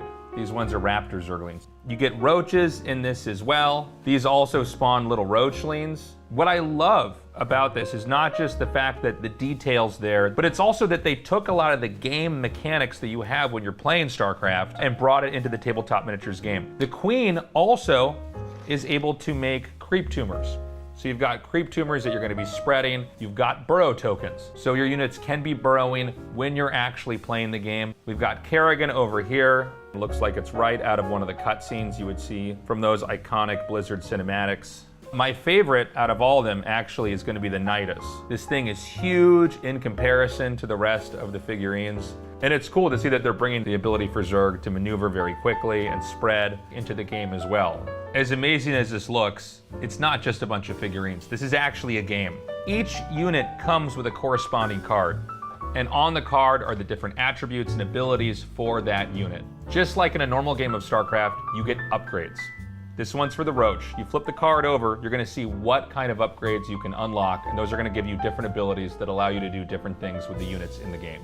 When a game starts, you get both minerals and Vespian gas. The units cost minerals, the tactical cards cost Vespian gas. Take a tactical card, if you flip it over, you get to see what abilities you're going to be able to unlock and cast during the game. In order to get started, go to the StarCraft Tabletop Miniatures game website. There you can find the game rules, but also the army builder. From there, you pick a faction, how many minerals and Vespian gas you get. You spend those minerals and Vespian gas to unlock units and tactical cards. And from there, you're ready to go. For more information on the StarCraft Tabletop Miniatures game, sign up for the newsletter on Archon Studios' website. Check it out.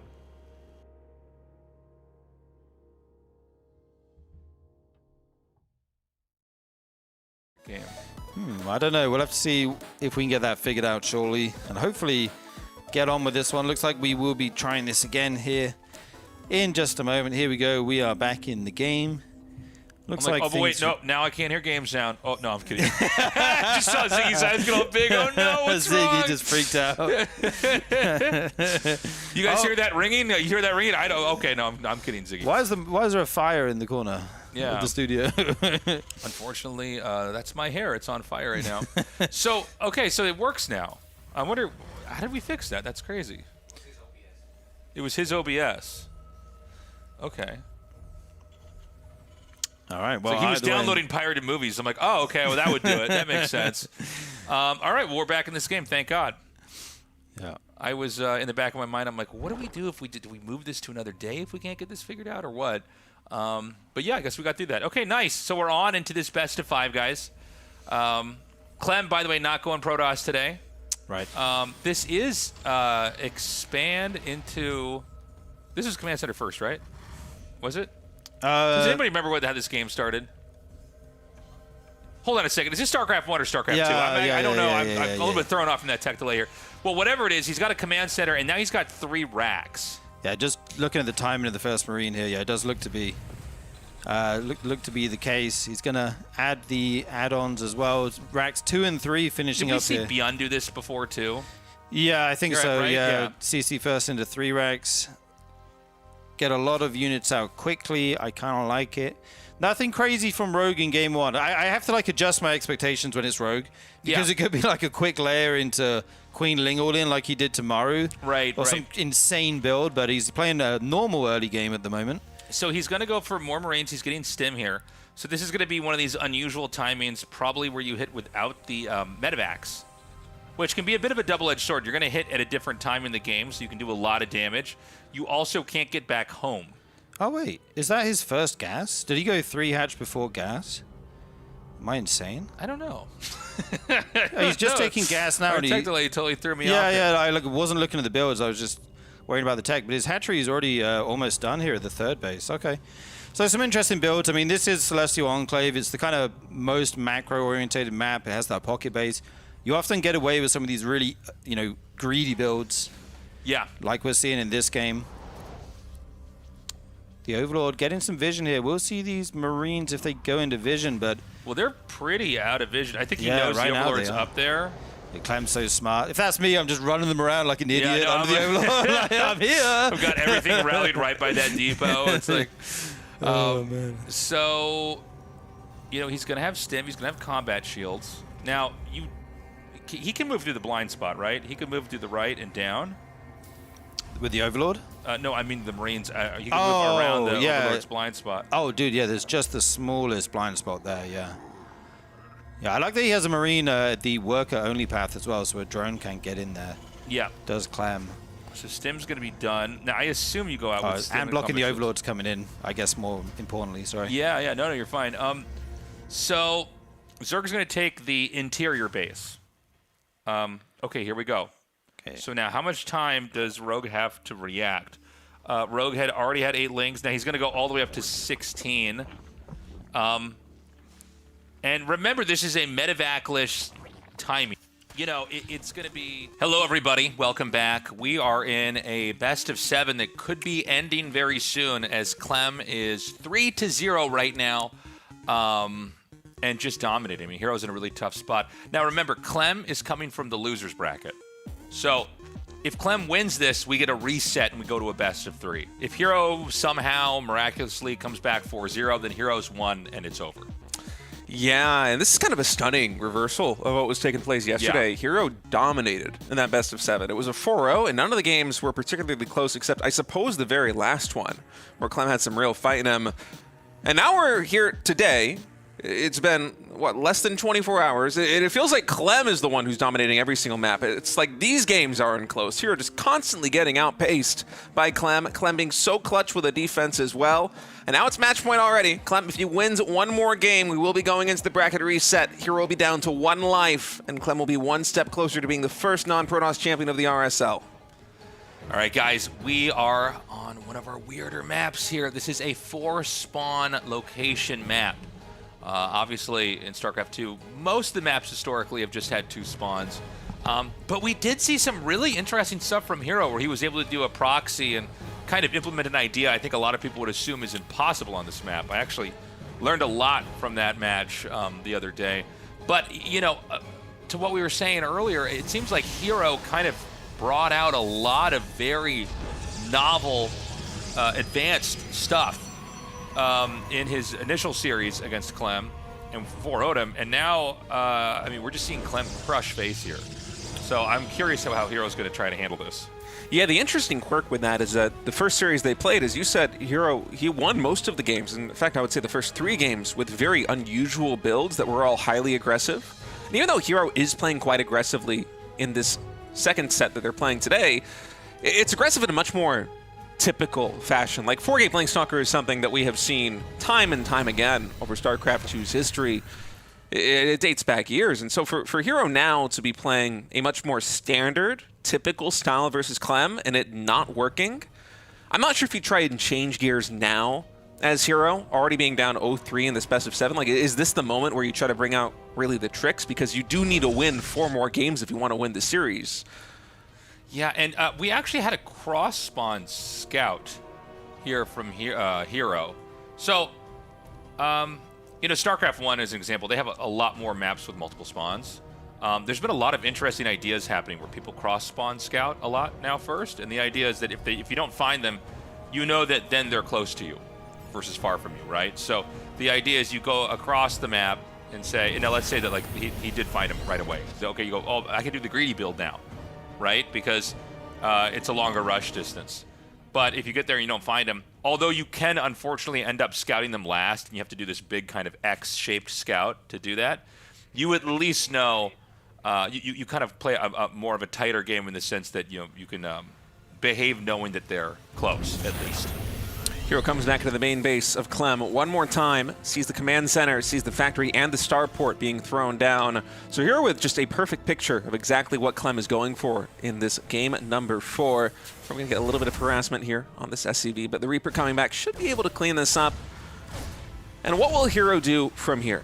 He scouted the 1-1-1 setup of Clem. He scouted the fast expansion. He knows there is a reactor on this barrack, so there's a little bit of a window to try and get damage done, and it seems like Hero is content just to try and delay this command center as long as possible. He already got some damage done with the probe initially on that first SCV, and there is a little bit of an angle for the Stalker to try and get some shots on the SCV should it go down into the bottom left side just like this, but unfortunately with the Marines finishing, oh, I say that, Hero, another stock is joining in. I think he wants to stick around. Yeah, no, he's going to continue to ramp up pressure over here. It's unfortunate the placement of that command center. You know, the position like that, suddenly they can run up there and try to shoot that down. I think the SCV's in range. Oh! Gets it. Again, you know, one building placed in maybe not an ideal location can lead to moments like this. Now, how much is this going to matter? We're going to see, but, you know, you don't want to lose any SCVs early on in a game like this. Yeah, it's a bit annoying here for Clem, especially having all of that damage sustained by the Marines. It means if he goes for this medevac drop, which, you know, he can heal these units back up, you're probably going to want to at least heal some of them before you go in for the next skirmish. Otherwise, we're going to have very injured Marines dropping directly into the main base of Hero, although maybe that will be what Clem opts to go for anyway. I mean, one of these is in the red, one in the orange, one in the yellow. It's a rainbow of HP bars as Clem's going to be dropping in the main. Hero spotting this with the probe. Stalkers are at the ramp, so they're going to come up on this in a hurry. Clem has to get away. Okay, he's chased that medevac back out here. Didn't really do too much. We've got the Raven coming here now. And, you know, we want to see, is this going to be one of these, you know, super aggro 2-base builds that we've seen Clem do a lot of?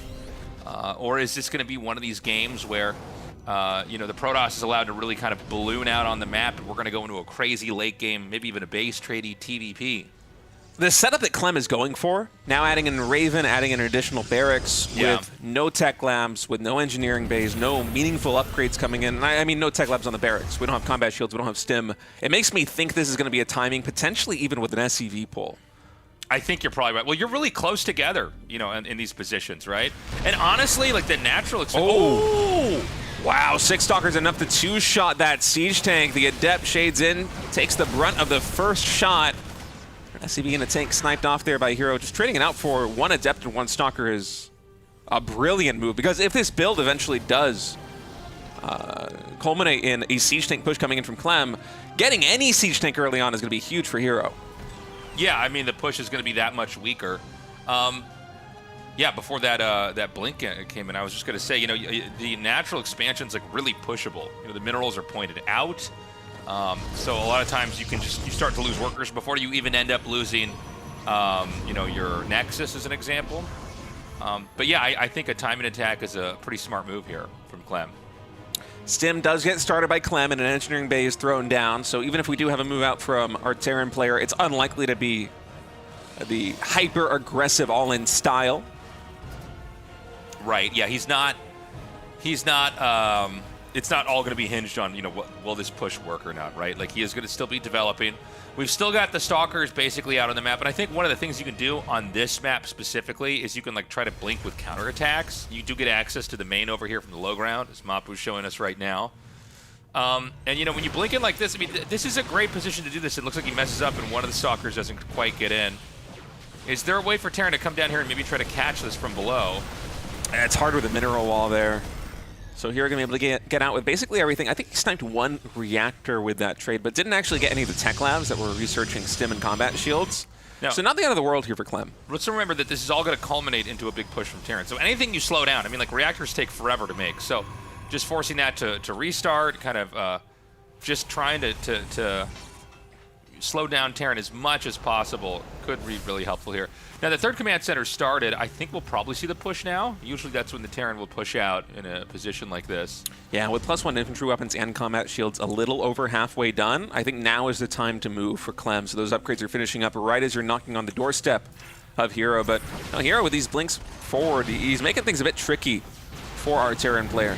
You know, it's hard to actually maneuver out onto the map when you know there's some pressure waiting for you. Anything you can do to slow him down. Oh, I love the hallucinated war prism. It's going to expire before it gets to the base, but Clem's actually going to spot it. Oh, maybe not? Well, how long was actually last year in the main base This of is like Clem? the coolest idea that never came to fruition here. Is Clem even going to see it? How funny would it be if it just expired?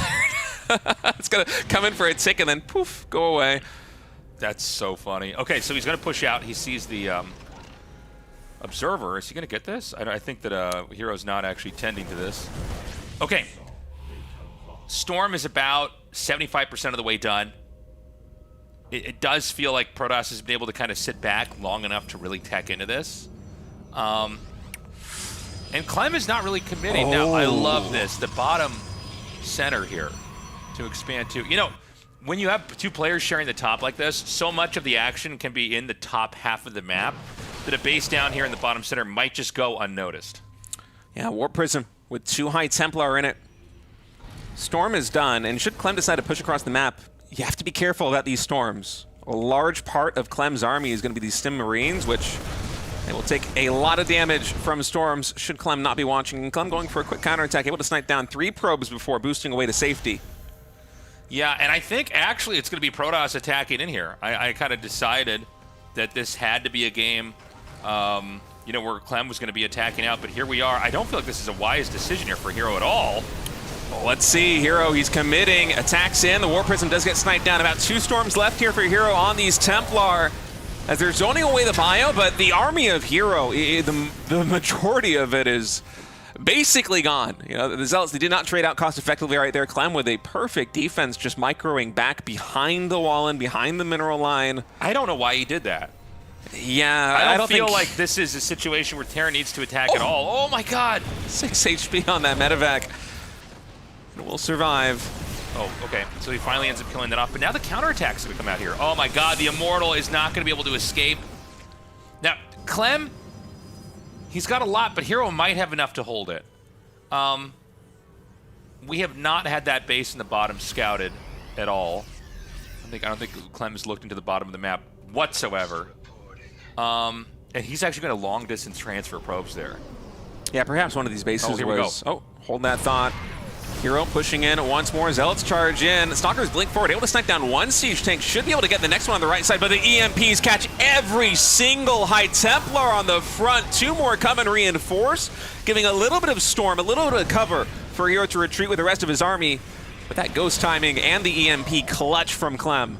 Yeah, it's kind of crazy how little workers Clem has lost every time this attack comes in. Like, he's really... Oh, well, hold on a second. He's going to attack it again. And with this push here, the SV is going to be pulled out once more. Every time Clems goes up to that 3rd base, it's going to prompt Hero to come in once more. Another nice storm.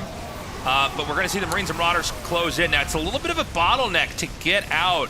And that means some of these units that are going to get stuck behind are going to get killed off. This is going to leave only Archons and Stalkers, which is not great. You know, in a lot of these games, when you see the Marauder count get really high, you need a lot of Immortals. And seeing them bleed off attack after attack after attack can be kind of a problem here. Man, I would love to see Clem get a medevac out and just sweep the bottom of the map. You know, this is, again, these kind of maps, this shape is very unusual. Clem considering, a Hero considering breaking this down, which is interesting. I think it makes sense here for Hero. You're just trying to be aggressive in this moment, even if it's not superbly cost efficient. You know your economy is better than Terran, so you're just trying to trade out as best you can, but... Well, the thing is, I think the Hero's army is actually getting smaller and smaller. Right. And that means that when the big attack happens... Now, there's a second Robo about to finish, but I still think this is true. When the big attack finally happens for Clem, when it's finally his turn, Protoss is not going to have as much of a sophisticated army, right? You bled off all those Robo units. A scan down here. Now, remember, Clem doesn't know about the bottom base, so he's thinking it was 3 base to just now 4 base. So he thinks he's matching him with this command center, when in fact Clem is ahead. By the way, Protoss are generally always up in bases at this phase of the game, even if they're even. Yeah, in fact, the pacing of Hero's expansion's been quite tame over the course of this entire series. And Clem senses something is up. He's thinking, you know what, there's no way that you have the army that you have, and you've been attacking into me this cost inefficiently with just 3 bases. So he sends 1 Marine down, tries to check for 1 location, but now pulls it back because these Zealots are coming into the natural expansion. Clem, even though he scouted with that 1 Marine, didn't actually spot any of the bases in the bottom left, and Hero is double expanding, taking the expansion in the bottom right, and now the bottom left main. You know, this is like an untreated wound. Like, the longer this game goes on... expand. Yeah, the longer this game goes on and this isn't scouted, the worse it's going to be. Now, I saw a Marine running down there, but we got to see where he scouts. So it's shift-clicked, and it's going to see the base being made in the bottom left. When, in fact, there's like this whole region of the bottom of the map that is now under the dominion of Hero. And so he's going to see this. Now, this is kind of a funny situation because that's probably the best base to have be scouted first, if that makes sense. Like the best of a bad situation. Okay, hold on. Hero's going to come down and try to take a fight. This is going to be a little bit weird. This area in the center of the map has both speed-up zones and slowdown zones. Yeah, the maneuvering has to be really careful here on both sides. Yeah, the Terran Bio can stim out of storms so quickly. And by the way, that Marine did in fact spot the expansion in the bottom left. So yeah. Clem is probably now wondering how long this has been up and how many more bases have not been scouted. He doesn't know exactly what his position is. And the Hero has been able to expand, take so many bases in the bottom left side of the map. Now, unfortunately, Hero will be able to recall back into the natural expansion, deal with this drop. Yeah, I love that. You can see he was just trying to get just enough damage out before he had to do the pickup here. Meanwhile, Clem's going to tear through the middle of the map. Now, Hero is taking... He's literally got an L-shaped position here, all the way from the bottom left through to the top right. That's insane. There's still a lot more bases to be taken, and Hero's now going to start to counterattack here. Now remember, you get a lot of minerals when you do this, so you can make a ton of Zealots, and even though Zealots aren't the best thing in the world against Terran, they're enough in numbers that it's really hard to deal with. Oh my God! Clem coming in from every angle right now. Those 4 Medivacs, they drop once more. And Clem attacks from the top and the bottom left. A full surround on Hero's army. Hero's going to be using the Disruptors and the Storm to try and get as effective a trade as possible. That was insane. There was like Terran armies coming in from other games, like attacking there. It was everywhere. But I don't know if it matters. Hero is just drinking up the resources on the map right now. Clem in his quadrant, and you know, trading armies doesn't really mean a whole lot if it's not followed up with destroying bases. I think the income discrepancy, it's not quite as big. Okay, now I suppose it is. He's starting to saturate these bases. But if you look at the minimap, 3 of the expansions on the very bottom side don't yet have any probes mining from them. Hero's only just now beginning to saturate these bases. So it's not the end of the world here for Clem. He's still ahead in supply. The income right now, about 2,600 minerals for Clem to the 3,000 or so of Hero. And if Clem's able to successfully take this expansion, I think his position's going to get a lot better.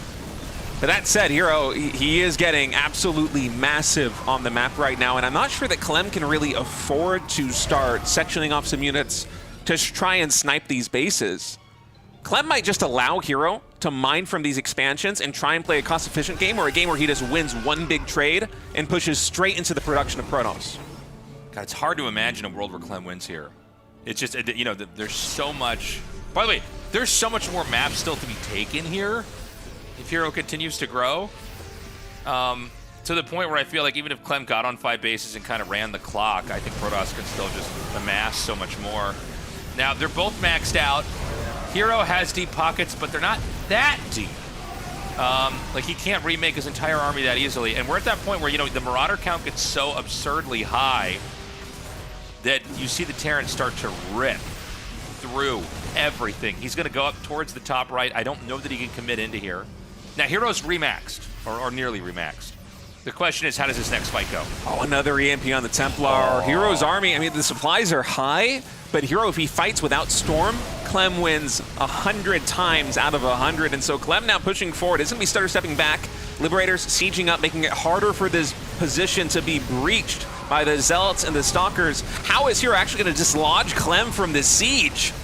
Dude, he's kind of doing it. Let's not forget that the entire top right corner is where all the infrastructure is. So if you take this out, I mean, Protoss can't really make anything. You're going to have money, but nowhere to spend it. The Terran army still so strong here. Hero's bled off so many units trying to hold on to this natural expansion position, but Clem with 8 Liberators sieging up, able to push Hero all the way back, and now Clem is in striking distance of the entire production infrastructure of Protoss. And I'm not sure how Hero actually tries to engage. Unless the Liberator's on siege, Hero is going to blink forward. He's able to get some damage done on one Liberator, but not enough to snipe. Is just mopping up. Oh my God, this is one of the worst feelings ever when you lose a game like this. Like, you had the entire map, but like Terran just deathballed it up. Yeah, this is, Hero's feeling it right now. So basically, Clem's going to go for an easy win down here. Well, maybe not as easy as I thought. There's a Storm available. Instead of pushing up into the main, GG. Clem just 4-0'd Hero? Wow. What a comeback from Clem. Hero 4-0's Clem yesterday in the upper bracket final, and now here in the grand final in set number 1, Clem takes the best of 7, 4-0. We now have a bracket reset. Yes. Hero had 2 lives coming into the series. One of those lives with his defeat in this best of 7 has expired, and we're going to be going to a best of 3. Yes. So in case you're confused, you're saying, wait, what? It's still going on? I just saw a 4-0.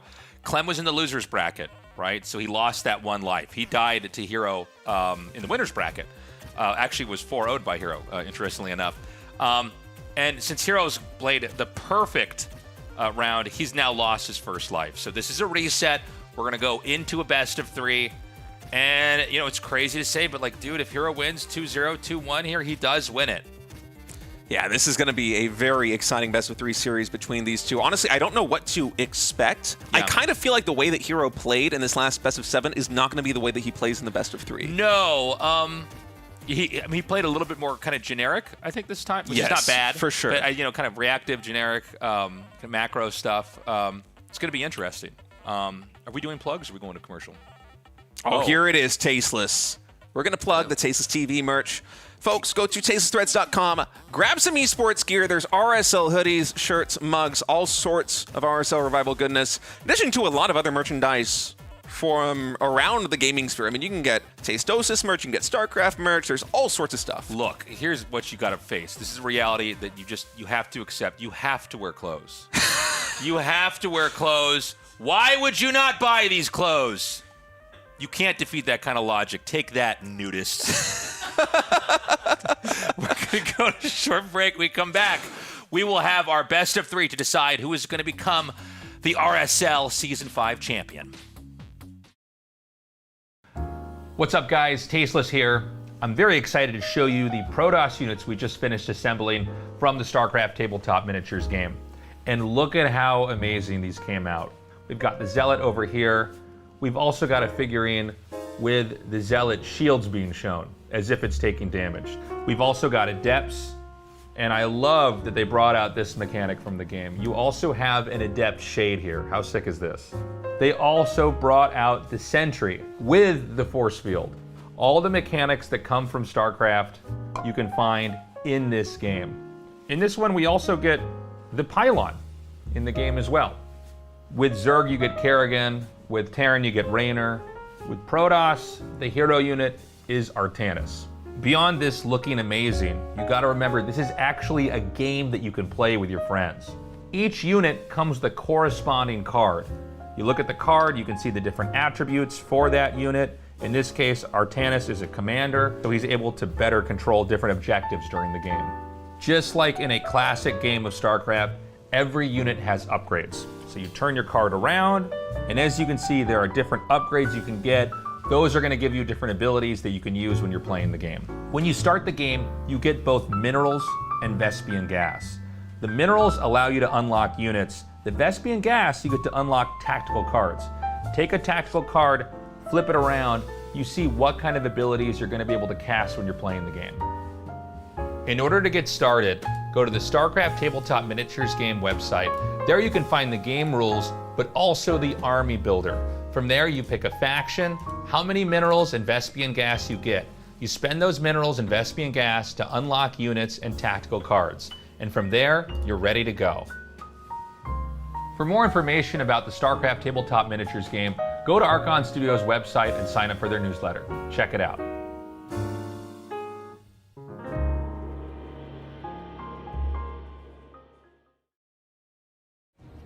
So now we're going to see in this game, by the way, both players spawn on the bottom. This is not a force spawn map like we saw in the previous game. Should be interesting.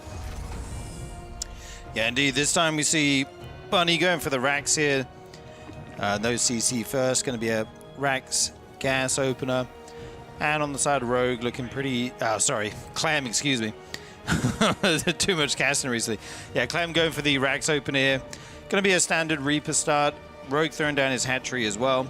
And Rorschach is one of these maps where things can get really aggressive really quickly. Yeah. If Terran takes the depends on forward who's looking at it. Some say because of the Rorschach map, it can be very macro-oriented.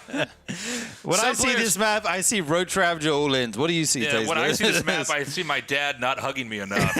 Everybody sees something a little bit different. No, I mean this is a map where it can be pretty tense. Zerg can expand like upwardly onto their side of the map.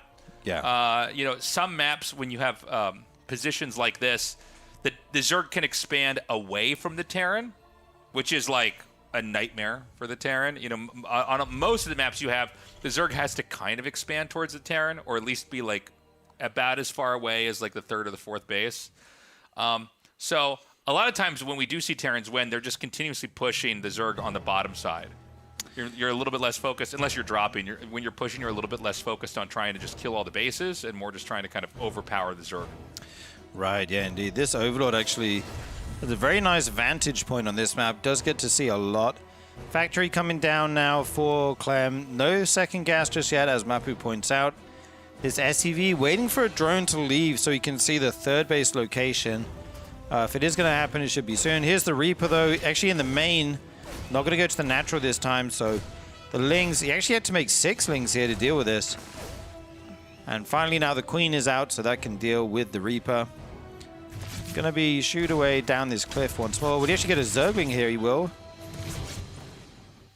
Okay, he manages to get away. Quick third CC here for Clem. Going with that classic, 8 racks, double eBay. We're probably going to have the 2 eBays thrown down here in a little bit. Into kind of your macro tug-of-war game here. Yep, Starport going down as well. The Factory moving over there to make an add-on for it. Second gas going down to the natural here, so Terran's up to 2 gas right now. Rogue's Ronin is a little hard out, getting 8. And we do not have a third base for Zerg just yet. So I'm kind of just starting to think what Rogue might be going for. It is going to be a quick layer this game, as he had the gas banked up. Now getting the third, as he's able to once the Reaper allows it. All right.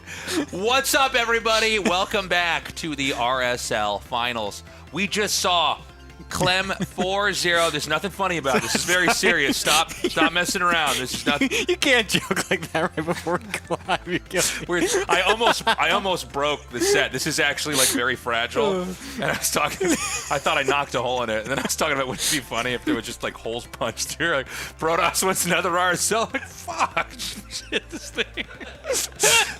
Oh my God, we just saw Clem 4-0 Hero. Now, Hero was in the winner's bracket, so he basically gets an extra life, right? So now it's going to be a best of 3.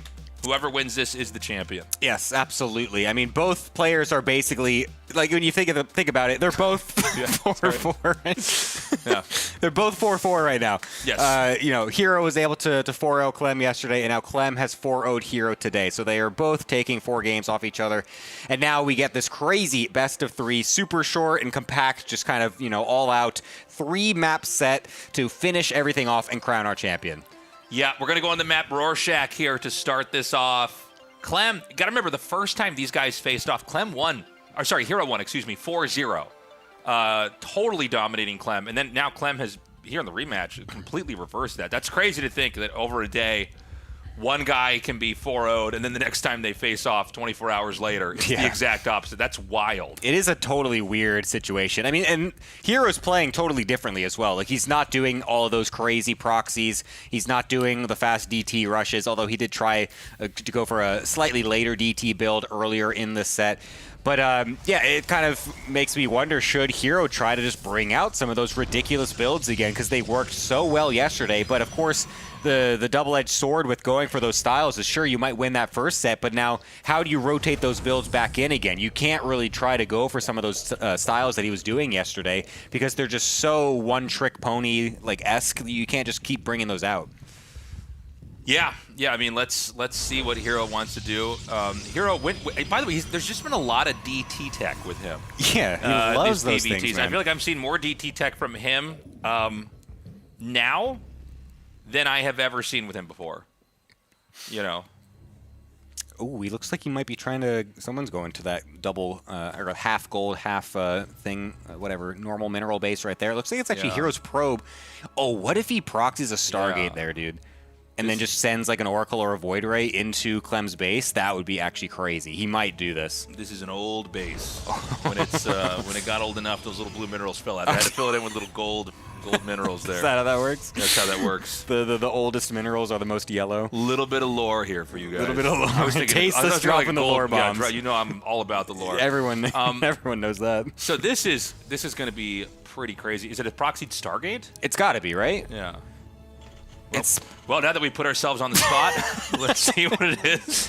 Hey! It is. Oh, thank God. That was close. Our time traveling casting worked out. We went back in time to double check. I told you, man. That's what you got to do. You got to go back in time and cast the game perfectly. Yeah, man. So that nothing else better to do with history than that. Casting has always been kind of a form of fortune telling. So, this is gonna hit really hard, and we have he could scout this with the Reaper, but he's not right now. Yeah, it's very rare that you'd go down there. I feel like with the Reaper. I think so, but I think it would be a good idea on a map like this, right? What? No. Oh my god. Oh, he's gonna go proxy Tempest. Because surely he's gonna use the Nexus to get the shield batteries, more energy on them. Because if they spawn outside of the outside of a Nexus range, they're going to be able to, or they have less energy. So that's going to allow him to do that. So he's going to start with the Oracle, and then he's probably going to go into Tempest afterwards, or he's just going to mine the gold minerals from his opponent's side of the map, which would be absolutely ridiculous. I think Tempest will probably be an inevitability. Is it Void Ray? Does that make any sense here? Well? You could, I guess. I mean, we'll see exactly how he wants to do it, because, I mean, Hero could basically do anything, I guess. So, yeah, it will be the Void Ray to continue the pressure a little bit, suiciding the unit, as he's now going to come in with the Oracle, completely unexpected. He's getting as much damage as possible. Clem is doing the most funny reaction. Like, what the fuck am I playing against? That was the funniest reaction I've seen from someone. As the Widowmine also gets killed off, unfortunately, not enough SCVs at repairing that, as a few more Marines also getting killed, as the batteries also now are getting warped in, as this Nexus will finish up to help with the battery energy as well. And even the recharge, I never thought about that either. You can just recharge the Oracle and go right back in again. Yeah, of course. And here it is, the Void Ray. The Tech Lab is going to be wiped out here really quickly. There's no way these SCVs can repair it in time. Wait. Okay, yeah, I guess that's the number. We ran out of time. I know I cast this game a lot, guys, but I actually don't know how many SCVs you need to repair to there's a Void Ray and an Oracle. Sorry, guys, I don't know that one exactly. So he's going to get this chased back. The batteries obviously can heal this up pretty easily. The bunker's going to be very important. He needs to get this done. He's got SCVs basically lined up. Whenever one gets picked off, he can send the next one in. But if the bunker gets up and we get another Viking net or two, is that going to be the end of the rush? Yeah, it's going to be really difficult, of course, because it's only going to be a couple Void Rays, and they get really fragile. Sure, you have the batteries down there as well. Thankfully, he will be able to cancel off that bunker. And now the starport, since it was made so far forward initially by Clem, it's so vulnerable. If he had made this further back in his main base, this would have been much more difficult for for Hero to actually punish this, but he is in the position where he could keep, kind of just poking away at it, just right back to the batteries. So it's this interesting dance now with the Viking Cyclone Marine against all of these Void Rays as the Fleet Beacon starts to come in for those Tempests. Yeah, the problem is for the Void Rays, the Vikings can basically be, they can out-micro the Void Rays. Now, there's not a ton of room down here, by the way, for batteries. Like, you're going to start to run out. But he's got a battery over here that is in range. If he gets one more Viking out, it's going to be a lot harder for the battery to keep up with the recharging here. Ooh, an overextension! Loses one Viking for free right there. That is definitely a mistake from Clem, thinking that he could maybe pounce on the fact that there was little energy left on those batteries, but unable to get anything. But now with a tank out, this is going to be much more easy for Clem to defend. He can constantly shell everything down. He's going Tempest. He's getting a second Stargate. This is so crazy. He drops the Oracle. What did he take out? He took out a Tech Lab. Oh, that's pretty big. Yeah, that's super smart to take that out. Now the tank is going to be able to slowly get rid of these batteries, but it's going to take so long. Another Viking just got picked off by the Void Rays as well. Clem being a little bit lazy with his Viking control right there. Unfortunately, losing another one. You need to keep as many of those alive as possible, especially since once these Tempests get out, it's going to be so difficult to continue to keep them alive. He might even just dive this Cyclone, tries to get it, doesn't want to go too far just yet.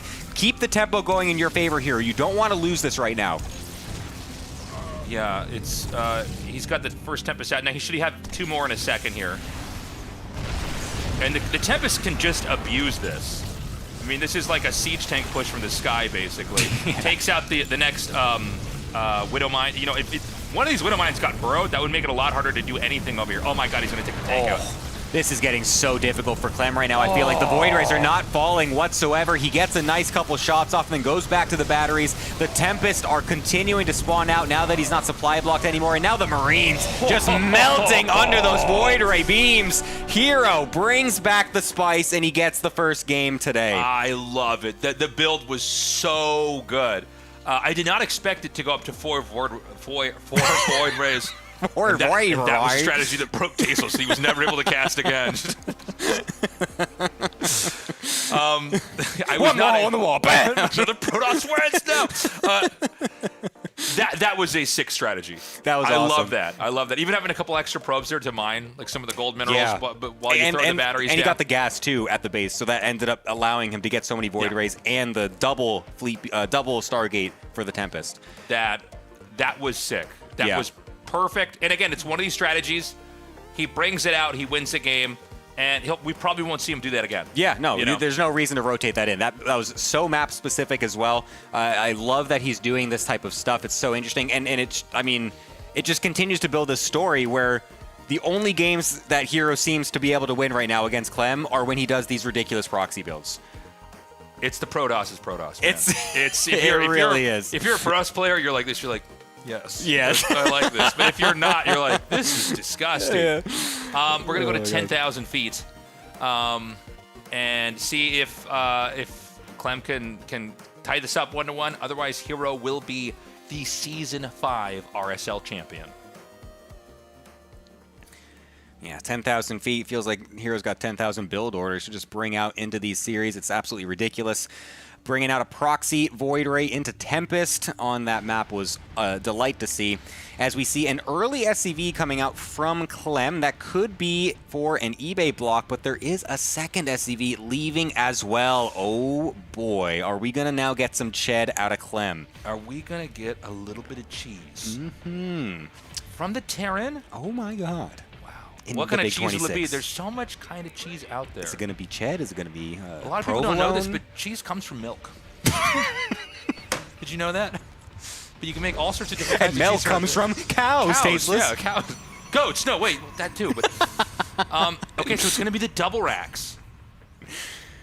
Yes, it's going to be 2 barracks coming on out. Since it's next to where the Reaper path is, it could be Reapers, but it's very often that the Protoss just walls that off anyway, so it's not like you're going to actually be able to get on up there. So I'm curious to see what he's going to go for with this. Does he like mine out the minerals? I don't know. 2 SCVs can't do that fast enough, so it's got to build a refinery there and then go in and go out. He could do that. I mean, we've seen people do that, but I feel like it's too late to go for that. I feel like I mean it's likely going to be Marauder. He's got the 1 gas. It's what most likely it will be is you go for the 1 gas for the double Marauder. And yes, there's the tech lab coming on down. It's just going to be a longer path around, basically. It's just using the line of sight blockers to keep it as hidden as possible, but he'll still be able to walk up. So it's not like it's, you know, the worst thing in the world. So it'll be still very effective here. Of course, Hero not going for a scout right now is really bad for him. It's the Marauder rush.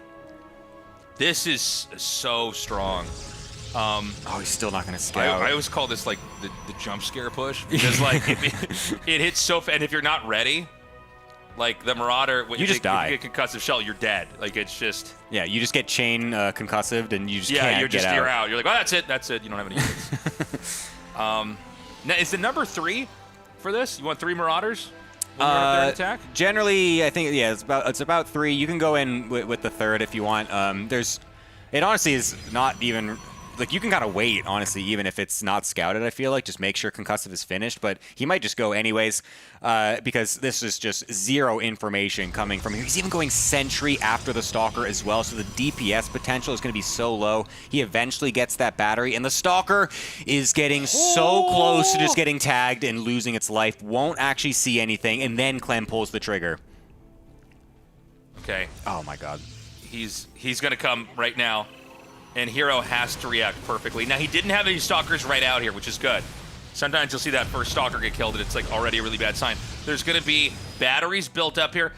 There's a pylon in a position where you can kind of have the batteries cover this. It's not ideal. Oh, really good. And it's totally fine to have the Sentry tank a little bit of that. This is like as well as you could ask for this to go. Yeah. You can rotate the Sentry to the back. He gets a couple more probes. He needs something in the front. Clem. Oh, my God. Oh my God, he's going for DTs. I had to do a double take when I saw that. That's crazy. Okay. Is there any pylon he can proc? Yes. Okay, so he's gonna have a DT counter if he holds this, because Clem basically pulled out of trying to run up the ramp. He's just gonna kill this Nexus. Oh no, the barracks is gonna scout it. Well, surely, no, it's surely not. It is. No, it's not. No way. It's the most Artosis pylon of all time. Everything is powered from that pylon. But he did not see the DTs. Oh my God, Clem, you have to dive. What are you saving the barracks for? Like, you got to go in for that deep scout. Surely. Okay, he's going to go back in. Okay, you got to go for this scout, Clem. I mean, this thing's got so much HP. The unit's actually very far forward as well from Hero. That's a bit unfortunate. So he's losing stuff there, and there is the scout on the Dark Shrine. That is huge for Clem. Everything is going his way right now. So he should know that there's a proxy pylon. You're not thinking this is going to be made from home. Does he have scan energy banked up? Because the eBay only just now started. Although now he's suddenly getting flanked by the Stalkers on the right and the probe pull. This is extremely strange. But he's going to lose so many of the units. The probe's also getting killed off. Sure, he's going to get the surround, maybe, but a few units even slipping on by. I don't know. This feels a bit strange, losing 7 probes for that. Like, yeah, sure, you get all the Marauders, but does Clem have everything back home? Surely he's been able to make something. Okay, the Cyclone's going to be out, and he's got scan energy banked. Okay. Seems like he's going to be totally fine, I think, against the DTs. Get the SCV! Are you kidding me? He moonwalked back and forth for a second there. Yeah. He is going to be up here now. He's going to scan, but you can just cycle the DTs away. You don't have to really respect this. Oh, but he runs in. Oh, what's up, son? He's inside the base. Oh, no, now he's under vision. There's a turret. It's okay. Yeah, he'll be able to get vision no matter what. He's got everything prepared. Second scan gets thrown out anyway just to guarantee that one does die. That one will run away from the scan range, and that CC is at 99%. Wow, that's kind of funny. We'll be able to just finish that on up. But he doesn't have another scan right now, right? No, but he's got turrets. So if anything, he can always just fall back to the turret in the main base, lift up the CC at the natural when it gets attacked a little bit here. So I don't think Terran can be down on the low ground yet. Yeah, and by the way, there's no wall in now. Oh, a Raven, though, is going to make this really tough. Yeah. Well, it'll definitely buy him time. If it gets too dicey, he will throw an auto turret down, and that's exactly what he does. Oh my God! This Cyclone is still doing damage. Oh my God! He went back, didn't actually target the tank down fully, so that ended up losing him a couple more units right there. But he's still gonna just keep going in right now. He's just continuing to warp in right now. He's only got 19 probes, so he has to go completely all in, and it's not going to work. Clem's Proxy Marauder unscouted, and then the barracks getting the scout on the Dark Shrine. Sure, a little bit later than he could have, but still with plenty enough time to react. I love it. I love the strategy. Great play there. Clem pulling through and tying this up 1-1. Yeah, I mean, and this is so interesting too, because the other time that we also had the bracket reset happen in the Hero versus Morrow series last year, it was also an extremely explosive best of 3 at the end. It's always cool how once like everything is on the line, the stakes are the highest, these players are suddenly bringing out the riskiest of builds and actually benefiting from them. Yeah, it's funny how different this part feels compared to the best of 7 we had before. So, I mean, we got 1 game left, guys. It's either going to be Clem or Hero winning this. Do us a favor. If you're watching the VOD of this later, I'm like, spoilers, Clem won. No, I'm kidding. It was a joke. I don't know who's won yet. We're doing this live. Calm down. If you see this VOD, there's a feature called Hype on YouTube. And this isn't available for everybody, but if you have this, you might have to check on your phone if you have it. If a video is like under 7 days old, you can hype it. You can use these points you have to do that. That's like one way you could help us grow on our tiny little YouTube. Yeah, so our little baby YouTube would help us out a lot. Yeah. All right, guys, we're going to take a short little break. When we come back, we will be crowning the Season 5 RSL champion. What's up, everybody? Tasteless and Ziggy here. We are finally ready to paint our first StarCraft figurine here. We've got Zeratul. I have no artistic ability, and Ziggy doesn't either, but he's got a little bit more than me, so we're gonna have him actually paint the figurine. Ziggy, tell us what we got here. Dude, we've got the Zeratul miniature, the very first one that we got sent by Arkan Studio from the StarCraft Tabletop Miniatures game. I gotta say, it's crazy. We have the primer on Zeratul right now, and that's gonna allow the paint to stick on here.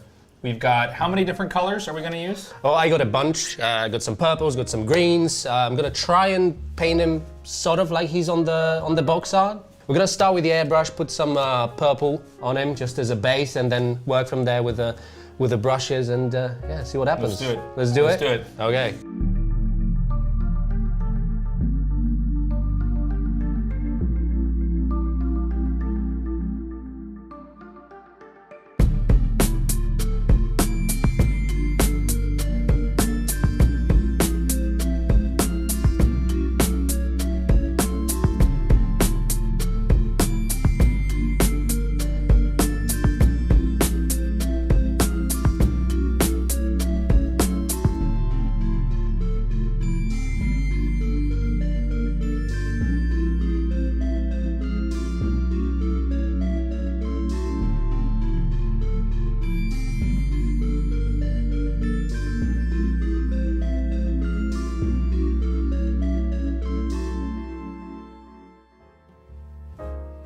Okay, we're back.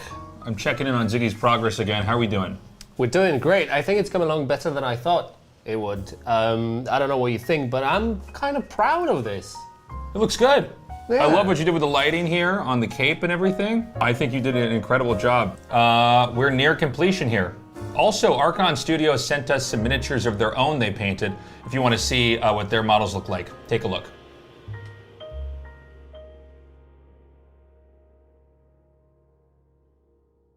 Out, he's trying to stabilize on his 4 bases. The problem is, Clem's on 4 bases. He's got actually more supply. He's got a bigger army here, just a little bit. Is he going to get to use these Widow Mines again in the next push? Yeah, is Rogue not aware of all that over there? Because this is like... Oh my God. He is going to get to use them again. They were not cleared out after the last battle. Yeah. Ooh, Widow Mine drop over here. Oh my God! Oh! 14 go down. Oh my God! But Meanwhile, what is these this? Banes are coming in here. Absolute chaos right now. Action Somehow everywhere. Clem is, has everything lowered, so these are going to kill SCVs in the main, which is just unheard of. Yeah, actually, Rogue going to send a big portion of his army over there as well. He does not have enough to deal with this, even with the drone pull, so he has to pull back here. Widow Mine still in these mineral lines. I think Clem might be running away with this game. GG. Clem wins. Beautifully done. Clem just a powerhouse right now in He's TVZ. playing so good. His form is impeccable. Yeah. The multitasking, the speed, the decision-making, just everything was on point this series. I mean, God tier. Yeah. He played so well. Totally deserved to win that. And again, Rogue's not out. He's going to go to the losers bracket now. So that we have Clem, Lambo, right? Wow, that's going to be a crazy match. Very much looking forward to that. And last season, actually, Rogue went on a crazy losers run, didn't he? Yeah. Going all the way through the lower bracket. Beating Maru later on in the season. So he's not out. He can definitely pull it back. Still put up a good showing by the end of the season. And yeah, it's going to be that EU face-off in the top 4. And in the upper bracket, it's Hero versus Solar. Yeah, that's right. I couldn't think who it was for a moment. No. Hero versus Solar in the other winners round of 4. Yeah. So it's been an incredible day. By the way, we've got a nice long day for you guys here today. Yesterday was too short. So right now we're on the 16th here, guys. I'm going to go home after this because I got to sleep and I got to cast GSL Finals tomorrow. And then, excuse me. And then Season 2 of GSL is going to start. That's Wednesday and Thursday. RSL is going to continue on with our normal schedule, which is on the weekend. And on the final 2 days of the month, we're going to close out Season 5. And that's going to be starting earlier. Do we know what time? Or we decided what time that starts? 4 p.m. 4 p.m.? Yeah. Oh, I'm sorry. It says it on screen. Okay. That's fine. So we will be, join us for that. That's going to be a longer day. I think we've done a good job at, kind of honing and improving this tournament. And we basically wanted to have the final 2 days be a little bit. Welcome back, everybody. Thank you for waiting. We are ready to go into the final match to decide who will be the RSL Season 5 champion. Will it be Hero or will it be Clem? Clem taking the first series 4-0 in Grands. We are now in the reset. It's a best of 3. It's 1-1. This is it. The final game of Season 5. These players have been preparing and playing for over a month. It all comes down to this. Yeah, it's been interesting. Clem met Hero in the winner's bracket, and Hero 4-0'd him. And then the next day, Clem 4-0'd Hero back. Which, again, that blows my mind that one guy can 4-0 someone in 1 day, and 24 hours later it's the reverse.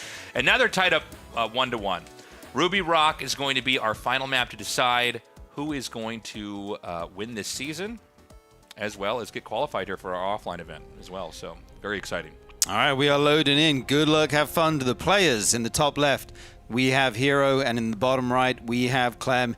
This is it. Everything on the line. Nothing, no reason to hide anything anymore. You've got one shot to win this tournament. It's time to bring out the build that you think has the best chance to take it, whatever that may be. And already, we see a probe out on the map. Okay. I don't think this is anything cheesy. Yeah, I think it's just the barracks check, basically. Yep, just going to scout, be annoying with this probe. Check those worker buildings high at five. home. So he is going to come out here, and the barracks is going to be made right in the main. I don't know if he had any other plans for that. We did see the SCV go down the ramp and then run back up. Yeah, I think he just wants to check he's not being proxy marauded again. Make sure the barracks is actually being built at home, get that confirmation. And yeah, I'm very interested what kind of a game we're going to have. We actually had a lot of long games in the first best of 7, and then things suddenly switched in the reset. It's crazy because, yeah, we had, like, I guess what you'd call standard TVPs, like this is what you expect from the matchup, but then 2 crazy proxies that worked in both the last 2 games. No proxies yet, but don't say it couldn't happen. We'll have to let this game develop a little bit more before we see what exactly these 2 are planning. It's always interesting, the kind of psychology of, the game that wins the tournament. How do you play it? I feel like there's almost an advantage into being the aggressor and the person who's doing something wild, because as nerves start to build up, it becomes more difficult to check everything and respond exactly correctly and not make mistakes. But right now, things are looking fairly normal. We have a Reaper on the way. This probe trying to be annoying, delay the CC for as long as possible. It will, of course, go down. And on the back of this, Hero is also going to take his Nexus. Yeah, the probe is going to be sent down here to the bottom. It's not going home, and it's going to make a pylon. All right. Wait, it was. I swear to God. Okay. Hero's trolling us a bit there. Yeah. So you will make the pylon. It is very close to the main by air. So this is probably not the Stargate thing. That Stargate proxy seemed to be very map dependent, but maybe. Yeah, I mean... Certainly not the Tempest thing that we saw. Right. Still could be an Oracle or something, but yeah, we'll have to see. Oh, look at this Adept skin. That's cool. Gonna shoo away this Reaper here.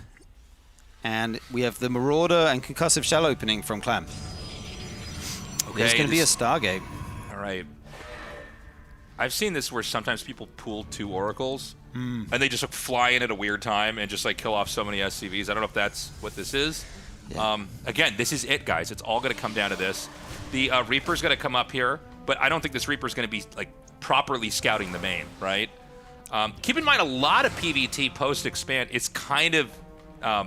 maybe generic's not the right word, but you just sort of play defensive. You get Stalkers and get a Twilight Council, and so there's a very high chance that Clem is going to assume that it's that kind of game. So I'm curious when this Stargate is going to activate here. Oh, the Marauder's out on the map though. Actually catch these Adepts. Will he be able to kill it before it shades? No, he won't. Manages to slip past there, get in the natural. There's another Marauder though waiting. We'll pick off this Adept for sure. One may get away.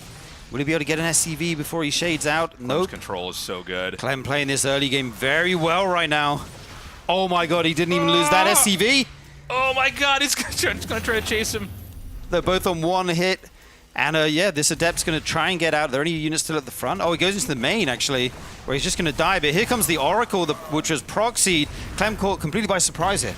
Oh my god, perfectly timed that out to kill everything that was over at the entrance. Meanwhile, the Marauders and the Reaper are going to come up here and hit inside the main. The SCVs are going to go down, but there's not that much energy left on this Oracle. Does he have a second one making? Yeah, he does. He does have a second one on the way, but right now at home, he's taking a lot of damage. Forced to pull the probes against these Marauders. The Adept shades forward as well. Going to be some losses on both sides here. Here comes the next Oracle. Okay, the Oracle's going to come in now. Some of these SCVs are already pretty badly damaged, and he is going to zap those down. Now, there's enough Marines that you can't really stay around and fight. Oh my god, getting the closure here by taking out those SCVs from earlier. Revenge for the Adepts as those SCVs finally fall. 11 in total during this attack, and he's still making more Oracles here. Yeah, so he's just going to keep making these Oracles. I'm wondering, is there like kind of a next phase to this? Or do you basically stop after 3 Oracles? We'll have to see what he wants to do. These Marauders actually going to go down with the Oracle as they try to come home. The Marines come out of... Oh, actually pick off one of these Oracles. Yeah, and he's going to medevac boost out of there. Hold on. There's Stalkers in the middle of the map. Is he going to go right underneath this? Well, he sees it. Will he... this is insane. Oh my god. He's going to lose the medevac. He's running. He takes it out. This means everything's going to die. But hold on. The Marauders are coming up here from below. The reinforcements... This is so wild. I think Hero's going to win the fight, but at what cost? The Stalker's going down. 2 Marauders left. The Oracle is slowly killing these Marauders. That's an insane trade, but I think that comes out bad for Clem. I think you really needed to have the Marines and the Marauders. You have to accumulate enough of them, right? So that when that stim's done, you can actually start to really do damage. So the medevac's gone. We have 2 Widow Mines out here. I think it's really hard to get out on the map at all. Did we have any medevacs in this game at all? We don't, right? Right now, I don't think we do. No, just the one that was killed. So no drop play, nothing like that. Yeah. A nice tag here by the Oracle. Yep, sees the Viking. That will be the end of the Oracle production. Come from the Stargate. If there's a Viking out, that doesn't make much sense to make anymore. Behind this, though, Hero's transitioning. He's getting his +1 attack. He's going into Blink, adding on more gateways and a third base. Okay. The Oracle's going to come through again and just kill off any SCVs you could take. The worker count, by the way, is 56 to 42. So Clem is feeling the impact of this economically. Yeah, definitely took a lot of losses to these Oracles. And now they can play a different role, just kind of sharking around the main base, tagging this army of Clem, and seeing when he wants to move out and exactly what his army is. Can just continually revelate this. Third base finishes up here. These probes will get to work close mining. And we're going to have a probe come down here, maybe put down a pylon at some point. There we go. Yeah, I love the second proxy pylon. I mean, Hero's got to be so comfortable right now. You know, just looking at the way this game has panned out. Clem knows he's up against the ropes. That's funny that platform got tagged. Kill it! It's an enemy! He's got vision of you! All right. Got to see where that little bit of rock is there. Yeah, Clem's going to try and go for a third base. Not going to do a super committed two-base push. Maybe just try and sit back, turtle up, get into a good position over time. Yeah. Once you tag that first medevac, it's really easy for the Oracles to just keep tagging it, so you can't really do any kind of surprise drops from there. The Stalkers are going to come up. Remember, there is a pylon and a gateway north of this. Oh, he's got to be careful, man. You know, Marauders, they can really slow those Stalkers down. And then, you know, you blink once, and that's your only escape route. It looks like somehow he's actually perfectly controlling this, and the Marauders will not get a second shot off. Nicely done. Yeah, Clem went for it with the stim, but not able to pick any off in the retreat. Good harassment by Clem here with the Stalkers. There's pylons all over the map right now. There's buildings on just all around everywhere. This medevac going to be seen by one of the pylons if Hero's paying attention. Oh my god, dude. Okay, he's going to maybe get away. But the problem is now these other units are going to be killed. Is Hero watching over here? Yeah, does he have war pins available? Does he have a recall if necessary? It's like, oh, it's mines. Okay, of course it's mines. Oh, 3 go down to the first one. Another 3, 6. But here comes the attack. The SCVs have to be pulled. Yeah, the SCVs are pulled, and there's just really not a lot over here. There's going to be one of mines put down over here, and Hero's not moving them. 13 probes go down. Yeah, 13 go down. And the flank, this army being sandwiched by all this fire right now. The sentry goes down. A couple Stalkers. Clem hanging on in this game throughout all these early game shenanigans. The mine still being a big threat here to the economy of Hero. Okay, he's moving forward now. The Stalkers are hitting pretty hard. There's almost, oh my god, I was going to say there's almost enough Stalkers you can overwhelm. Here come the Zealots now. Clem could be at a breaking point. The Widow Mines are going to continue to take worker after worker out. Clem's just bottled into the corner of his base here. He can't get out. The bio is falling. The number of Marines and Marauders is plummeting off a cliff right now. Hero's army standing strong, killing everything. GG. Hero takes season number 5. Unbelievable play there. Hero with a huge smile on his face. In real life, also in that picture.